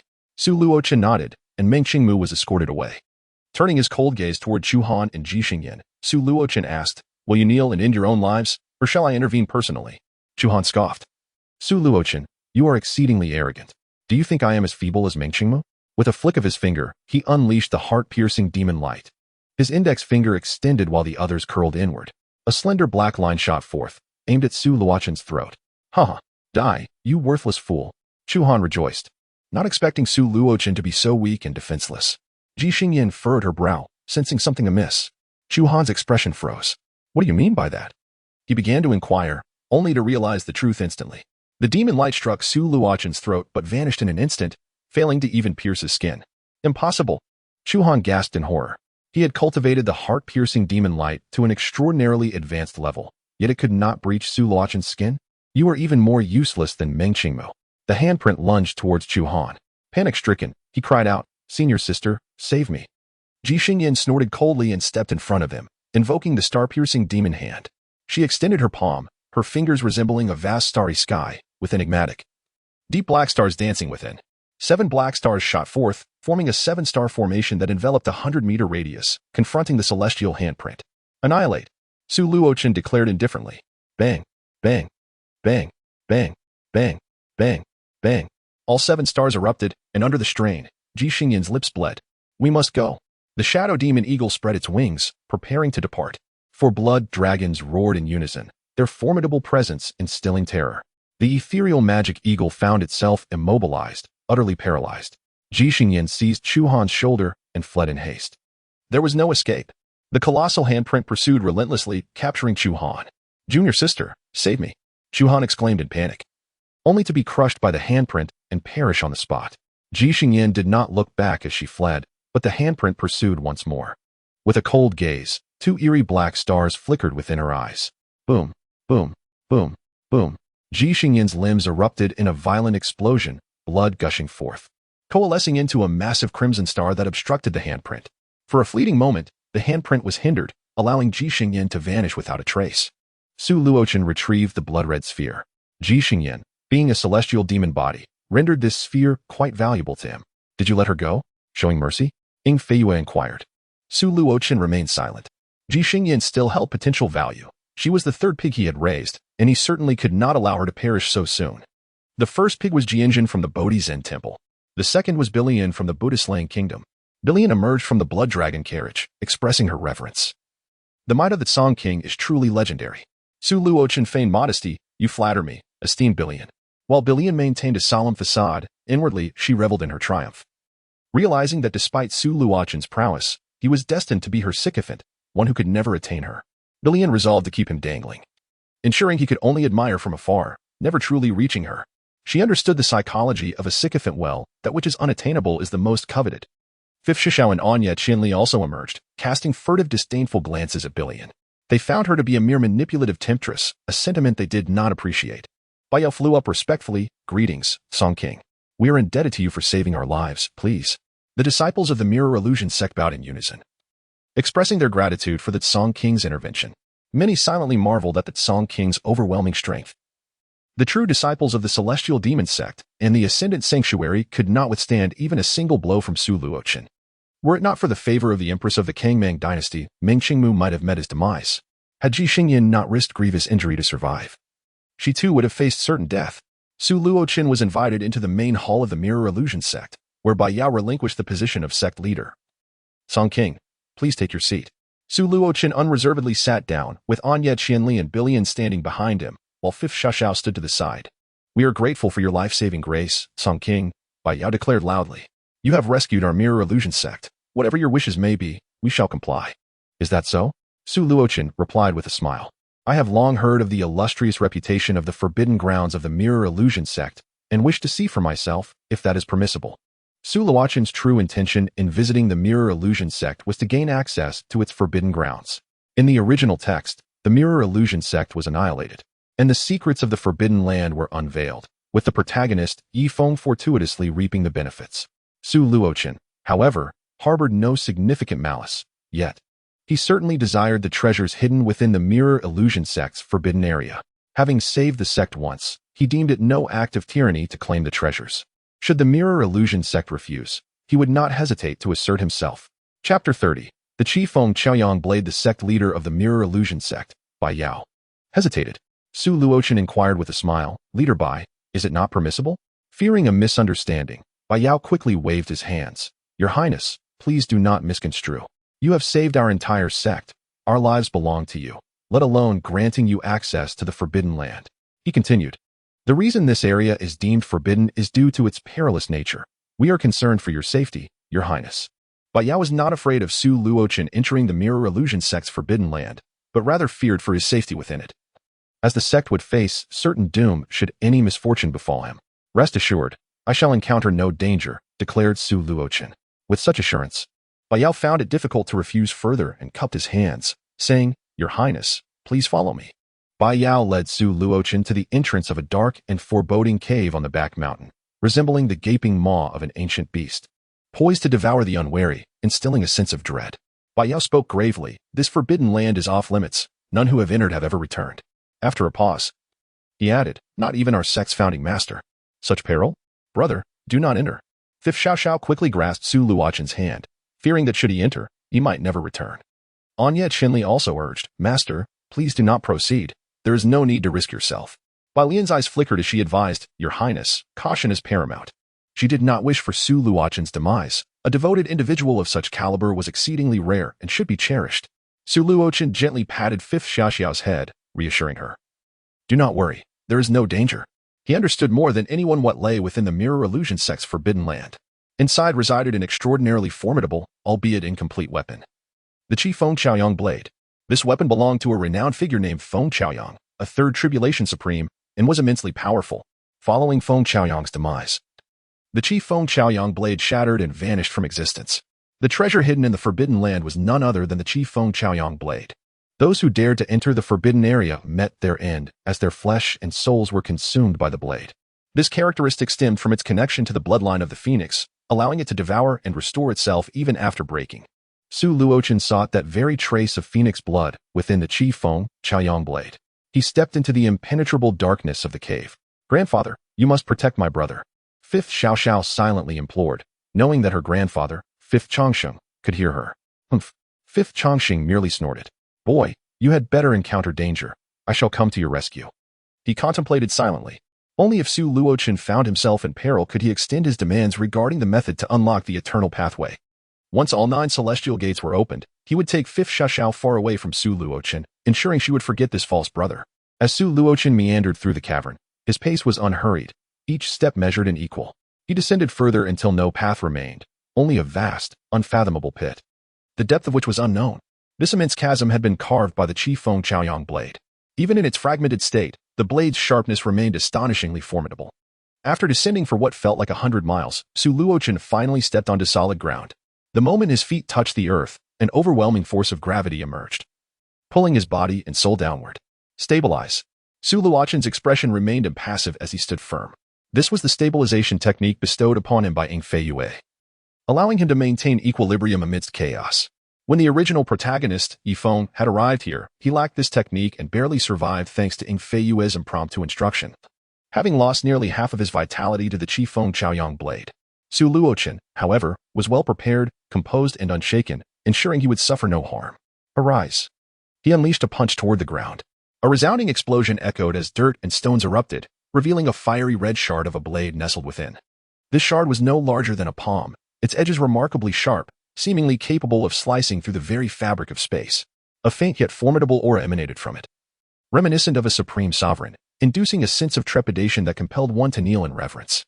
A supreme artifact. Upon sensing the artifact's regal essence, Fifth Chongsheng was momentarily taken aback. How did Su Luochen discern the presence of a fragmented supreme artifact here? Yet, such a broken piece was hardly enticing enough for Fifth Chongsheng to covet. Were it the complete Qi Feng Chaoyang Blade, the story might differ. This shard represented merely 1/7 of the whole. 6 additional fragments remained. When combined and meticulously restored through special forging techniques, they could yield the complete 3 Tribulation Supreme artifact, the Qi Feng Chaoyang Blade. Su Luochen had no intention of piecing these fragments together, for it was entirely unnecessary. He was aware of where a complete Supreme artifact could be found. Why waste time and effort collecting shards to repair the Qi Feng Chaoyang Blade? It was far more practical to seek out the ready-made option. Moreover, the phoenix bloodline contained within the blade fragments was what he truly desired. With the phoenix bloodline, even if he were to be reduced to ashes, he would possess the potential for rebirth and resurgence, a vital skill for survival. Su Luochen delicately pinched the two surfaces of the Qi Feng Chuyang blade fragment, careful not to touch its razor-sharp edges. After all, it is a supreme artifact. Even his physical form cannot withstand its sharpness and would be cleaved asunder. A grand consciousness emanated from the Qi Feng Chuyang blade, manifesting as an immense fire phoenix stretching across the heavens, its flames scorching the earth and annihilating myriad worlds. With a resounding cry, the phoenix's call reverberated through the cosmos, traversing the 8 realms. The inferno and the sound assailed Su Luochen's very soul, striking fiercely. Unperturbed, Su Luochen thought, even with my master deceased and the weapon spirit extinguished, do they still wish to disturb my peace? Above the colossal fire phoenix, a hand, 1,000-fold larger than the phoenix itself, descended with a sweeping motion. Boom! The immense fire phoenix let out a mournful wail before bursting apart, transforming into an endless blaze that dissipated into the ether. Su Luochen collected the remnants of the Qi Feng Chuyang blade and subsequently departed from the cavern. Brother, you have returned. Fifth Shishao's worried expression brightened with joy as she rushed to embrace Su Luochen. He smiled, feeling a warmth in his heart. His kindness toward her was not in vain. Master, you have emerged. How wonderful! Yin Qianli sighed in relief, her eyes brimming with affection. Bai Lian feigned delight, saying, Ba, the auspicious fate of the Tsang Wang is indeed favorable. Chapter 31. Ji Xingyan's Fortuity. The shattering of the pure blood serpent Bai Yao was even more elated than the others. With Su Luochen safe, he too felt secure, along with the mirror illusion sect. Tsang Wang, might I inquire what lies within the forbidden grounds? Bai Yao asked with curiosity. The other 3 also turned their attention, intrigued. How did Su Luochen emerge unscathed from a place where even the founding master of the mirror illusion sect had perished? Su Luochen smiled and replied, a supreme artifact. The Qi Feng Chuyang blade. Supreme artifact? Qi Feng Chuyang blade. The crowd gasped in astonishment. Bai Yao was taken aback. Fifth Xiao was shocked. And Yi Qianli, upon recovering from her surprise, felt an even deeper admiration for Su Luochen, realizing he could subdue a supreme artifact, truly worthy of being her master. Bai Lian was profoundly shocked as well, her heart igniting with insatiable greed. However, she quickly reconsidered. Despite Su Luochen's strength, it was inconceivable that he could have subdued a supreme artifact. Su Luochen added with a smile, it is a flawed supreme artifact. The weapon's spirit perished long ago, and the blade has shattered into many fragments. Ah, I see, the others nodded in understanding. Yet, even in its imperfect form, stripped of its original power, it remained a coveted treasure. Indeed, it was a flawed supreme artifact. Bai Lian had anticipated this, her greed undiminished. Even if it were imperfect, she desired it. While seizing it was out of the question, she resolved to find a way to have Su Luochen willingly bestow it upon her. Master Bai, the Mirror Illusion Lake trial is about to commence, so I shall take my leave, Su Luochen stated as he and Fifth Xiao boarded the blood serpent carriage. Farewell. Tsang Wang. The members of the Mirror Illusion sect respectfully bid Su Luochen goodbye. The blood dragon chariot soared into the heavens. Esteemed colleagues, I have a proposition. After Su Luochen departed, Bai Yao convened all the senior members of the Jinghuan sect, gravely proclaiming, I wish to pledge allegiance to the Tsang King and align myself with him.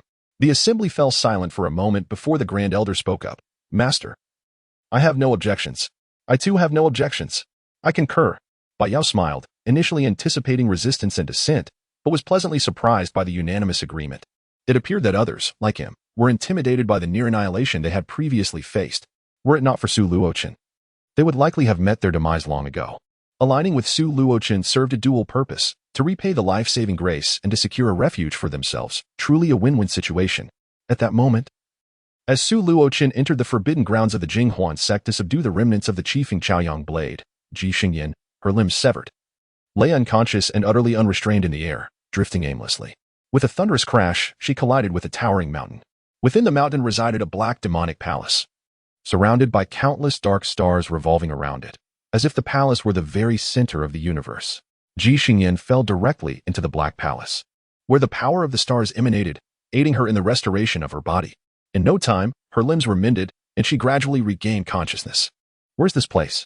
Ji Xingyan gazed upon the black starry palace, contemplating for a moment before smirking. It seems I, Ji Xingyan, have stumbled upon a great opportunity.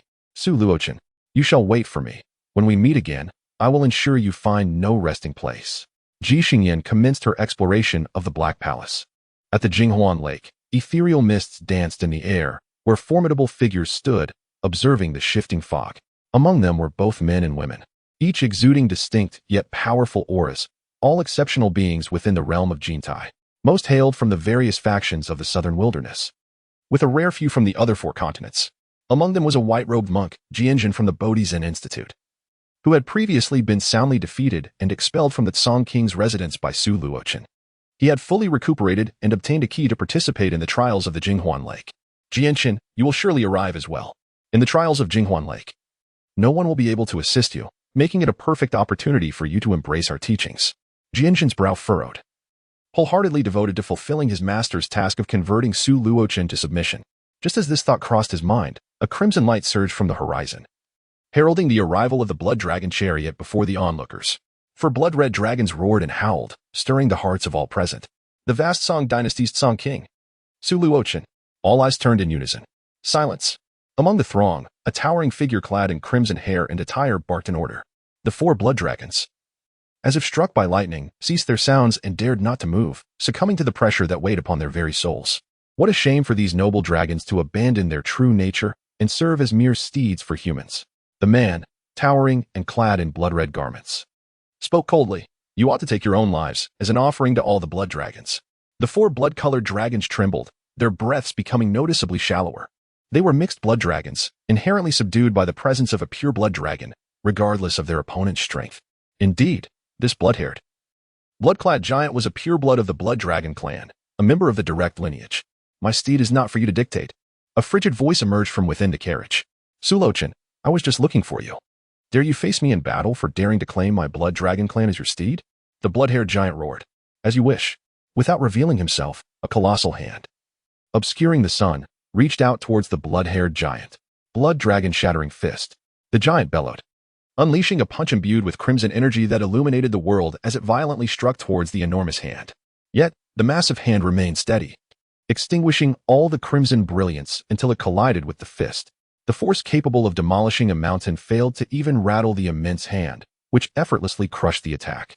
The blood-haired giant was taken aback. His body swelled, transforming into a blood-colored dragon over 100 meters long, its scales shimmering and imposing. Blood dragon shattering fist. Now in his true form, the assault's potency had tripled. Annihilate. The colossal hand continued its descent, obliterating the blood dragon shattering fist and seizing the pure blood dragon itself. The pure blood dragon roared in fury, struggling desperately, yet it was akin to an ant trapped between human fingers, unable to escape. You have two choices. 1. Be crushed by me. 2. Serve as my steed. Su Luochen spoke with indifference. I would rather die than serve as your steed. The pure blood dragon hissed. Then die. The colossal hand formed a fist, compressing the pure blood dragon within its palm, shattering its scales, and causing blood to cascade like a waterfall, staining the vast lake below crimson. I am willing to submit. I am willing to be your steed. The pure blood dragon howled in anguish, pleading for mercy. Bang. The dragon was obliterated. It is too late, Su Luochen remarked coolly. Chapter 32. Piercing the mirror illusion lake trial such brutality. Witnessing Su Luochen's merciless actions, many figures felt a jolt of fear. The pure blood dragon had begged for mercy, yet Su Luochen had still crushed it, showing no regard whatsoever. This had surely offended the entire blood dragon clan. However, considering Su Luochen's previous slaughters and the numerous powerful factions he had antagonized, the blood dragon clan seemed inconsequential in comparison. Young man, I have once again helped you avert some trouble, spoke the fifth Chongqing. Su Luochen crushed the pure blood eel, and the blood eel behind him refrained from intervening, having been subdued by the fifth Chongqing. Thank you, Su Luochen expressed. This bodyguard is indeed worth it. Alas, Master Jianjin interjected. Your heart is laden with the desire to kill. The Buddha embodies compassion. One should forgive where possible. Your murderous intent is too heavy. Come with me to the Bodhi Zen Institute to purify your soul and take refuge in our Buddha. Jianjin's incessant lecturing vexed Su Luochen, who turned to Billion. Billion, you vowed to assist me in dealing with Jianjin. Billion, with a stern countenance, replied, of course. She soared from the blood eel carriage, exclaiming, Bald donkey. Silence. Behold, the lotus of the emerald pool. A vast water pool emerged, filled with verdant waters, adorned with blooming green lotus flowers above. Master Jianjin, how dare you conspire with the demons of the land that slays the Buddha? Jianjin's countenance darkened with fury. I shall take you back, suppress you, and cleanse the dust from your spirit. Just as Jianjin prepared to retaliate, The mists above Mirror Illusion Lake surged and transformed into a colossal portal. 1,000 meters high and 100 meters wide. The trial of Mirror Illusion Lake has commenced. Quickly, enter. Several figures swiftly darted into the portal. Go. Inside. Su Luochen, indifferent to Jianzhan, entered the portal alongside Fifth Xiaoxiao and Anya Qianli. Billion disregarded Jianzhan as well and flew into the trial. Jianzhan hurriedly followed suit. Upon entry, the keys on everyone vanished. 3 seconds later, the massive portal dissipated and everything returned to normal. Inside the trial of Mirror Illusion Lake, Fifth Xiaoxiao and Anya Qianli had vanished, leaving only the endless thick fog surrounding Su Luochen. Calmly, he stood still, fully aware of what was to come. 10 seconds later, the mist roiled, and a figure identical to Su Luochen emerged. The third level of the Golden Embryo, with a realm matching Su Luochen's current level. The trial of Mirror Illusion Lake was, in essence, quite simple: combat. Initially, he would battle the misty figure of the same realm. Upon victory, the number of misty figures would increase, and they would evolve until defeat ensued. Death was not the consequence of failure. Rather, all participants would be cast into the same place for a brutal elimination, determining the ultimate victor. This elimination process posed the risk of death. With each battle won, there would be rewards. The more victories attained, and the swifter the triumphs, the greater the rewards. Should one penetrate the ultimate challenge of the trial, they would receive the supreme reward, which had once been bestowed upon the original protagonist, Yi Feng. Su Luochen ventured forth solely for that ultimate reward. As Su Luochen gazed upon the ethereal figures shrouded in golden mist, he casually flicked his fingers. A fierce streak of light shot forth, effortlessly piercing through and annihilating the misty apparitions. Once obliterated, they merged back into the endless fog. In the next moment, the mist churned violently once more, conjuring 3 more golden mist figures. The instant they materialized, they too were pierced through their foreheads, meeting the same fate of destruction. Subsequently, 9 golden mist figures emerged, only to be dispatched with equal ease by Su Luochen. Then came a single figure of the 4th layer of the Golden Embryo stage, followed by 3, then 9, and finally 1 at the 5th layer. Regardless of the opponent's realm or their numbers, all fell before Su Luochen's might. While Su Luochen underwent his trial, others faced their own challenges. Fifth Xiaoxiao confronted 3 ethereal figures at the 8th layer of the Yuan Dan stage, while Yi Qianli faced 9 adversaries at the 4th layer. Bai Lian engaged with an opponent at the 9th layer of the Golden Embryo stage, and Jinjin battled against 3 at the same tier. The higher the realm, the stronger the foe became, and the more formidable the challenge of battling beyond one's level. In less than half a minute, having dispatched a round of opponents every second, Su Luochen found himself facing 9 foes at the 9th layer of the Golden Embryo stage. The sky-covering Great Hand Seal manifested, obliterating these 9 adversaries in a resounding explosion. As they dissipated, the mist roiled and coalesced into an even more formidable opponent, a figure at the 1st layer of the Earth Fiend stage. A formidable aura surged forth, instilling a sense of dread. Unwavering, the sky-covering Great Hand Seal descended without hesitation. This opponent was not weak. Their eyes glimmered ominously as they struck head-on against the Great Hand Seal. Boom. They too were shattered. Even 9 Earth Fiend stage figures were annihilated by the Great Hand Seal. It wasn't until the emergence of a mist figure at the 2nd layer of the Earth Fiend stage that the Great Hand Seal first experienced a tremor, nearly being torn apart by the opponent's fierce energy. Yet, Su Luochen remained unperturbed, his composure unwavering. Within the palm of the Great Hand Seal, a terrifying lightning force brewed and surged, descending once more. Boom. The adversary was obliterated. This was the power of the lightning Su Luochen had absorbed, now infused into the Great Hand Seal, greatly augmenting its might. With dozens of powers at his disposal, how terrifying would he be if he unleashed them all? Su Luochen's ambitions extended beyond mere victory. He sought to absorb all the forces of the universe, refining the myriad paths into his own essence, forging an eternal, invincible self, impervious to death. Even after vanquishing 9 opponents at the 3rd layer of the Earth Fiend stage, Su Luochen remained at ease. Following their demise, the space around him shifted, transporting him to a vast expanse. He understood that this would be the ultimate battleground. As long as he could survive, he would attain the ultimate reward of the Mirror Illusion Lake trial. He had already navigated through the trial, which required him to eliminate 9 opponents, each surpassing him by a significant realm. In other words, Su Luochen, currently at the 3rd level of the Golden Embryo stage, had to defeat 9 adversaries at the 3rd level of the Earthly Fiend stage to complete the trial.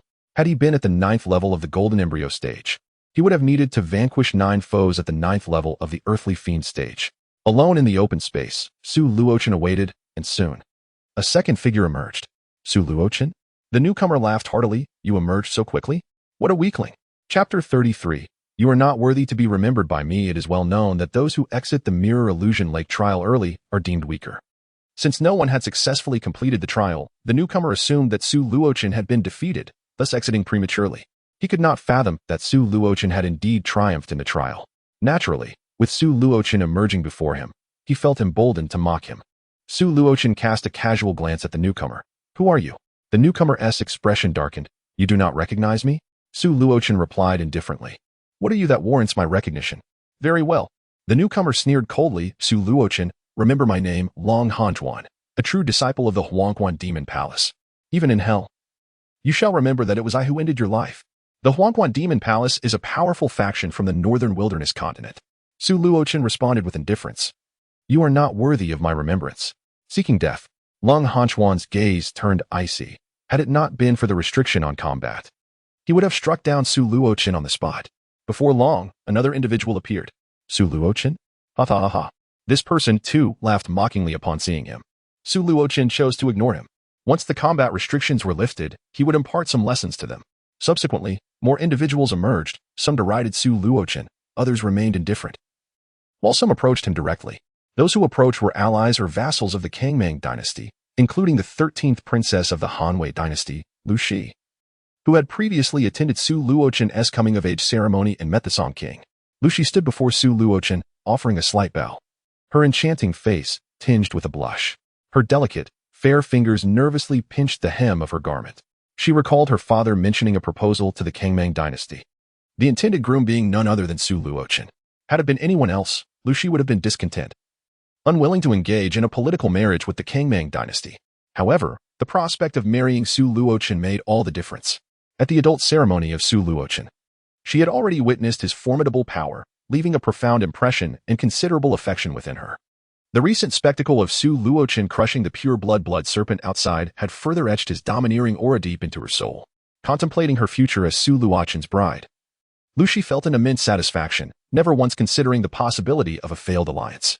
The relationship between the Kangmang dynasty and the Hanwei dynasty was exceptionally harmonious, making a failed union nearly impossible. Princess Shi, Su Luochen nodded, observing Lu Shi's somewhat anxious demeanor, and silently pondered. Could it be that Princess Shi has been injured? After a moment of contemplation, he declared, Princess Shi, you shall stay closely by my side. I will protect you. Lu Shi's cheeks flushed crimson, nearly ablaze, as she softly murmured her agreement. Su Luochen sighed inwardly, realizing that Princess Shi was indeed gravely hurt. He understood the necessity of safeguarding her, given her status as a princess of the Hanwei dynasty and an ally. After a while, Anya Qianli emerged, joining Su Luochen's side. Well done, he remarked. Anya Qianli bowed respectfully, expressing gratitude for her master's guidance.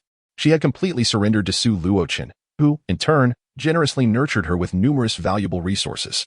It was evident that once Su Luochen subdued the Anya divine clan, Anya Qianli would undoubtedly ascend as its leader. Following her, Jianjin and Bai Lian appeared almost simultaneously, their strengths being closely matched. Amitabha, brother Jianjin, this is your final opportunity. Eliminate the treacherous demoness beside you who has forsaken the Buddha, and take refuge in our faith, allowing the Buddha to cleanse your tainted soul. Jianjin, noticing Su Luochen had emerged before him, brimmed with confidence, believing he had the upper hand. King Song, do not heed this bald donkey's nonsense. Bai Lian retorted coldly. They are all a collection of hypocritical scoundrels, preaching compassion and the salvation of all beings, while secretly engaging in the most despicable acts. Su Luochen smiled knowingly. I am aware. Both the Bodhi Zen Institute and the Slay Buddha Nation are not virtuous entities. One is a hypocrite in appearance, while secretly indulging in countless vile deeds. The other is no better, enslaving the populace and committing heinous acts. Were it not for the slight utility of Jianjin and Bai Lian, I would have long since dispatched them. Amitabha, brother Jianjin, it appears you have chosen a path of darkness and decided to embrace corruption. Jianjin replied coolly, if that is the case, I shall have no choice but to purify the evil within you forcefully, ensuring your eternal refuge in the Buddha.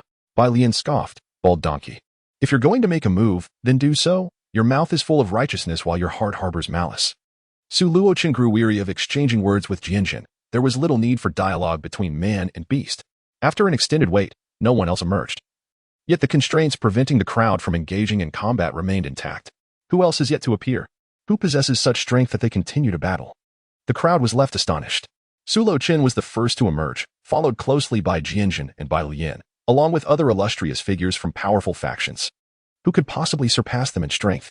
However, Xiao Xiao had yet to appear, as Dark Knight Qianli remarked, having recently formed a strong bond with Fifth Xiao Xiao.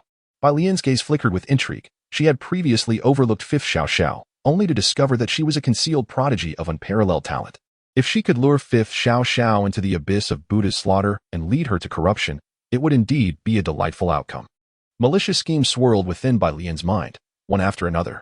Su Luochen cast a casual glance at her, seemingly aware of her intentions. Heh, you dare to covet my sister's ideas? He thought coldly. Ing Fei Yu added with a chilling tone, daring to target my disciple, Su Luochen. You must not let her go. I am aware, Su Luochen replied. After a span of over 10 minutes, Fifth Xiao Xiao finally made her appearance. To everyone's astonishment, she was merely a young girl. The crowd found it hard to believe that the last to arrive was such a child, seemingly accompanying Jianjun, who had subdued them all, encouraging them to embrace the Buddha and cleanse their tainted, wicked souls. Jianjun lowered his brows in contemplation. Fifth Xiao Xiao scanned the crowd and flew over to Su Luochen. Brother, she exclaimed. Su Luochen affectionately patted her head, smiling. Where did you strike, Xiao Xiao? I managed to confront 9 with a golden embryo first layer before failing, she proclaimed proudly. Gasp.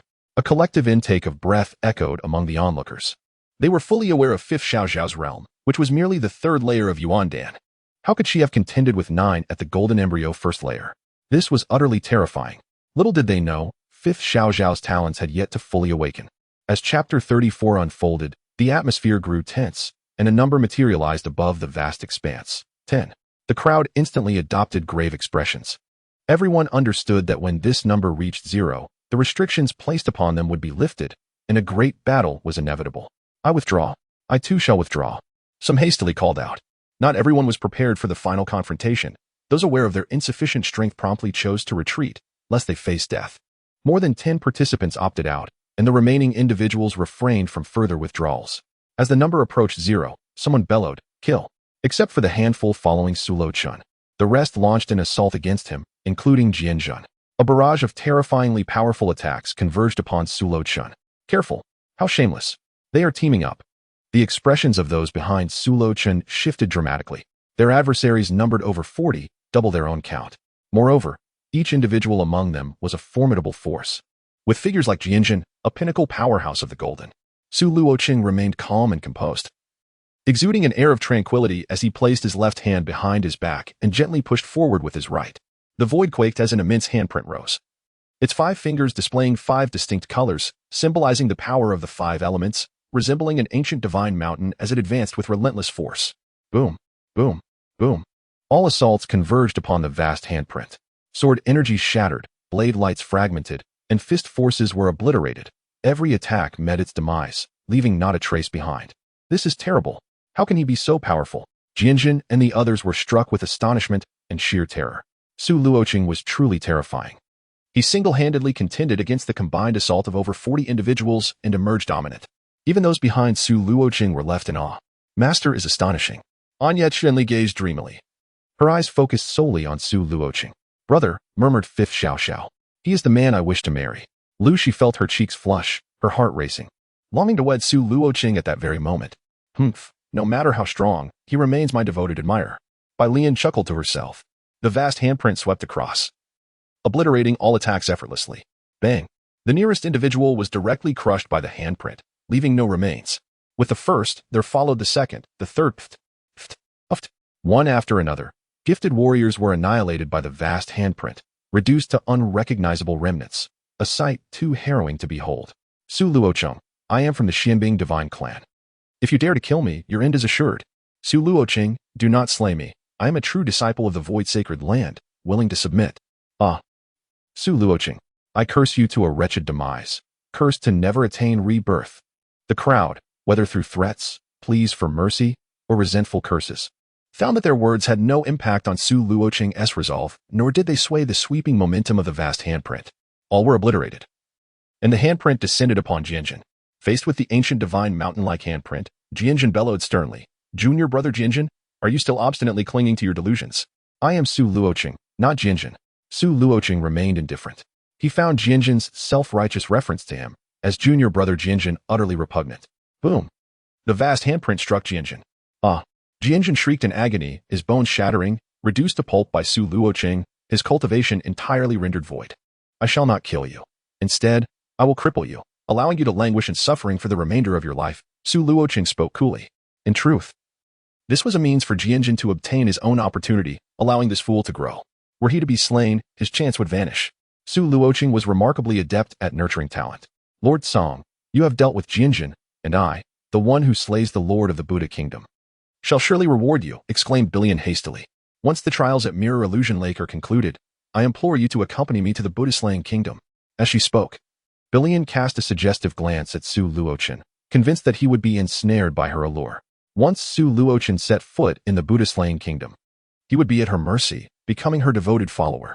Su Luochen regarded Billion with an indifferent gaze. A tremor of unease coursed through her. His cold demeanor instilled a foreboding sense within her.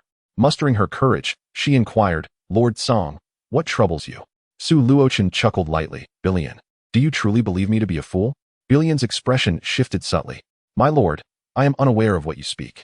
In bemusement, Su Luochen replied, Billion, do you think I lack the means to have any woman I desire? Do you genuinely believe I would be captivated by someone like you, a mere trifle? Billion, who had cultivated the joyful Zen and encountered more men than Su Luochen had seen, was taken aback. You, she stammered, attempting to flee. In an instant, a chilling sword aura erupted, piercing through Billion's forehead and ruthlessly twisting. Her flesh and soul were mercilessly obliterated.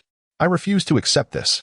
Billion's spirit let out a final anguish cry, realizing that she had mistaken herself for Su Luochen's devoted follower, only to find she was merely a pawn in his hands, her demise painfully tragic. Well executed. In hidden delight flickered in Yi Qianli, who had long harbored disdain for Billion. Brother, I feared you had been entranced by her beauty. Fifth Shushao patted her chest. Relieved, Su Luochen affectionately ruffled her hair, declaring, Her? I could never find her appealing. The vast expanse around them distorted and transformed, as everyone was teleported away. Where is everyone? Why are only you few emerging? The onlookers from various powerful factions gasped in astonishment. The disciples of the Bodhi Zen Institute seized the gravely injured and nearly lifeless Jianjin, casting a cold glare at Su Luochen before swiftly departing. Lord Song, what of Billion from the Buddha-slaying kingdom? Inquired her associates. She has been dealt with by me, Su Luochen replied nonchalantly. You. The expression of Billion's companions shifted dramatically. Their eyes filled with murderous intent. Billion was among the favored women of the Lord of the Buddha Kingdom, yet she had been slain by Su Luochen? Do you wish to act? Su Luochen regarded him with a smirk. Humph. The man scoffed before turning to leave.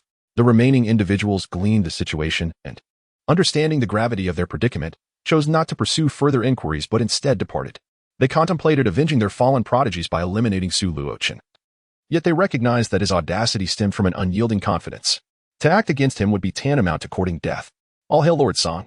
Just as the crowd dispersed, Bai Yao, the leader of the Mirror Illusion sect, soared in their direction.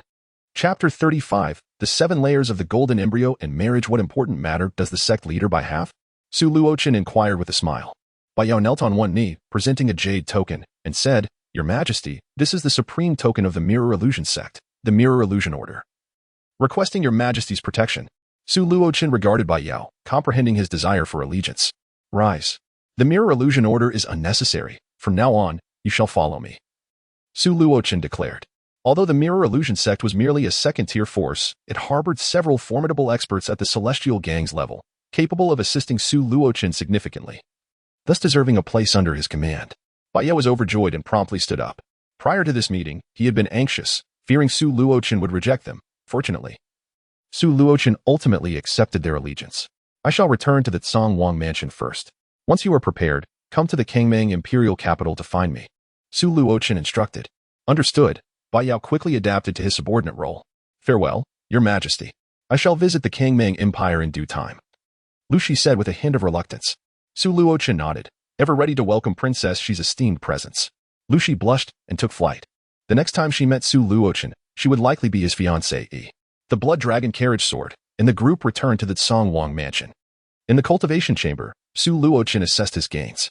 Having vanquished numerous prodigies, their corpses and flesh were among his spoils. The second category of spoils included various treasures they possessed, along with rewards obtained during the trial at the Mirror Illusion Lake. Most crucially, he acquired an array of malevolent energies. To transcend from the golden embryo realm to the earthly malevolence realm, one must assimilate various earthly malevolence energies. Prior to that, These energies must resonate with the seals above the golden embryo. In essence, the comprehension of a particular power necessitates the integration of corresponding earthly malevolence energies. Su Luochen had grasped over 20 forms of power, including the 5 elements, the power of the Taiyin, the power of thunder, the sword path, the power of Yuan spirit, and the true dragon's might. This required him to absorb the energies of 5 elemental malevolence, Taiyin divine malevolence, thunder malevolence, sword malevolence, and so forth. Moreover, with over 40 corpses at his disposal, the absorption of their powers would demand even more earthly malevolence energies. Fortunately, he was now the Zhongwang, backed by the Kangmang Empire and the Luo clan, as well as the recently subdued Mirror Illusion sect. These forces could assist him in gathering the necessary earthly malevolence energies. This elucidates Su Luochen's ambition to conquer the world and win the hearts of the people. Relying solely on himself to gather resources would be an egregious waste of time. He required countless individuals to toil on his behalf. Be cautious, young man. Do not attempt to comprehend too many powers. The more you grasp, while it may enhance your strength, the more arduous your breakthroughs will become, and it may even attract heavenly tribulations, Ing Fei Yue remarked. Even she had not faced such terrifying odds in her youth. Dozens of powers? What a jest. Su Luochen remarked nonchalantly. My ambition is to comprehend 100 types of power at the golden embryo realm. Ing Fei Yue inhaled sharply. Are you courting death? Su Luochen scoffed. Are you truly the heavenly emperor? Why so timid? I am not afraid. What are you so apprehensive about? Gritting her teeth in anger, Ing Fei Yue retorted. I fear for your demise, afraid that you will forever be trapped at the golden embryo realm without a breakthrough. How then can I restore my corporeal form? Su Luochen was the last glimmer of hope for Ing Fei Yue. Should he meet his end, she would likely be doomed to eternal descent, with no prospect of revival. Then you need not worry, for I have my own calculations, Su Luochen stated. His resolve remained unperturbed by the words of others. He would act according to his own will. Plundering. Utilizing the heavenly creation true scripture, Su Luochen commenced his reclamation of over 40 corpses scattered on the ground. After half a month, his cultivation level surged to the 7th tier of the golden embryo realm, and the powers he had comprehended reached 49, albeit with some redundancies. He then produced a fragment of the Qi Feng Chaoyang blade, absorbing a trace of the phoenix bloodline contained within. A new symbol, resembling a phoenix flame, manifested upon his golden embryo. He had grasped the essence of the phoenix flame, elevating his total comprehension to 50 types of power, yet still falling short of his goal by another 50. What formidable strength, even with Ing Fei Yue's vast experience. She was awestruck by the immense and terrifying power within Su Luochen. She had never encountered a golden embryo realm expert of such overwhelming prowess. In her time, she had only grasped fewer than 20 types of power. Su Luochen's aspirations surpassed hers fivefold. Even the original protagonist, Yi Feng, had only comprehended 49 types of power. Su Luochen had already surpassed him. At last, a sphere materialized in Su Luochen's hand, enveloped in swirling mist, transforming in myriad ways. This was the ultimate reward of the Mirror Illusion Lake trial, the Mist Mirage Sphere. An exceedingly precious treasure, it contained a miniature world and boasted various functions such as concealment, transformation, and defense. With a flick of his finger, the Mist Mirage Sphere morphed into a garment that draped over Su Luochen. With the protection of the Mist Mirage Sphere, even a full-force strike from a law manifestation realm expert would leave him unscathed. Stepping out of the training chamber, the fifth longevity cast a glance, his eyes narrowing slightly. Due to the presence of the Mist Mirage Sphere, he could not discern Su Luochen's true cultivation level. However, he was certain that Su Luochen had grown significantly stronger. Having met the Tsang King, Luo Xia respectfully said, Your Highness, please proceed to the Jade Luo Palace. Indeed, Su Luochen nodded. Upon arriving at the Jade Luo Palace, concubine Luo eagerly grasped Su Luochen's hand. Chinner, you have suffered again. What suffering are you referring to? Su Luochen replied, feigning ignorance. In the eyes of a mother, a child's suffering is a frequent occurrence. As long as the mother does not see your child, the child is deemed to be in distress. After exchanging a few pleasantries, the Lady Luo remarked, Chinner, you have reached adulthood, and I have arranged a marriage for you with your cousin, Xingyao. What are your thoughts on this? Su Luochen, recalling the affection that Luo Xingyao held for him, fell into silence. Lady Luo continued, Do not utter the excuse of prioritizing your cultivation over taking a wife. Many supreme beings across the continent have married and raised families without hindering their training. Take, for instance, the illustrious supreme of our Kangmang dynasty, who was notorious for his romantic escapades, fathering numerous children, yet he still ascended to the rank of 7 Tribulation Supreme, dominating an era. There are also female supremes with countless suitors who remain undefeated in their time. You are well aware of Xingyao's love for you, and I hope you will not decline. Furthermore, marrying Xingyu will ensure greater support from the Luo family. Ultimately, Su Luochen belongs to the royal Su family, not the Luo family. To secure the full backing of the Luo clan, he must offer them a corresponding promise. Luo Xingyao embodies that promise. Of course, should Xingyao marry you, she will not be your primary wife. That honor will belong to someone of equal standing, such as a princess from the Han dynasty or a holy maiden from the Yuhua sacred land.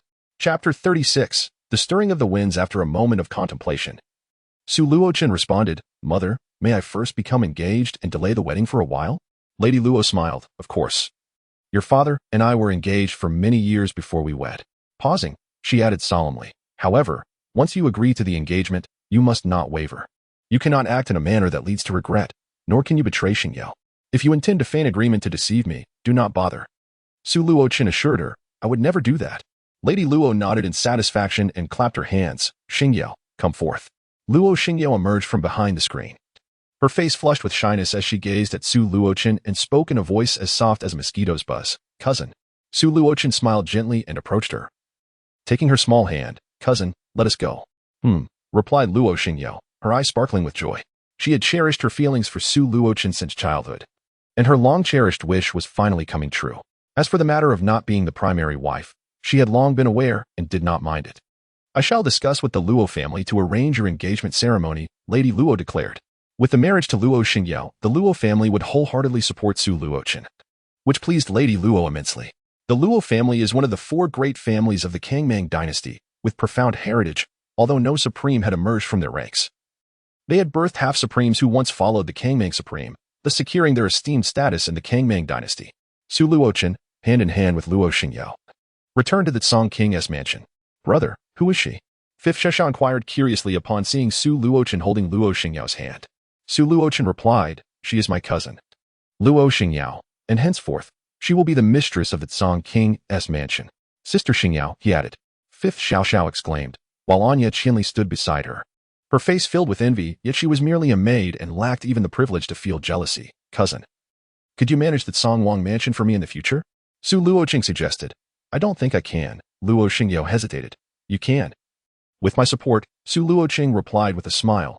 "Have confidence and act boldly." "All right." In the West Wilderness continent, at the Bodhi Zen Institute. The Bodhi realm served as the sacred ground of the Institute, where the esteemed predecessors ultimately found their rest. Within the Bodhi realm, the radiance of Buddha light was profound, filling the air with an overwhelming aura of enlightenment as countless powerful practitioners from the Bodhi Zen Institute engaged in their cultivation and comprehension. Amidst a lake adorned with blooming golden lotuses, at its center rested a colossal golden lotus, with a radius exceeding 100 meters, radiating with divine light. Seated within this lotus was a white-robed monk, sitting in a dignified lotus position, his expression solemn and grave. This was Jianjin, who had been severely beaten by Su Luochen. He had now fully recovered and emanated a powerful aura, having made significant strides in his cultivation, reaching the earthly fiend realm. A spectral figure descended before Jianjin, revealing his master. "Master." Jianjin opened his eyes, rose, and pressed his palms together in respect. "How fare you?" the old monk inquired.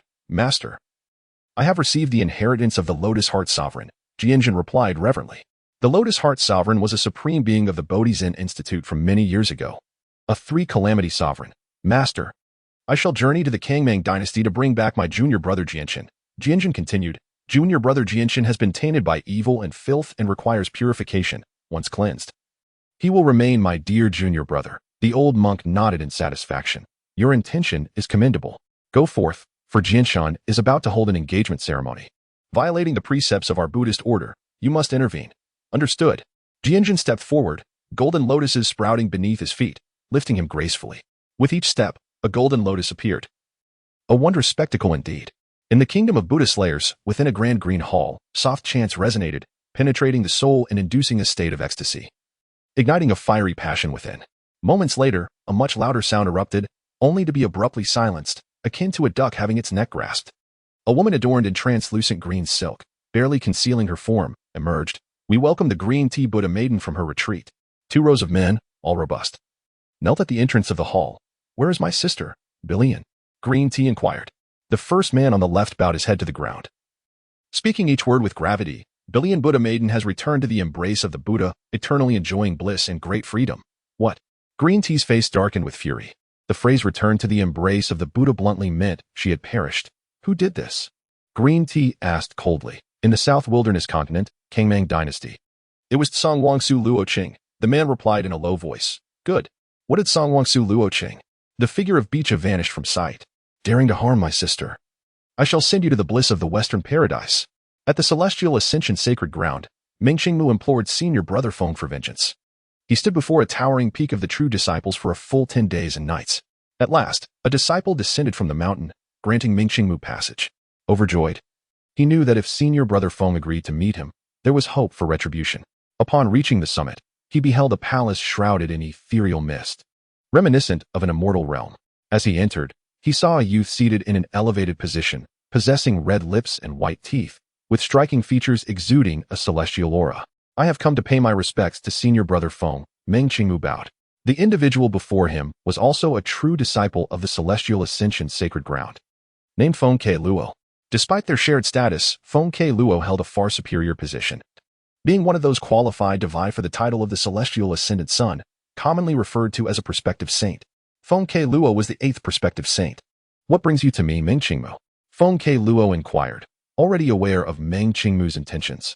However, he would not offer assistance unprompted. Meng Qingmu must beseech him. This was the dignity of a prospective saint. Understanding this, Meng Qingmu earnestly implored, Senior brother Feng, that Song King Su Luochen has wronged me. I humbly request your intervention. I am willing to dedicate myself entirely to your service. To gain Feng Ke Luo's support, Meng Qingmu knew he must offer his submission. Su Luochen, that Song King. Feng Ke Luo rose abruptly, his voice sharp, as a prince of the Kangmang Empire. He dares to injure a true disciple of the Celestial Ascension Sacred Ground? He shows utter disregard for our sect. I shall certainly go to the Kangmang Empire and demand justice for you, my junior brother. Meng Qingmu was elated and bowed deeply, expressing his gratitude. I have heard that Su Luochen is to hold an engagement ceremony soon. Perfect. I shall represent the Celestial Ascension Sacred Ground and deliver a grand congratulatory gift. Feng Ke Luo sought approval from the higher-ups of the Celestial Ascension Sacred Ground and volunteered to present the gift to the Kangmang Empire. Accompanying him was the 7th preparatory saintess of the Celestial Ascension Sacred Ground, Mu Chi. Chapter 37. The Moon King Lu Yuelong proposes naturally. Su Luochen did not need to personally prepare for the engagement ceremony. He merely needed to make an appearance at the appointed time and follow the established procedures. Currently, his concern lay in acquiring the remaining 50 insights into the powers, to total 100. While Su Luochen was in seclusion, the forces of the Hanyu Empire arrived at the Kangmang Imperial capital, led by the Moon King Lu Yuelong. Similar to the Kangmang Empire, the Moon King of the Hanwei Empire held a status equivalent to that of the Song King and the Mang King, being one of the most trusted individuals of the Hanwei Emperor and among the highest-ranking figures in the empire. In the Kangmang Imperial Palace at the Tianshao Hall, Sujun Tian welcomed the Moon King Lu Yuelong along with his ministers. The Moon King, Lu Yuelong, is the beloved sister of the Emperor of the Hanwei dynasty. Possessing an unparalleled beauty with her 3,000 silken strands cascading to her feet, her ethereal presence reminiscent of a celestial maiden emerging from the lunar palace. Your Majesty, I humbly greet you, Lu Yuelong said with a slight bow. There is no need for such formalities, Moon King. Please, take a seat, spoke Sujun Tian.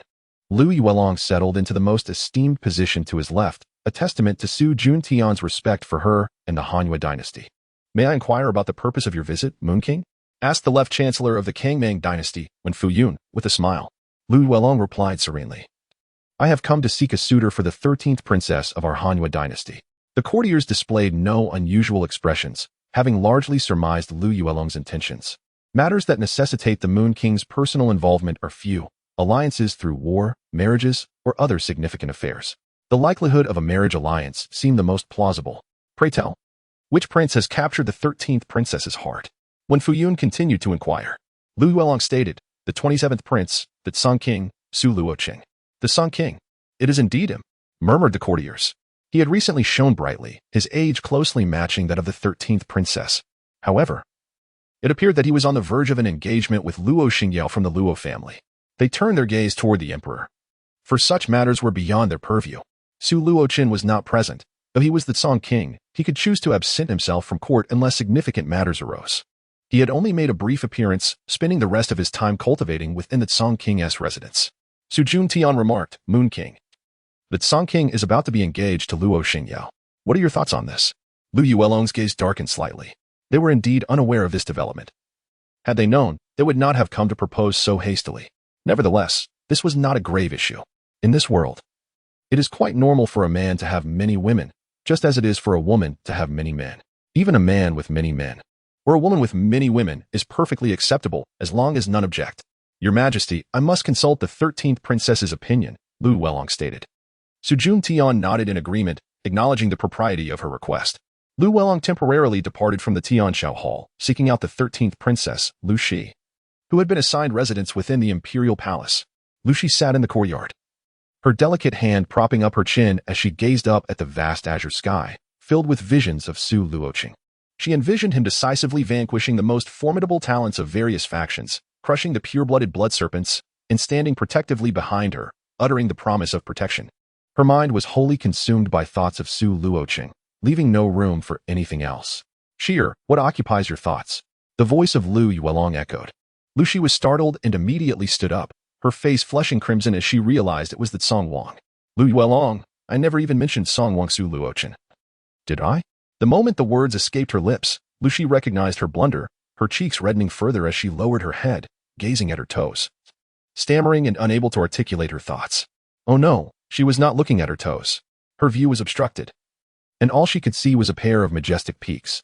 Lu Yuelong sighed inwardly, perplexed as to what made that Song Wang Su Luochen so remarkable that Lu Shi, having only met him twice, had fallen for him. Lu Yuelong had heard of Su Luochen's reputation. Her impression of him was that of a formidable genius, nothing more. Yet, there were many such talented individuals. Was he truly worth remembering so deeply? Lu Yuelong remained solitary, having never encountered a man who stirred her heart. Hence she could not comprehend Lu Shi's feelings. Xiao, Song Wang Su Luochen is set to be engaged to Luo Xingyao from the Luo family. I have come to inquire about your thoughts. If Lu Shi did not consent, Lu Yuelong would not impose her will. Upon hearing Lu Yuelong's words, Lu Shi fell silent for a moment before responding. Aunt, I have no objections. Lu Yuelong nodded. Then I shall speak with the Song Wang. Lu Shi viewed such matters with remarkable acceptance. Firstly, it was entirely customary. Secondly, she had long understood that Su Luochen would not have only one woman. Even if he wished for exclusivity, it would be implausible, as women from various factions would be presented to him for advantageous unions. Of course, Su Luochen had the option to decline. Meanwhile, Yu Wufu arrived at the Song Wang's residence, where he found Su Luochen conversing with Luo Xingyao. Su Luochen dedicated time each day to nurture his relationship with Luo Xingyao. Song Wang, His Majesty requests your presence at the Tianshao Hall, Yu Wufu announced. Su Luochen inquired. Yu Gonggong, do you know the purpose of this summons? Yu Wufu replied. The 13th princess of the Hanyue dynasty has come to propose a marriage alliance. Su Luochen's mind conjured Lu Shi's visage, and he finally comprehended why she had blushed at the mirror illusion lake. It was not due to injury. 2 women at once? Su Luochen was taken aback. Did he truly possess such romantic fortune? Was this not Yifeng's luck and love? If he eliminated him, would it fall to him instead? Qin Di, do not hesitate. This is splendid news. Luo Xingyao encouraged. Sister Xingyao, do you have any opinions? Su Luochen sought Luo Xingyao's perspective. She smiled and replied. Qin Di, I have no objections. You may decide as you see fit. Su Luochen stood, inwardly reflecting that this was no longer the world he once knew. Let us proceed, he said, following Yu Wufu to the Tianshao Hall. At the entrance, he encountered the Moon King Lu Yuelong. Moon King, Lu Yuelong, Su Luochen remarked, his eyes narrowing slightly. In the original narrative, Lu Yuelong meets a tragic fate, encountering an exceedingly terrifying adversary, resulting in her utter annihilation, both corporeal and spiritual. The Tsong King, Su Luochen, possesses striking features. Lu Yuelong muses, no wonder Lu Shi remains infatuated with Su Luochen. Ladies first. Su Luochen gestures for Lu Yuelong to enter the Tianshao Palace ahead of him, following closely behind. You are all aware of the situation. Song Wang, what are your thoughts? Su Juntian inquires. Chapter 38. Engagement. The pig grows fat. Such matters necessitate the man's opinion first. If Lu Shi consents but Su Luochen does not, it would lead to her immense embarrassment. Conversely, should Su Luochen agree but Lu Shi refuse, the consequences would be less pronounced. It entirely depends on the emperor's decree. Su Luochen states. Su Juntian then turns to Lu Yuelong, asking, what is your stance, Princess 13? Lu Yuelong replies, the 13th princess also abides by His Majesty's command. Su Juntian nods, smiling. In that case, let Song Wang, Luo Xingyao, and the 13th princess be engaged. There were no objections. The union between the Song dynasty and the Hanwei dynasty was universally deemed beneficial, and none dared to oppose. Furthermore, the engagement would not solely involve Su Luochen and Lu Shi, but also other princes and princesses, along with prominent families from both dynasties. The intricate web of relationships among the various powers had already become tightly interwoven, complex and difficult to untangle. Once the decision was made, Su Luochen departed from the Tianqiao Palace and proceeded to Lu Shi's residence. Lu Shi stood in a small pavilion, gazing at the flowers before her. Her fingers gently brushing against a flower bud as she sighed softly. I wonder how that Song King will decide. To win the favor of a beauty is, of course, a matter of great anticipation and joy for me. Su Luocheng's voice, half smirking, echoed from behind her. Startled, Lu Shi turned abruptly, colliding directly into Su Luocheng's embrace. She let out a soft gasp, attempting to flee, but Su Luocheng's hand had already encircled her delicate waist, leaving her with no escape. Song Wang, what brings you here? Why was I not informed? Lu Shi lowered her head, her cheeks flushed crimson, unable to meet Su Luocheng's gaze. She was mortified that her earlier self-pitying words had reached his ears. I did not request an announcement, Su Luocheng chuckled, observing Lu Shi's embarrassment. In the original tale, Lu Shi made no appearance, her name never mentioned. However, since the beauty had bestowed her affections upon him, Su Luochen would naturally not decline. You are quite mischievous, Lu Shi murmured, lightly thumping her fist against Su Luocheng's chest. Su Luocheng laughed heartily. I shall take you to meet someone. Who might that be? You shall find out when we arrive, he replied, leading Lu Shi to the Yulua Palace to meet concubine Luo. Upon hearing Su Luocheng's explanation, concubine Luo took Lu Shi's hand, pulling her to sit beside her, clearly delighted. Su Luocheng's intention to marry Lu Shi signified a burgeoning alliance between him and the Han dynasty. Lu Shi's maternal lineage is formidable as well. Her mother, the queen of the Han dynasty, holds a position of greater prestige than that of concubine Luo in the Kangming dynasty. Furthermore, Lu Shi's mother hails from the ancient and powerful Xie divine clan, which is an exceedingly terrifying force. Chenner, you must treat Xie well. Should I witness you mistreating her, you shall face my wrath, concubine Luo remarked with a huff. Su Luochen assured her, that is a certainty. Concubine Luo then presented Lu Shi with several gifts and engaged in prolonged conversation. After dinner, Su Luochen escorted Lu Shi from the Yulua Palace back to her residence. Humph.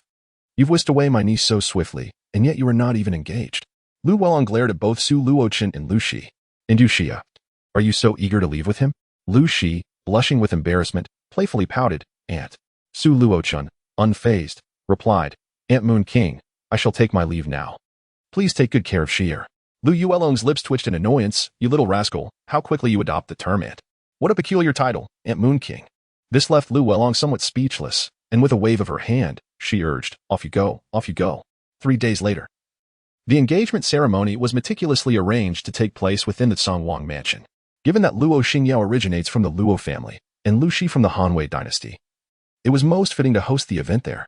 Various significant factions dispatched representatives to extend their congratulations, including the other 3 prominent families of the Kangming dynasty. Various families from the Han dynasty, as well as the Yuhua sacred land and the Xie divine clan. Among them were Jianjin from the Bodhi Zen Institute and Bicha from the Shifofu kingdom.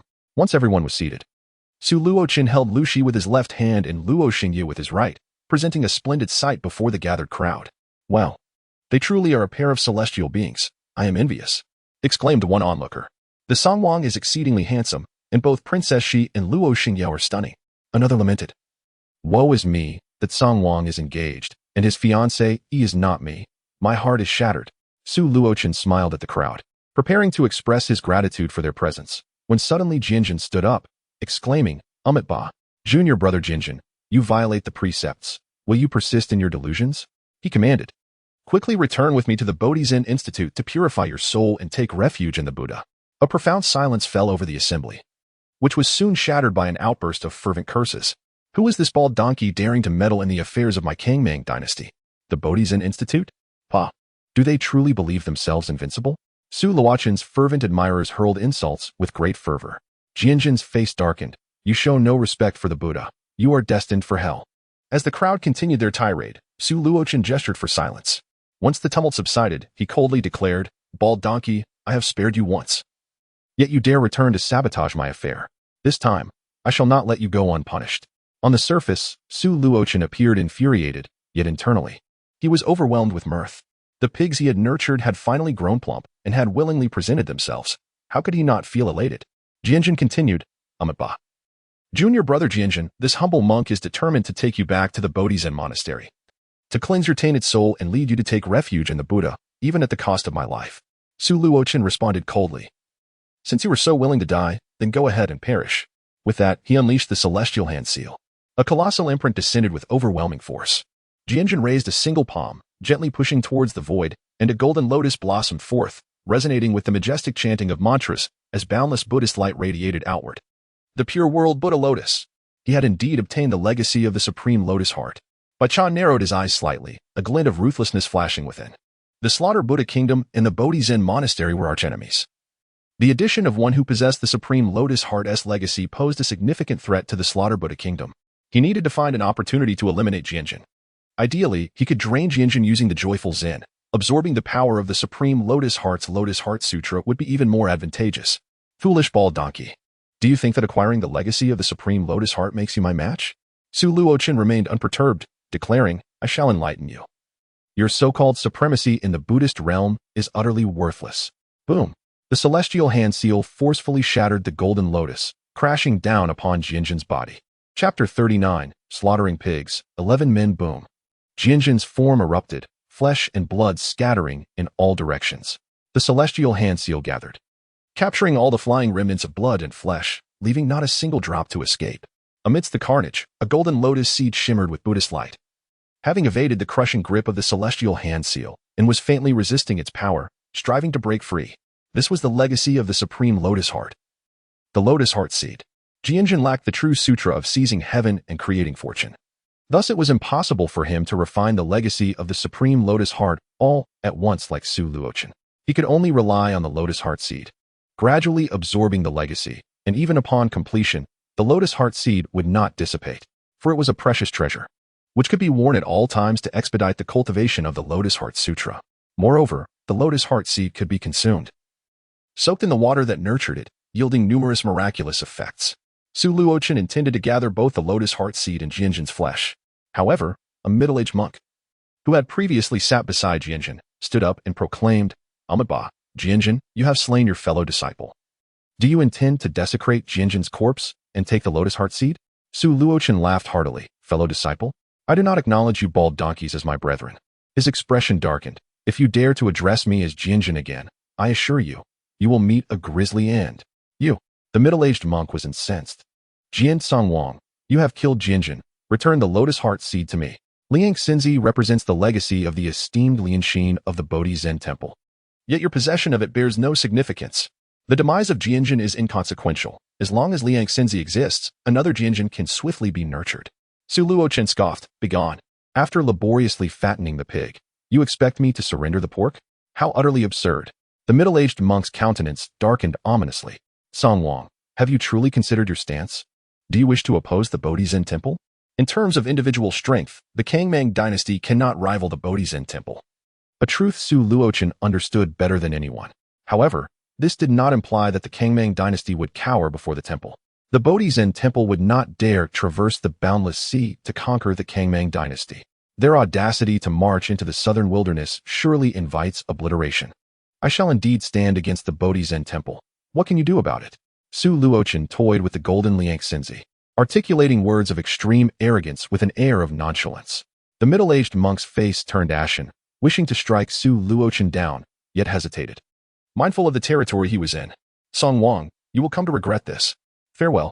The monk departed in fury, sweeping his sleeves in disdain. Su Luochen remarked coolly. You come and go as you please. Do you think my Songwang mansion is your home? The monk's expression shifted dramatically as he fled in a frenzy. Suddenly, a radiant beam erupted from the void, piercing through the monk's skull, reducing his body to mere fragments, his flesh and bones evaporating into nothingness. As if he had never existed. The onlookers were aghast. Songwang Su Luochen's tyranny was indeed unparalleled. A monk of the Fa Xiang realm had perished so effortlessly, the identity of his slayer remaining a mystery. The sheer terror of the power backing Su Luochen was unfathomable. However, thoughts of the Luo family and the Hanyu dynasty soon illuminated the minds of the spectators. Su Luochen smiled. Do not allow the presence of such trash to dampen your spirits. Let us proceed. The engagement banquet continued uninterrupted, with no further disturbances directed at Su Luochen. After all, an engagement is a significant life event, and the fate of Jianjun had been witnessed by all, leading to a collective avoidance of recklessness. Even Bai Cha and Feng Ke Luo momentarily restrained their impulses, refraining from rash actions. As the banquet concluded, Bai Cha could no longer contain herself, glaring at Su Luochen. Song Wang, you have slain my sister. An explanation is in order. Feng Ke Luo seized the opportunity, coldly interjecting, Song Wang. When did it become your prerogative to pass judgment upon the disciples of the Yuhua sacred land? I expect an apology to Ming Qingmu. I shall overlook this matter if you comply. A towering man, muscular and imposing, rose to his feet, his voice gruff. Su Luochen. You have slaughtered my blood serpent clan and enslaved them as mounts. You are courting death. One after another, individuals stood, all seeking retribution from Su Luochen, each connected to fallen comrades, friends, or kin. A total of 11 souls had risen against him. Chendi, Luo Xingyao anxiously grasped Su Luocheng's hand. The individuals before them were formidable, each one rivaling even the renowned Jianjin, if not surpassing him. Lu Shi hastily communicated with Lu Welong beside her, and, please assist a Chung. Lu Welong replied nonchalantly, this is the Kangmang dynasty, it is not my place to intervene. Moreover, I cannot interfere in the affairs of the younger generation. The unwritten rules of the ancient continent dictated that matters concerning the youth should be resolved by the youth themselves, with the elders refraining from involvement. However, unwritten rules are merely guidelines. Should one provoke the wrath of the elders, all decorum is cast aside, within certain bounds. These rules still hold significance, which explains why Jian Zhen, Lu Cha, and others dared to trespass on Su Luocheng's territory. The elders would not retaliate against them. As for the middle-aged monk from earlier, despite being an elder, he was slain by another elder, leaving the Bodhisattva Institute with no recourse. Lu Cha, Feng Ke Luo, and Jiao Hongtian. Su Luochen called out their names, then turned to Muqiqi beside Feng Ke Luo. And you? Muqiqi, a lively and spirited girl with an ethereal aura, playfully stuck out her tongue, raised her hands, and bounced to the other side. You all fight. I'm merely an observer. Feng Ke Luo, displeased, retorted, Muqiqi. Meng Qingmu is our junior brother. Are you truly indifferent to his plight? Muqiqi seated herself, swinging her fair legs, and smiled, Brother Feng. I advise you to let it be. You know Meng Qingmu's character better than I do. A lesson from the Song King would do him good. Feng Ke Luo snorted. Muqiqi, your disregard for our fellow disciples will be reported to the Holy Land. Muqiqi bit into an apple-shaped spirit fruit, mumbling, do as you wish. Very well, Su Luocheng said with a satisfied smile. It seems you are the 11 I shall contend with. Delight swelled within him as he recognized that these 11 individuals would grant him 4 types of power. Sky-covering Great Palm Seal. Su Luocheng unleashed his attack without hesitation, enveloping a radius of 300 meters, completely covering Feng Ke Luo and the other 11. Do you think I am akin to that trash Jianjin? Bai Cha scoffed. Jade Palm. Chapter 40. Crushing all in its path, proceeding to the Hanwei dynasty. Feng Ke Luo, Jiao Hongtian, and the others simultaneously countered. In an instant, sword energy surged, and fist forces roared, overwhelming the air with their might, exuding an imposing and terrifying presence. Su Luocheng's expression remained cold as he sneered. Do you believe you are different from that garbage Jianjin? The sky-covering Great Palm Seal descended with unstoppable force, obliterating all incoming attacks and striking the 11. Poof. They all spat out blood, collapsing to the ground. Goodness. Muqiqi stood frozen, her spirit fruit tumbling from her hand and rolling 3 times on the ground. She had long heard of Su Luochen's formidable strength, yet she did not perceive any disparity between them. It was only upon witnessing Su Luochen in action that she realized the gulf between them was immense. No wonder the Kangmang Emperor had directly conferred upon him the title of Song Wang. Lu Yuelong's pupils constricted slightly. Su Luochen's power far exceeded her expectations. Brother Chen. Luo Xingyao's affection for Su Luochen deepened. Her gaze was solely fixed upon him, devoid of any other distraction. The only ones who remained relatively composed were Lu Shi and Fifth Xiaoxiao, who were already aware of Su Luochen's prowess and thus were not taken aback. As the colossal handprint descended, everyone except Feng Ke Luo was eliminated by Su Luochen. The guardians behind Bai Cha and the others dared not voice their anger. Should they make a move, they would meet the same fate as their master. Feng Ke Luo, in light of the Yuhua sacred land, I shall spare your life this time. However, should there be a next time, you will undoubtedly perish. Su Luochen spoke coldly. His decision to spare him was not merely due to the Yuhua sacred land, but rather because he recognized Feng Ke Luo as a promising contender among the 11, deserving of cultivation, hence his survival. Thank you, Song Wang. Feng Ke Luo's guardian took him away. He, Song Wang, may I remain at the Song Wang manor to observe? Muqiqi, initially prepared to leave, decided to stay after a moment's contemplation. She intended to forge a friendship with Su Luochen, which might prove beneficial in her competition for the position of the saintess of the Yuhua sacred land. This lovely sister. Do you wish to become engaged to my brother as well? Fifth Xiaoxiao inquired curiously, her big eyes blinking. Muchichi, nonsense. I have no such intentions, Muchichi retorted. While Fifth Xiao stifled a giggle, Su Luochen shot her a stern glance. Fifth Xiao, you have been led astray. That is your influence. Ying Feiyue interjected. You have corrupted my disciple. If you wish to stay, then stay. I shall arrange accommodation for you, Su Luochen declared. After arranging everything, Su Luochen entered the cultivation chamber, where he began to absorb and refine the 12 corpses alongside Jianjin. His comprehension of power had now reached 55 types.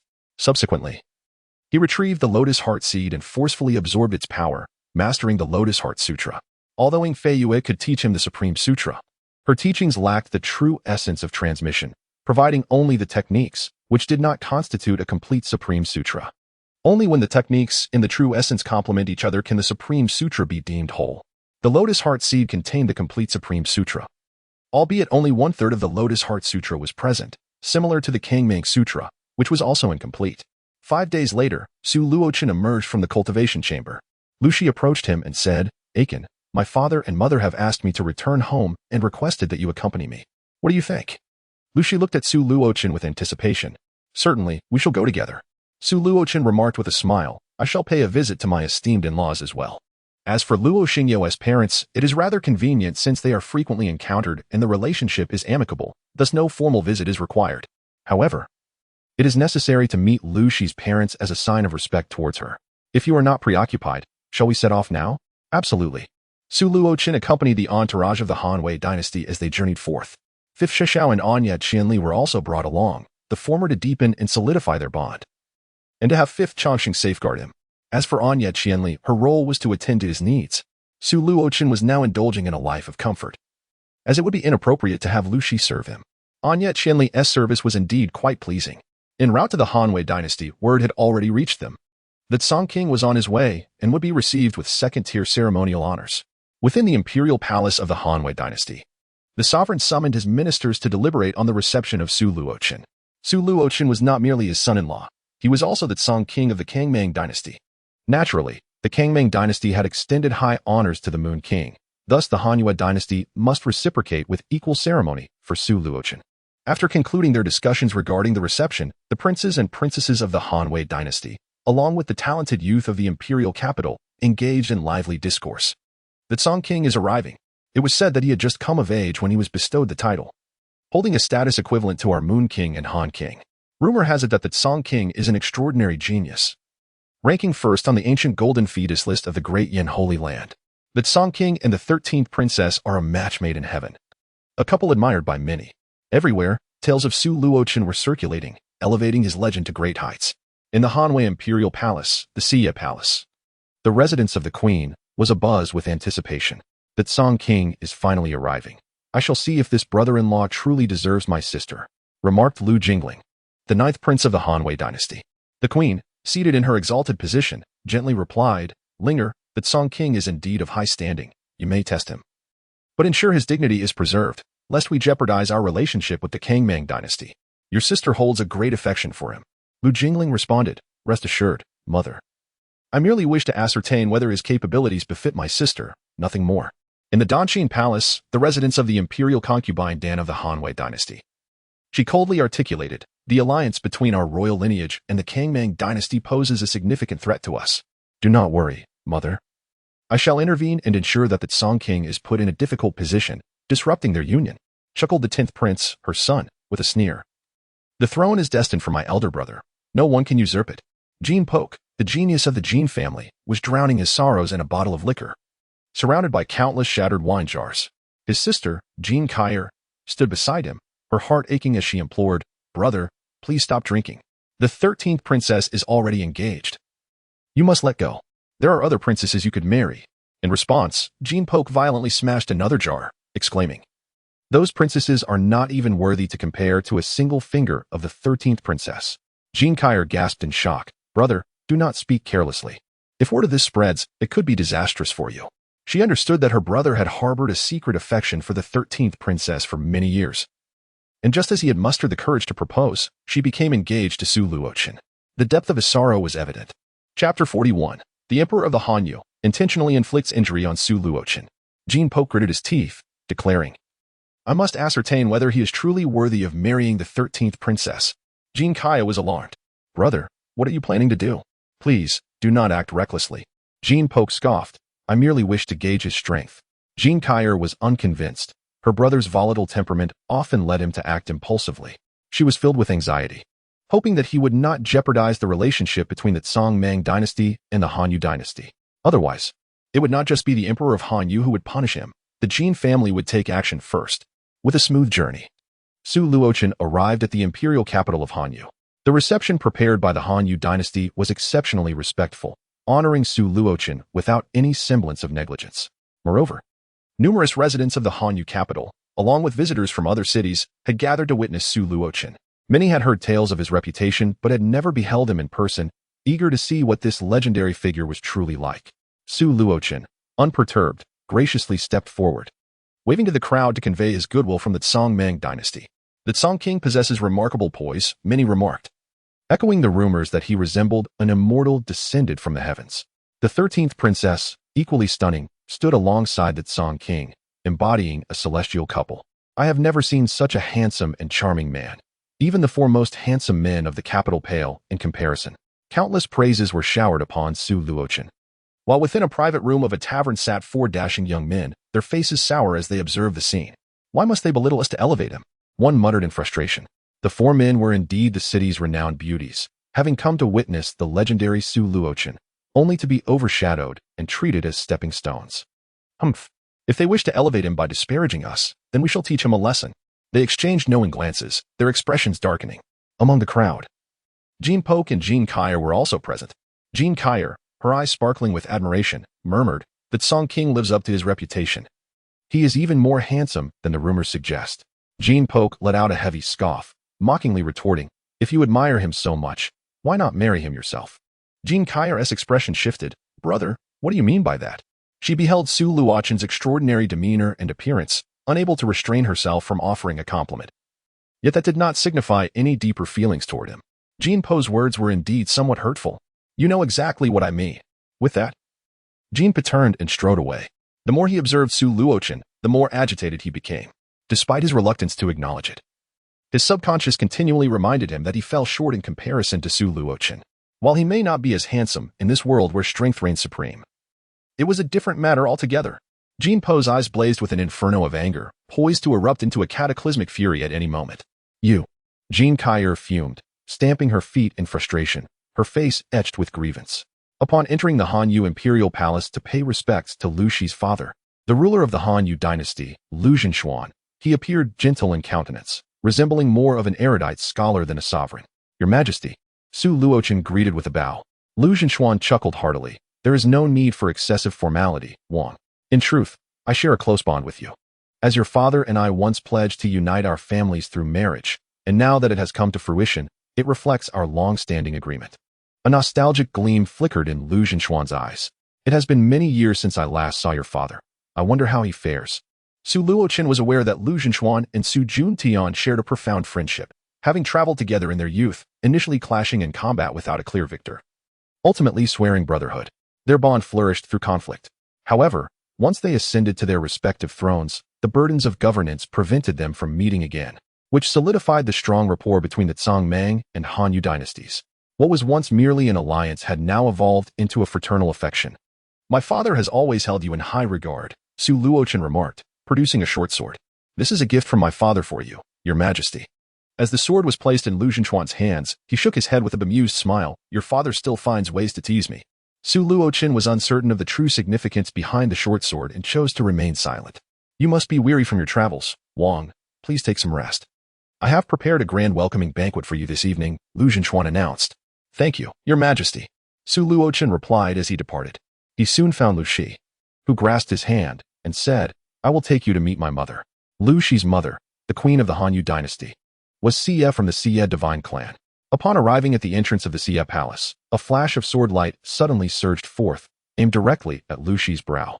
The blade was short and slender, yet possessed an incredibly sharp and terrifying aura, seemingly capable of piercing the very fabric of reality.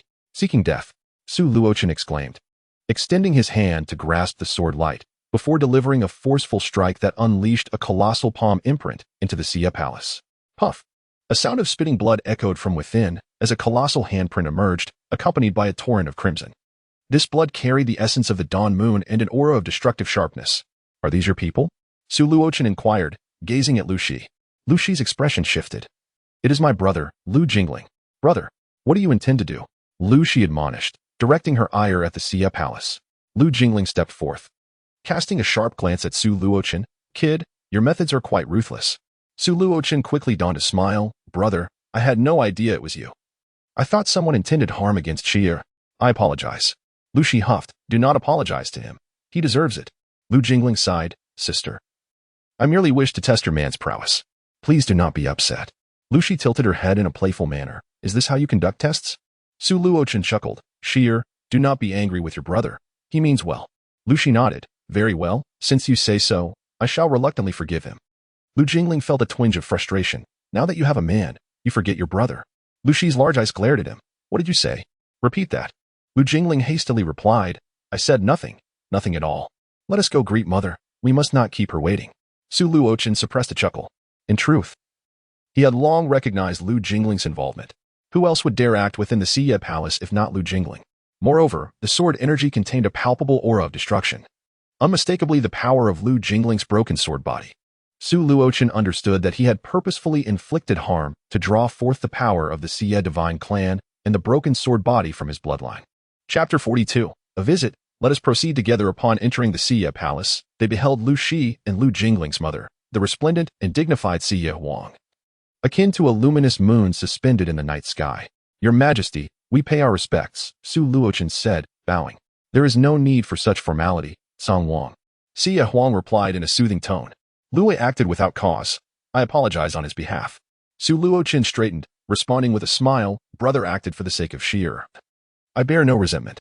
Lu Jingling discreetly gave Su Luochen a thumbs up, impressed by his eloquence. Xia Huang overlooked his gesture, offering Su Luochen a seat and engaging him in light conversation. I must trouble you with Xia, she remarked, before turning to Lu Shi. Xia, you must not cause Song Wang any trouble. Lu Shi playfully protested. Mother, I am quite well behaved. Su Luochen smiled gently, taking Lu Shi's small hand. Your Majesty. Xia is a wonderful girl. I shall cherish her always. As night fell, the grand banquet prepared by the Han dynasty commenced. The concubines of the Han dynasty, princes, princesses, high-ranking officials, and the talented youth of the imperial capital were all invited to welcome Su Luochen. The emperor and empress sat at the highest place of honor, with the Moon King, Lu Welong, to their left and Su Luochen to their right. As for the other prince of the Han dynasty, he was stationed at the frontier, much like the Wang of the Tsang-Mang dynasty. The gathering was lively, filled with laughter and merriment. As the banquet progressed, the 10th prince of Hanyu, Lu Tsong, stood up, clasped his hands together, and smiled, addressing the assembly. Father, I have long heard of the illustrious reputation of the Tsang Wang and wish to seek your guidance. I wonder if the Tsang Wang dares to accept? Lu Tsong also provoked Su Luochen slightly. Upon being challenged, Su Luochen wore a serene smile, his heart brimming with joy. This was precisely why he had come to the Hanyu dynasty. He anticipated such provocations, especially since he had wed their princess. This was an opportune moment for him to gather various powers, striving to achieve his grand goal of mastering 100 forms of strength. The path ahead was indeed arduous. Lu Welong observed and gently shook her head, puzzled by the spectacle. She was aware of Lu Tsong's intentions, yet they had never witnessed Su Luochen in action. They had only heard rumors, thus they did not perceive themselves as inferior to him. Only through genuine combat would they grasp the vast disparity between themselves and Su Luochen. Lu Welong did not intervene, believing it would be beneficial for Su Luochen to teach Lu Tsong a lesson. Lu Zhenchuan turned his gaze towards Su Luochen, curious about the Tsang Wang's thoughts. If Su Luochen declined, he would certainly not permit the challenge to proceed. Lu Tsong, with a sharp tone, remarked that Tsang Wang's renown is far-reaching, reigning atop the ancient golden feudal list. Surely, you are not afraid? Lu Shi, seated beside Su Luochen, furrowed her brow slightly. If you wish to challenge, then do so. Is it necessary to utter such unpleasant words? However, she refrained from further comment, leaving the decision to Su Luochen. Su Luochen rose, feigning humility, and said, Your Majesty, Your Highness, I confess I am indeed afraid. Lu Tsong, brimming with pride, was momentarily elated. Yet Su Luochen continued, I fear for the safety of the esteemed 10th prince. Lu Tsong's expression darkened instantly. Song Wang, do not be arrogant. You cannot harm me. Su Luochen sighed, then turned to the other princes, princesses, and young talents, smiling. Is there anyone else who wishes to challenge me? Come forth together. Xi Wang frowned slightly, inquiring, Song Wang, do you intend to challenge everyone single-handedly? Su Luochen clasped his fists, replying to the queen, only the 10th prince, your highness. I fear my strikes may be unsteady, and I might injure him. Lu Tsong's face turned grim. Su Luochen's repeated claims of fearing for him implied that he was indeed too weak. Suddenly, the Moon King Lu Yuelong interjected. If anyone else wishes to challenge the Song Wang, let us face him together.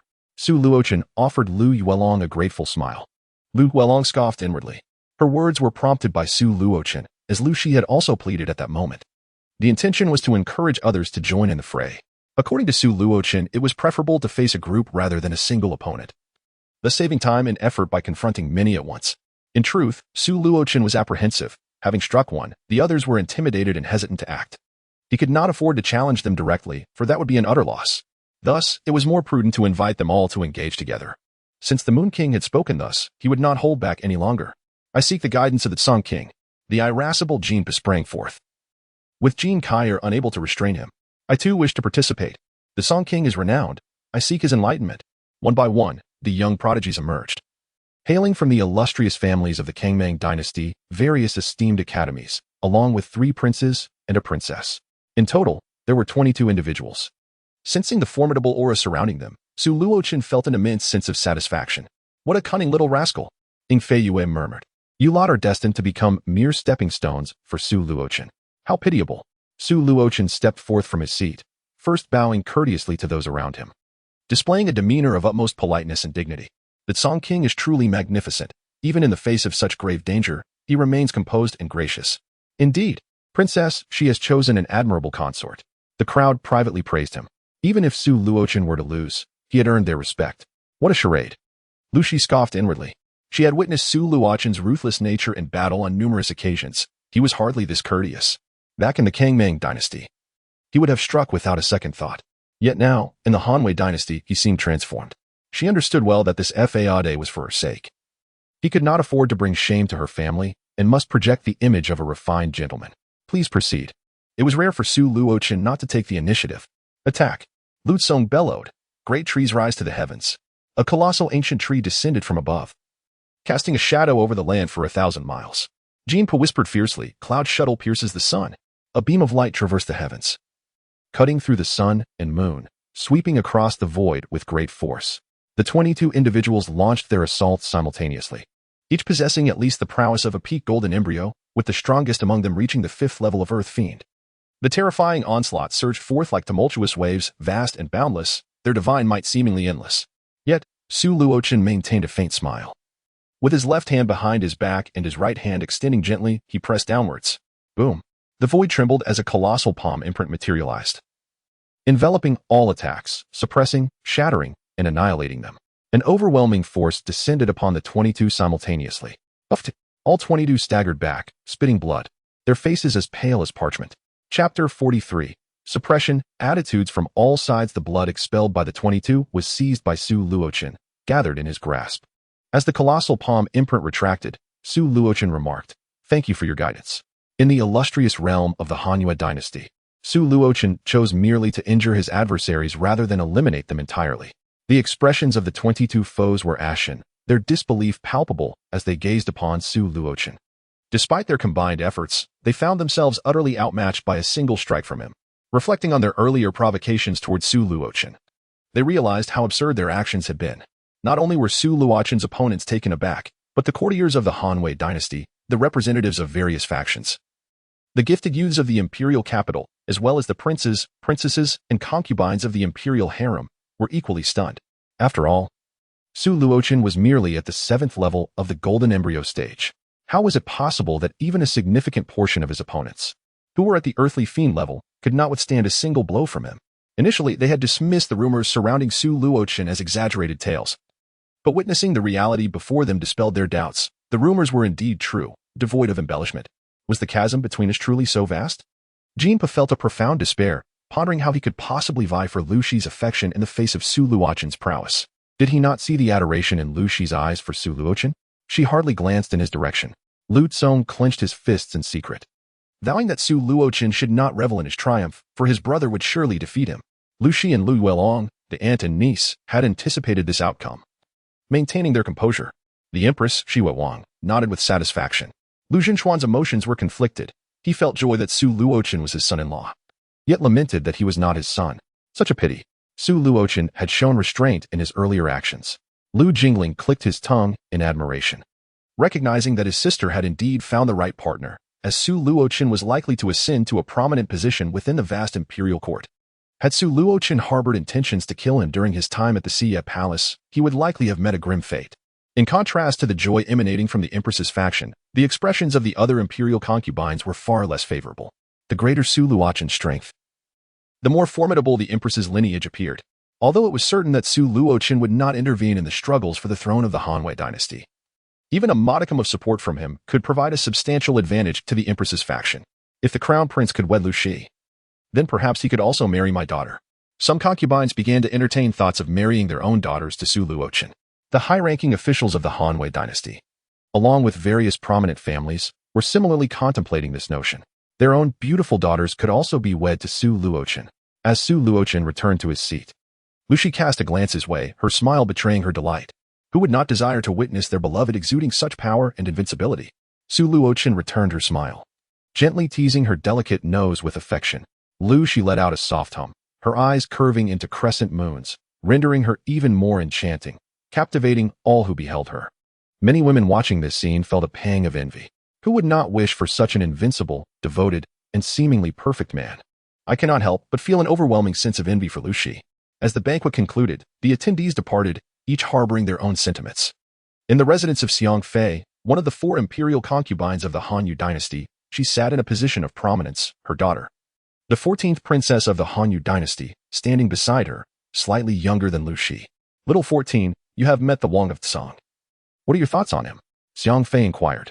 The 14th princess, with a slight bow, replied, the Wang of Tsang is both gentle and commanding.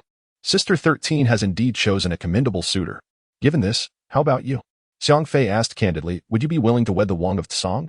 If so, I shall speak to your father on your behalf. If not, rest assured, your mother will not compel you.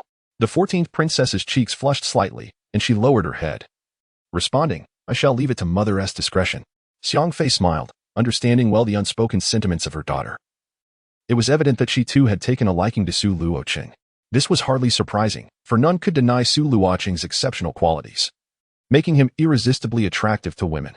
In the Jin family of the Hanyu imperial capital, the family head addressed Jin Kaier, echoing sentiments similar to those of Xiang Fei.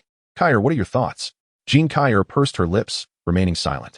It was not that she lacked affection for Su Luochen, in truth. Her feelings had blossomed during their 2 encounters, and he perfectly embodied her ideal partner. However, the reality of him intending to marry her brother's beloved weighed heavily on her heart. The internal conflict was palpable if she truly married him. Would it not drive Jinpa to despair? Family head, please allow me some time to ponder, Jin Kaier said, unwilling to offer a direct refusal. She was acutely aware that she was not the only legitimate daughter of the Jin family, and if she declined, the head might choose another daughter, leaving her with no prospects. Very well, take your time to consider, but do not delay for too long. The head of the Jin family assumed her hesitation stemmed from modesty, granting her the space to reflect. Meanwhile, in another prominent family of the Hanyu imperial capital, the Yu family, the head was confronted by his daughter, Yu Lanwu. Father, I have someone I cherish. Please do not compel me to marry the Wang of Tsang. Yu Lanwu's words were resolute. The head of the Yu family, his back turned to her, responded coldly, the family has invested years in your upbringing, providing you with numerous advantages not to have you defy our directives. This matter has already been resolved by the family elders. Your dissent is not permissible. Yu Lanwu gritted her teeth. Father, I can repay the family's investment tenfold. The Yu family had sneered. Are you not secretly betrothed to Taoba Xiao of the Tsangfeng Academy? Yu Lanwu's complexion paled. Father, if you wish for him to remain unharmed, it would be wise to comply with the family's wishes. The head's voice was icy. Yu Lanwu felt as though she had been struck by lightning, retreating 3 steps, her face devoid of color. Father, please do not harm him. Whether he is harmed or not is not for me to decide. It is entirely in your hands. The Yu family head replied with chilling indifference. Yulan Dance took a deep breath and addressed the head of her family, saying, I have agreed to marry the Tsang Wang, to never see to Obashao again, and to fulfill all the demands of the family. The head of the Yu family smiled. This is the mark of a good daughter of the Yu family. Do not worry, as long as you obediently comply, to Obashao will come in no harm. Yulan Dance's gaze darkened. How could she not grasp the underlying meaning of the family head's words? If she failed to comply, to Obashao would meet a fate worse than death. Is that Songwang not 1,000 times better than to Obashao? Why then, do you refuse? In due time, you will understand that the family acts in your best interest. Seeing Yulan Dance's compliance, the family head's tone softened slightly. Yulan Dance, weary, replied, family head, I am tired and wish to take my leave. The family head waved his hand. Go then, but do not entertain thoughts of escape, or bear the consequences yourself. Yulan Dance hesitated for a moment but did not look back. I will not run away. Chapter 44, The Celestial Remnant Scripture. The spirit gathering of the rising sun. No sooner had Yulan Dance departed than the head of the Yu family coldly commanded, summon someone. A shadow emerged, kneeling before him. Family head. The head of the Yu family indifferently ordered, eliminate to Obashao. As you command, the shadow replied, vanishing without a trace. Across the Hanyu Empire, various factions sought to marry their daughters to Su Luochen, who remained oblivious to these machinations as he secluded himself, absorbing the innate powers of the 22 individuals. Outside the imperial capital of Hanyu, a figure fled in haste, pursued by a dark shadow. To Obashao, do not attempt to escape. Prepare to meet your demise. The shadow struck to Obashao with a powerful blow, rendering him utterly defenseless and severely injured, collapsing to the ground, incapable of movement. As the shadow approached, to Obashao gritted his teeth and demanded, I only wish to know who seeks my life. Grant me clarity in my death. The shadow replied coolly. You can only blame yourself for falling for someone you should not. To Obashao's expression changed dramatically. She will? She wants to kill me. Impossible. It is the Yu family. You are one of them. To Obashao, displaying a degree of intelligence, quickly connected the dots regarding the Yu family. Why would they wish him dead? He regarded himself as a genius, ranking among the best in the Congfeng Academy. Aside from lacking a formidable background, he was undoubtedly worthy of Yulan Dance. They had pledged their lives to each other, vowing to approach the Yu family for a marriage proposal once he had achieved sufficient strength. And surely the Yu family would not refuse. Why then, did the Yu family desire his death? To Obashao, let me enlighten you. It is because Yulan Dance is to marry the Songwang, and thus, you must die. The shadow unleashed a punch at To Obashao, declaring, perish. As the force approached, To Obashao despairingly closed his eyes. The shadow's power eclipsed his own, leaving him utterly incapable of resistance. In his final moments, only two words lingered in his mind, Songwang. If fate were to grant him another chance, he would ensure that Songwang faced utter annihilation, leaving no trace behind. Boom! The force struck To Obashao, reducing him to ashes, leaving no remains. Humph! Such arrogance. The shadow let out a cold chuckle and vanished with a single step. Some 10 minutes later, at the spot where To Obashao had perished, a flicker of black light materialized, revealing a complete To Obashao. To his astonishment, he realized that he was a descendant of To Obashizun. To Obashao murmured to himself, thankful for the Tian Consieming jade left by To Obashizun. Otherwise, he would have truly met his end. He possessed a family heirloom, a piece of black jade, which he had never understood its purpose until it activated during the shadow's assault, resurrecting him and bestowing upon him vast ancestral memories. He finally comprehended that he was indeed the progeny of To Obashizun. The Tian Consieming jade also transformed his physical form, rendering it perfectly suited for the Tian Kenjing of To Obashizun. And he inherited the teachings of the Tian Kenjing. To Obashao's gaze turned towards the Hanyu imperial capital, his eyes rife with a dense aura of malevolence. And the flames of hatred blazed fiercely within him. Songwang, Su Luochen, you sought to take my woman and end my life. Little did you expect that not only am I alive, but I've also gained tremendous benefits. Just wait, I will come for you. I promise. With that, To Obashao transformed into a sinister light and departed from the Hanyu imperial capital. He believed that it was Su Luochen who had commanded the Yu family to eliminate him, thus his greatest animosity was directed towards Su Luochen. Aware that he currently lacked the strength to confront Su Luochen, he was undeterred, with the memories of To Obashizun and the Tian Kenjing. He knew it would not be long before he could trample Su Luochen beneath his feet. After 2 days of cultivation, Su Luochen emerged from his seclusion. Having reached the 8th level of the golden embryo stage, he had comprehended 9 additional forms of power, bringing his total to 64. "But Chun, this is for you," Lu Shi said, handing Su Luochen an invitation imbued with a searing aura. Upon opening it, Su Luochen was enveloped by a fiery and domineering essence that transformed into a colossal sun, illuminating all under its gaze. The Haori divine clan? Su Luochen pondered. From within the sun emerged a handsome young man clad in radiant robes, who struck towards Su Luochen with a mighty fist. The heavens swirled and the sun and moon revolved, that single fist became a gigantic sun, rolling and crashing towards Su Luochen. With a casual flick of his finger, Su Luochen caused the sun to erupt in a brilliant explosion. The young man withdrew, standing with his hands behind his back, calmly stating, "Song Wang, come to the Haori Divine City." As soon as he spoke, his figure vanished, and all phenomena dissipated. Su Luochen smiled as he folded the invitation away. Lu Shi remarked, "The Haori spirit gathering of the Haori Divine Clan is about to commence. Shall we go together?" Su Luochen inquired. Lu Shi shook her head. "I will not attend. I wish to spend time with mother. Once I marry you, I will have less time with her." Su Luochen laughed. "What you say is amusing. After marrying me, should you wish to see your mother, would I ever refuse?" Lu Shi giggled. "I too need to enter seclusion, lest our strength differ too greatly." Su Luochen chuckled heartily, pulling Lu Shi into his embrace, gazing at her delicate pink lips. "Then how about a parting kiss?" "No," Lu Shi protested, blushing and struggling. "Alas, once again, Su Luochen has captured me, leaving me powerless to resist." TSK. Fifth Xiaoxiao perched upon the wall, swinging her porcelain-like feet, reveling in the spectacle. Su Luochen shot her a glare and cast her aside. "Oh, has he forgotten his sister now that he has a wife?" Fifth Xiaoxiao huffed in annoyance. Anya Qianli grasped her arm, and Fifth Xiaoxiao muttered, "Sister Qianli, if you marry him, you must not let him bully you." Anya Qianli replied softly, "I am merely the master's maid." Fifth Xiaoxiao scoffed. "What of it? Men are all lustful. I refuse to believe that if you take the initiative, he would not want you." Anya Qianli blushed. "Where did you learn such things?" "I've been reading romance novels lately. Let me teach you how to win over my brother." The blood dragon chariot soared through the air, under the watchful eyes of countless people from the Hanwei dynasty, heading towards the stronghold of the Haori Divine Clan. The Haori Divine City.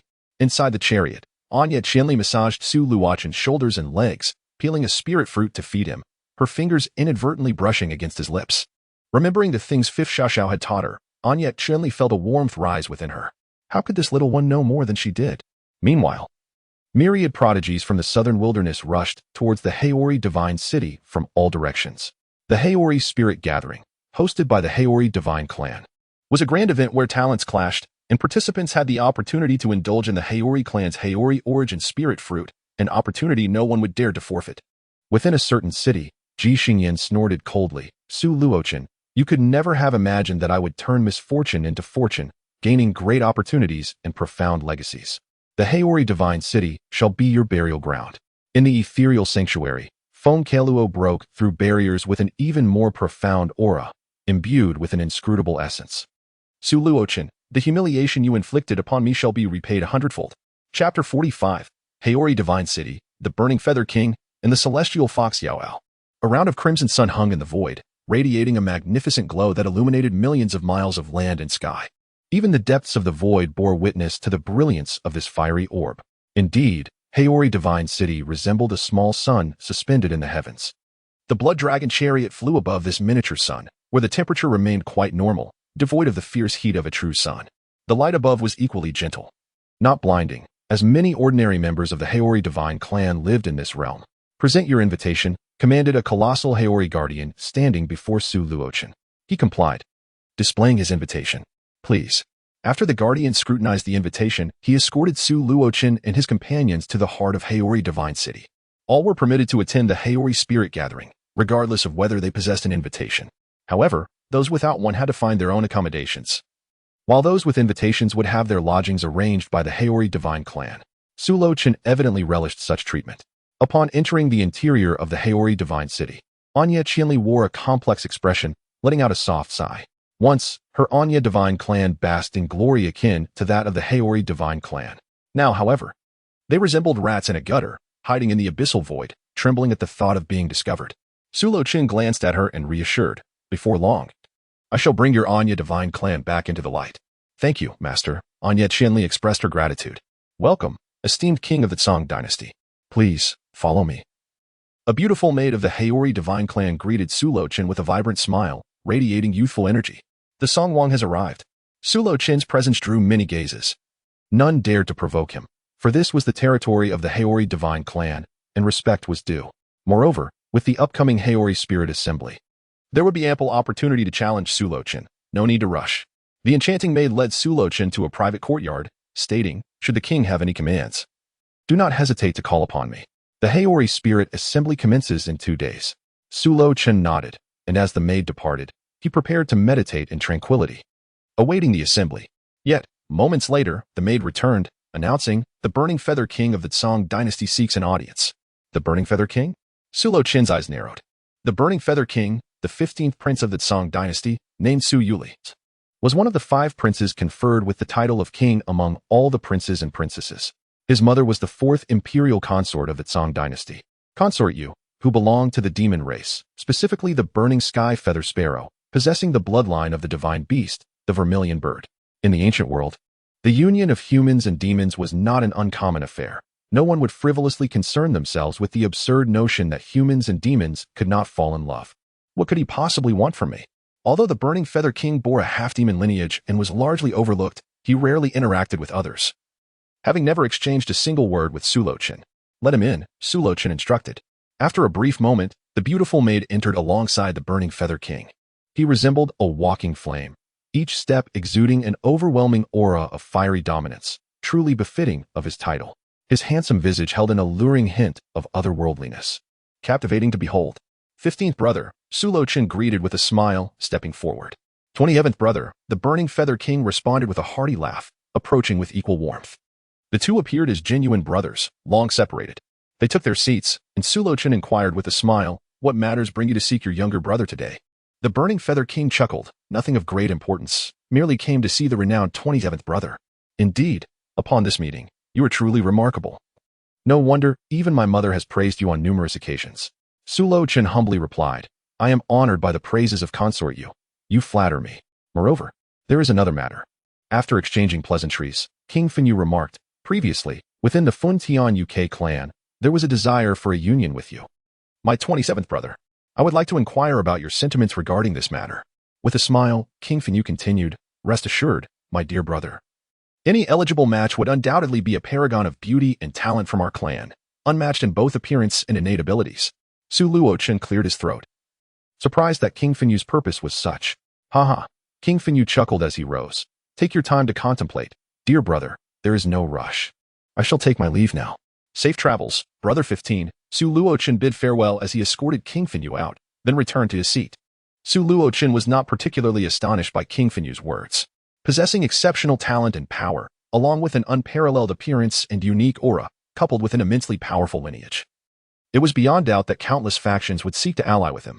However, Luochen did not dwell on this notion for long. In this world, despite his vast knowledge, he could just as easily meet his demise at the hands of a formidable adversary. Thus, aside from his cultivation, he embraced enjoyment as well. Should fate decree his end, at least he would not have regrets. "Since I am here, I shall find peace in it and let things unfold naturally," he mused. If opportunities arise, would one not seize them? Such a thought was not in his nature to dismiss. Lost in contemplation, a lovely maid entered once more, announcing, "Your Majesty. Tianhu Ling clan's Tianhu Yao Yao has come to pay her respects." The Tianhu Ling clan, renowned among the demon clans, is most famously represented by the nine-tailed fox. Of course, not all foxes belong to this esteemed category. "Please, let her in," Luochen said, curious as to the purpose of the Tianhu Ling clan's visit. Could it also pertain to a potential union? Moments later, an enchanting beauty graced the entrance. Clad in white, exuding an air of cool elegance and nobility. Most striking were the two white, fluffy ears adorning her head and the delicate white fox tail that swayed gently behind her. Amidst her regal demeanor lay a playful, spirited charm, both alluring and endearing. Luochen understood that her high aptitude had yet to fully manifest into a complete human form, retaining elements of her fox lineage. This did not detract from her allure, rather, it rendered her even more captivating. The beautiful maid of the Haori divine clan appeared utterly mundane in her presence. A mere shadow, the maid offered a slight bow and gracefully exited the room, closing the door behind her. "Tianhu Yao Yao?" Luochen gestured to a nearby seat with an inviting hand, smiling, "Indeed, the Tianhu Ling clan lives up to its reputation. Please, take a seat." Tianhu Yao Yao remained poised, her delicate, porcelain-like feet hovering 10 centimeters above the ground, gazing at Luochen. A faint smile graced her lovely visage as she gracefully bowed. "I am Tianhu Yao Yao from the Tianhu Ling clan. Here to pay my respects to your majesty." Chapter 46. Enchanted by you, the celestial fox, Yao Dao, gracefully bowed, her eyes fluttering softly, and an alluring expression graced her visage, stirring the depths of Luochen's heart. Yet, Luochen remained resolute, wholly unmoved. Nevertheless, he feigned an appearance of being captivated, his eyes sparkling with adoration and delight. Yao Yao chuckled lightly, realizing that Su Luochen was no different from the others, easily beguiled by her charm. The other prodigies had managed to withstand her allure for a while. Yet Su Luochen faltered within mere seconds. Such a weak-willed individual, no matter how talented, was destined for mediocrity, bound to fade into obscurity in the future. Rising to his feet, Su Luochen wore a look of infatuation as he approached Yao Yao step by step. A look of disdain emerged on Yao Yao's face, her gaze dripping with contempt. Suddenly, Su Luochen stepped forward, enveloping Yao Yao in his embrace. Ah! Yao Yao gasped, taken aback by his audacity. She quickly summoned her inner energy to struggle, only to find her power sealed, leaving her utterly defenseless. Gazing into Su Luochen's eyes, she saw nothing but an overwhelming affection reflected back at her. Please, no. Yao Yao's heart raced with terror as she sensed the impending doom. Muffled cries escaped her lips as Su Luochen silenced her with a kiss.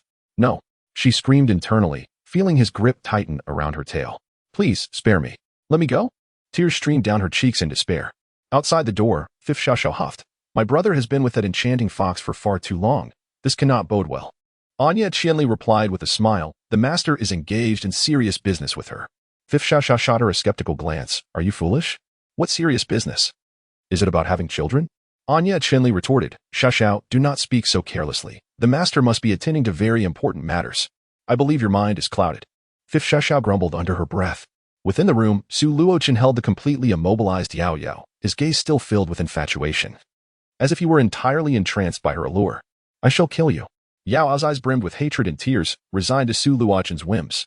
She had been forcefully kissed by a man she had just met. Her first kiss.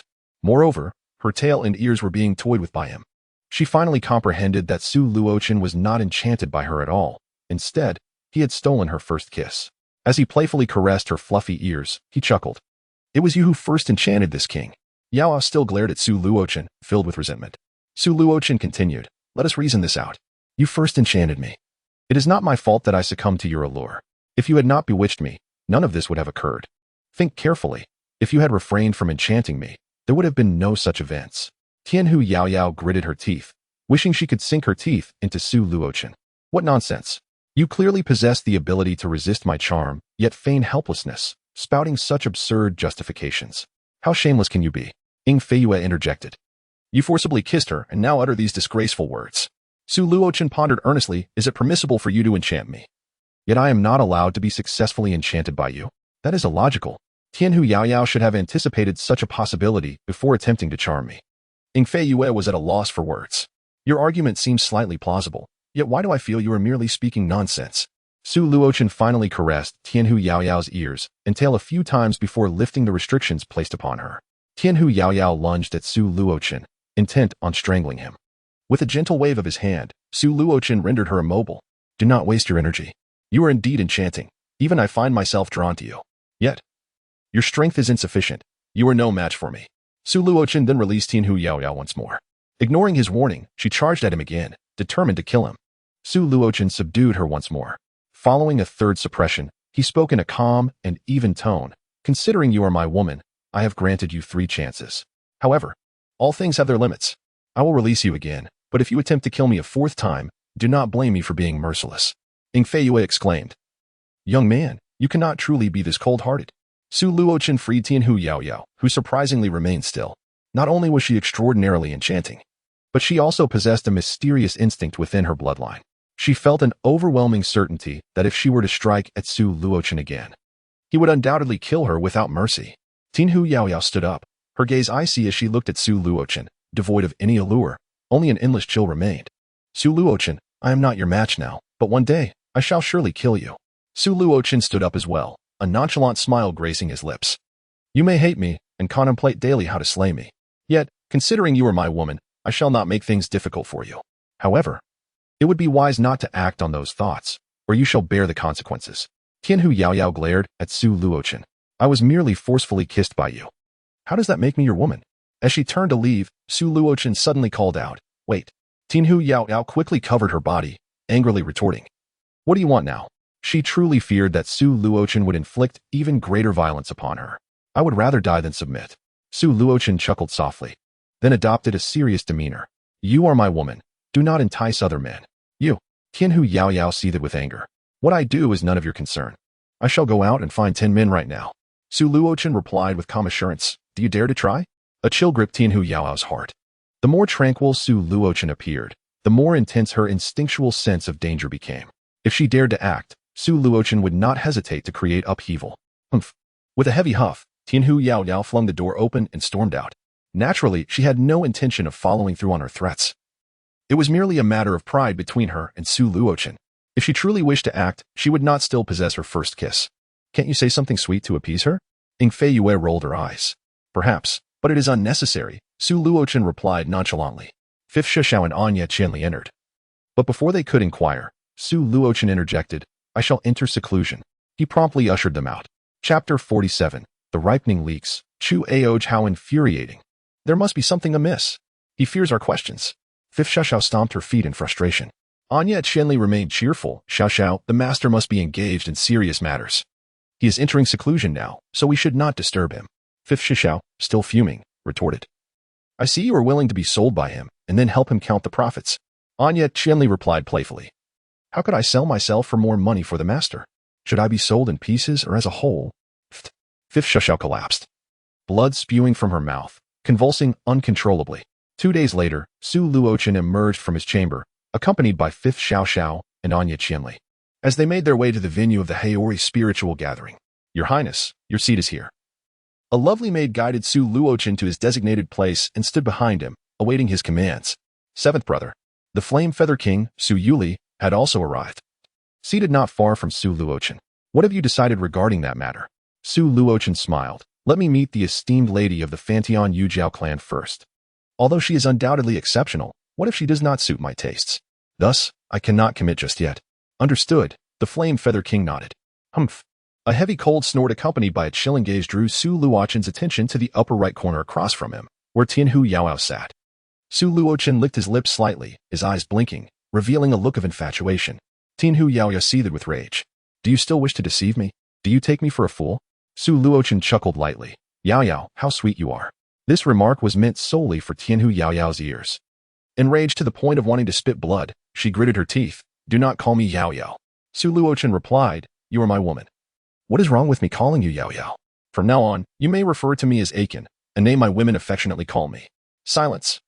Tianhu Yao has closed her spiritual perception, refraining from conversing with Su Luochen, fearing that continuing the dialogue might provoke this fellow to the point of exasperation.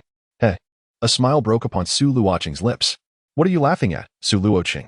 A young man clad in black confronted him, his gaze sharp and menacing. What I find amusing is none of your concern. Su Luochen retorted without hesitation.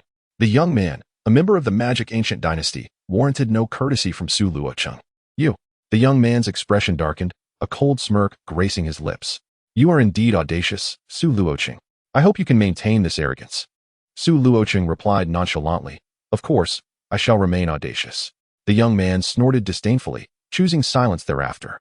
The Daylight Spirit Conference had yet to commence. Despite his displeasure, he would not act out of respect for the Daylight Divine Clan at this moment. Su Luochen's gaze swept across the assembly. Noting the numerous prodigies from the various factions of the southern wilderness continent, the Magic Ancient Dynasty, the Taiyin Divine Clan, the Primal Demon Sect, the Ascendant Sacred Land, the Xia Divine Clan, the Hanwei Dynasty, and the Tianhu Spirit Clan. Among them, Su Luochen spotted two familiar figures, Ji Xingyan of the Primal Demon Sect and Feng Ke Luo of the Ascendant Sacred Land. Both radiated an aura that was exponentially more formidable than before. Behind Ji Xingyan, an array of black stars spun ominously, an eerie sight that instilled trepidation. Feng Ke Luo's aura was ethereal and elusive, shrouded in mystery. The little pig has grown, and the chives are ripe. Su Luochen grinned at the two, prompting an observer to mistakenly believe that he shared a close rapport with them. Su Luochen, prepare for your demise. Ji Xingyan's eyes were deep and unfathomable, as if countless stars were annihilating and rebirthing within, an utterly terrifying sight. I shall not kill you, Su Luochen, but while the death penalty may be evaded, you cannot escape the consequences. Feng Ke Luo's heart was cold and resolute. Su Luochen chuckled lightly, shifting his gaze. He noticed another youth, simply clad, sitting quietly. An ancient sword, dusty and unremarkable, resting across his knees, his eyes devoid of any energy, resembling a corpse. Yet, how could one invited by the Daylight Divine Clan be an ordinary individual? He was a member of the illustrious CH family, known as CHJ and GSH. Upon his birth, a terrifying sword energy descended from the heavens, sweeping through the realms and piercing his mother, astonishing the world. Hence, he was named Chjngsh. Born with a slaying sword body. As if sensing Su Luocheng's gaze, Chjngsh turned his unchanging eyes towards him. In an instant, a scene of a mountain of corpses and a sea of blood unfolded, a terrifying spectacle born, the aura of slaughter shaking the heavens and earth. Su Luocheng smiled, untouched by the overwhelming presence. Chjngsh withdrew his gaze, his eyes still betraying no emotion. He is nothing but a heartless machine of slaughter. Su Luochen surveyed everyone present, discreetly noting those worthy of attention. Naturally, their significance did not stem from their strength, but rather from their value to Su Luochen. Just as he withdrew his gaze, he beheld an exceptionally handsome young man approaching the Tianhu spirit clan, engaging in conversation with Tianhu Yaoyao. Yaoyao, the young man smiled. I have already sent elders from my clan to propose to the Tianhu spirit clan. Once the Haori spirit gathering concludes, you shall accompany me to the Chu family, where we will become engaged. Tianhu Yaoyao's expression was frosty. Chu Ioj, I have not consented to an engagement. Chu Ioj laughed heartily. By the decree of our parents and the arrangement of a matchmaker, Yao Dao, you will acquiesce, as long as sufficient betrothal gifts are presented. The higher-ups of the Tianhu spirit clan will have no choice but to agree. Once they do, you will have no option but to comply. Tianhu Yao's countenance darkened. And before she could respond, a figure approached. Her eyes flickered, and a breathtaking smile illuminated her face. Chu Aoj chuckled, believing that Tianhu Yaoyao had resigned herself to her fate and was now eager to please him. As she stood, he grew even more excited, thinking she was about to leap into his embrace. Love arrived too swiftly, akin to a whirlwind. Although he had not imbibed any alcohol, he felt as intoxicated as a drunken dog. Tianhu Yaoyao glided past him, leaving Chu Aoj momentarily stunned before he swiftly turned around. Achin, you've come. He is so annoying. Please help Yaoyao. Tianhu Yaoyao's voice was sweet and delicate, pouting in front of Su Luochen like a girlfriend complaining to her boyfriend. I am here to assist you, Su Luochen declared, pulling Tianhu Yaoyao into his embrace and wrapping his arm around her slender waist. Tianhu Yaoyao stiffened, her smile faltering. This was a disaster. She had unwittingly walked into the tiger's den. She had only intended to use Su Luochen to deal with Chu Ioj, never anticipating his audacity to embrace her so openly in front of so many onlookers. Do you not possess any sense of restraint? Chapter 48, The Enchantress. Bowing an apology, Tianhu Yaoyao felt tears welling, paralyzed by the situation. She truly regretted her choices. She sincerely vowed that if heaven granted her a chance to start anew, she would never again provoke Su Luochen. She would not seek him out to showcase her charm or to taunt him. Ultimately losing her first kiss and enduring his unwelcome touches, she would not allow him to serve as a shield, allowing herself to be taken advantage of. However, it was too late for regrets. The priority was to resolve the matter with Chu Aoj. Chu Aoj's face turned ashen as he glared at Su Luochen, growling. Release her. Su Luochen replied with a smirk. Yaoyao is my woman. It is only natural for me to embrace her. What are you in comparison? Do you expect me to release you simply because you commanded? Chu Aoj ground his teeth in frustration. It was inconceivable. He had long ascertained that Tianhu Yaoyao had no dealings with any man, and had never even laid eyes on Su Luochen. How could she possibly be his woman? Yet, seeing Tianhu Yaoyao approach Su Luochen with a smile, willingly embraced by him without resistance, it seemed the truth of Su Luochen's words could not be denied. A spectacle was unfolding. The onlookers shifted their gazes, eager for the unfolding drama. Who would have thought that Tianhu Yaoyao would be connected to Su Luochen? Su Luochen's romantic fortune was indeed enviable. After all, Tianhu Yaoyao was the most exquisite vixen of the Tianhu spirit clan. Oh, how I wish to have a vixen to enchant me. I willingly succumb to the charms of femininity. Wang Fenyu chuckled and shook his head. My younger brother, at 27, has quite the way with women, much like our father. See, I told you, nothing good comes from associating with a vixen. You wouldn't believe me. Fifth Xiao Xiao exclaimed indignantly to Anya Qianli. Anya Qianli continued to smile. The master is engaged in serious matters. Fifth Xiao Xiao, beside herself with frustration, retorted. You might as well kill me now. I've watched countless romantic tales, yet I've never encountered someone as foolishly sweet as you. Nothing is impossible. Su Luocheng's gaze turned icy. Get away from here at once. If you dare to linger near Yaoyao for even a second longer, I shall end your existence. Chu Aoj was furious. Su Luochen, you are insufferably arrogant. I shall teach you a lesson on behalf of your father. The air above Su Luochen erupted with energy, manifesting a towering 300-meter-high pagoda, exuding a majestic aura capable of suppressing the heavens and the earth. Supreme technique, 9-layered heaven-suppressing pagoda. Chu Aoj had cultivated the 9-layered heaven-suppressing pagoda to its third tier. A formidable feat, this technique, passed down from the Chu family's ancestors, could evolve into 9 towering structures, each reaching heights of 10,000 miles, a terrifying total of 90,000 miles. It was this very technique that allowed the Chu family to dominate the world, establishing their legacy and reigning supreme in an era. Suppress. Chu Ioj commanded coldly, pride emanating from him. Su Luochen, rest assured. In light of your status as a prince of the Kangmang dynasty, I shall spare your life. I will merely suppress you. If you acknowledge your wrongs, kneel before me, and I shall graciously release you. Su Luocheng's voice was calm and unfazed. Chu Ioj, do you, a mere waste, presume to suppress me? Allow me to enlighten you on what true invincibility entails. With a resounding boom, a colossal handprint emerged, descending fiercely upon the three-layered heaven-suppressing pagoda. The 300-meter-high structure crumbled under the overwhelming might, obliterated without mercy. Following this, the immense handprint, imbued with an aura of unmatched dominance, descended upon Chu Ioj's head. Kneel before me. Su Luocheng's eyes were devoid of warmth. With a sickening crack, Chu Ioj's knee shattered, and with a desperate cry, he found himself compelled to kneel. Ah! Chow Ioj's face was etched with humiliation, his cries echoing in despair. As a scion of the Chow family, he had always held himself aloft. Yet here he found himself brought to his knees, in utter disgrace. Su Luochen, as expected, lived up to his reputation, effortlessly subduing Chow Ioj. The onlookers gasped in astonishment. Chow Ioj was a third-tier earth profound, while Su Luochen was merely at the 8th tier of the golden embryo stage. Yet, before Su Luochen, Chow Ioj lacked even the slightest strength to resist, akin to an ordinary person facing a formidable warrior. Chow Ioj, if you bow your head, admit your mistake, and offer an apology, I shall let you go. What say you? Su Luochen said with a smile. Chow Ioj, spitting blood and fury, retorted, you dare. If you have the courage, go ahead and kill me. Su Luochen nodded slightly. Since you insist, I shall oblige. With that, a gigantic hand descended, poised to obliterate Chow Ioj. Fear gripped Chow Ioj as he realized Su Luochen was truly willing to kill him. The crowd was equally stunned. They had long heard of the merciless reputation of Su Luochen, the Song Emperor of the Kangmang dynasty, who would dare to slay anyone.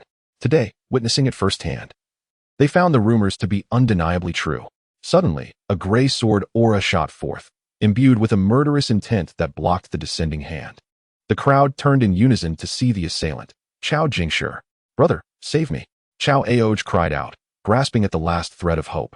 Chow Jingshi remained silent, his eyes cold and unyielding as they locked onto Su Luochen. Without hesitation, Su Luochen shot back. Chow Jingshi? Impressive, is it? Boom. A black-feathered bird, forged from flames and radiating a cataclysmic aura, surged forth, colliding with the murderous sword aura, resulting in mutual annihilation. The spectators looked on in awe. The burning Feather King. Su Yuli, they exclaimed. Had he also joined the fray? The anticipation of an imminent battle electrified the atmosphere. As tensions escalated, a radiant sun suddenly appeared in the sky, morphing into the silhouette of a young man. It was the same youth from the previous invitation, the divine lineage of the Haori clan, Haori Hui Wang. Esteemed guests, the Haori Spirit Assembly is about to commence. I implore you to grant the Haori clan a moment's grace and temporarily cease hostilities, he stated calmly, though his presence bore an undeniable weight of pressure. Haori Hui Wang, at the pinnacle of the Earth Profound realm, ranked 3rd on the Southern Wilderness Earth Profound list and 15th on the Ancient Earth Profound list. Su Luochen replied nonchalantly, certainly, we can accord the Haori clan some respect. However, he turned his gaze towards Chow Ioj. Will you bow your head, admit your mistake, and apologize? Chow Ioj's expression was one of deep turmoil. Su Luochen was resolute in his demand for an apology, making it clear that even the Haori clan's influence would not suffice to shield him from his fate. Realizing he was already kneeling, Chow Ioj's countenance shifted dramatically before he bowed his head to the ground. I was wrong, I apologize. Your Majesty, the Song Emperor, possesses great magnanimity. Do not hold my transgressions against me. His voice dripped with bitter resentment and hatred. Su Luochen burst into hearty laughter, wrapping his arm around the waist of the celestial fox, Yao Yao, as he turned. Chow Ioj, I await your retribution. The celestial fox, Yao Yao, nibbled her pearly teeth and communicated softly. You may release me now,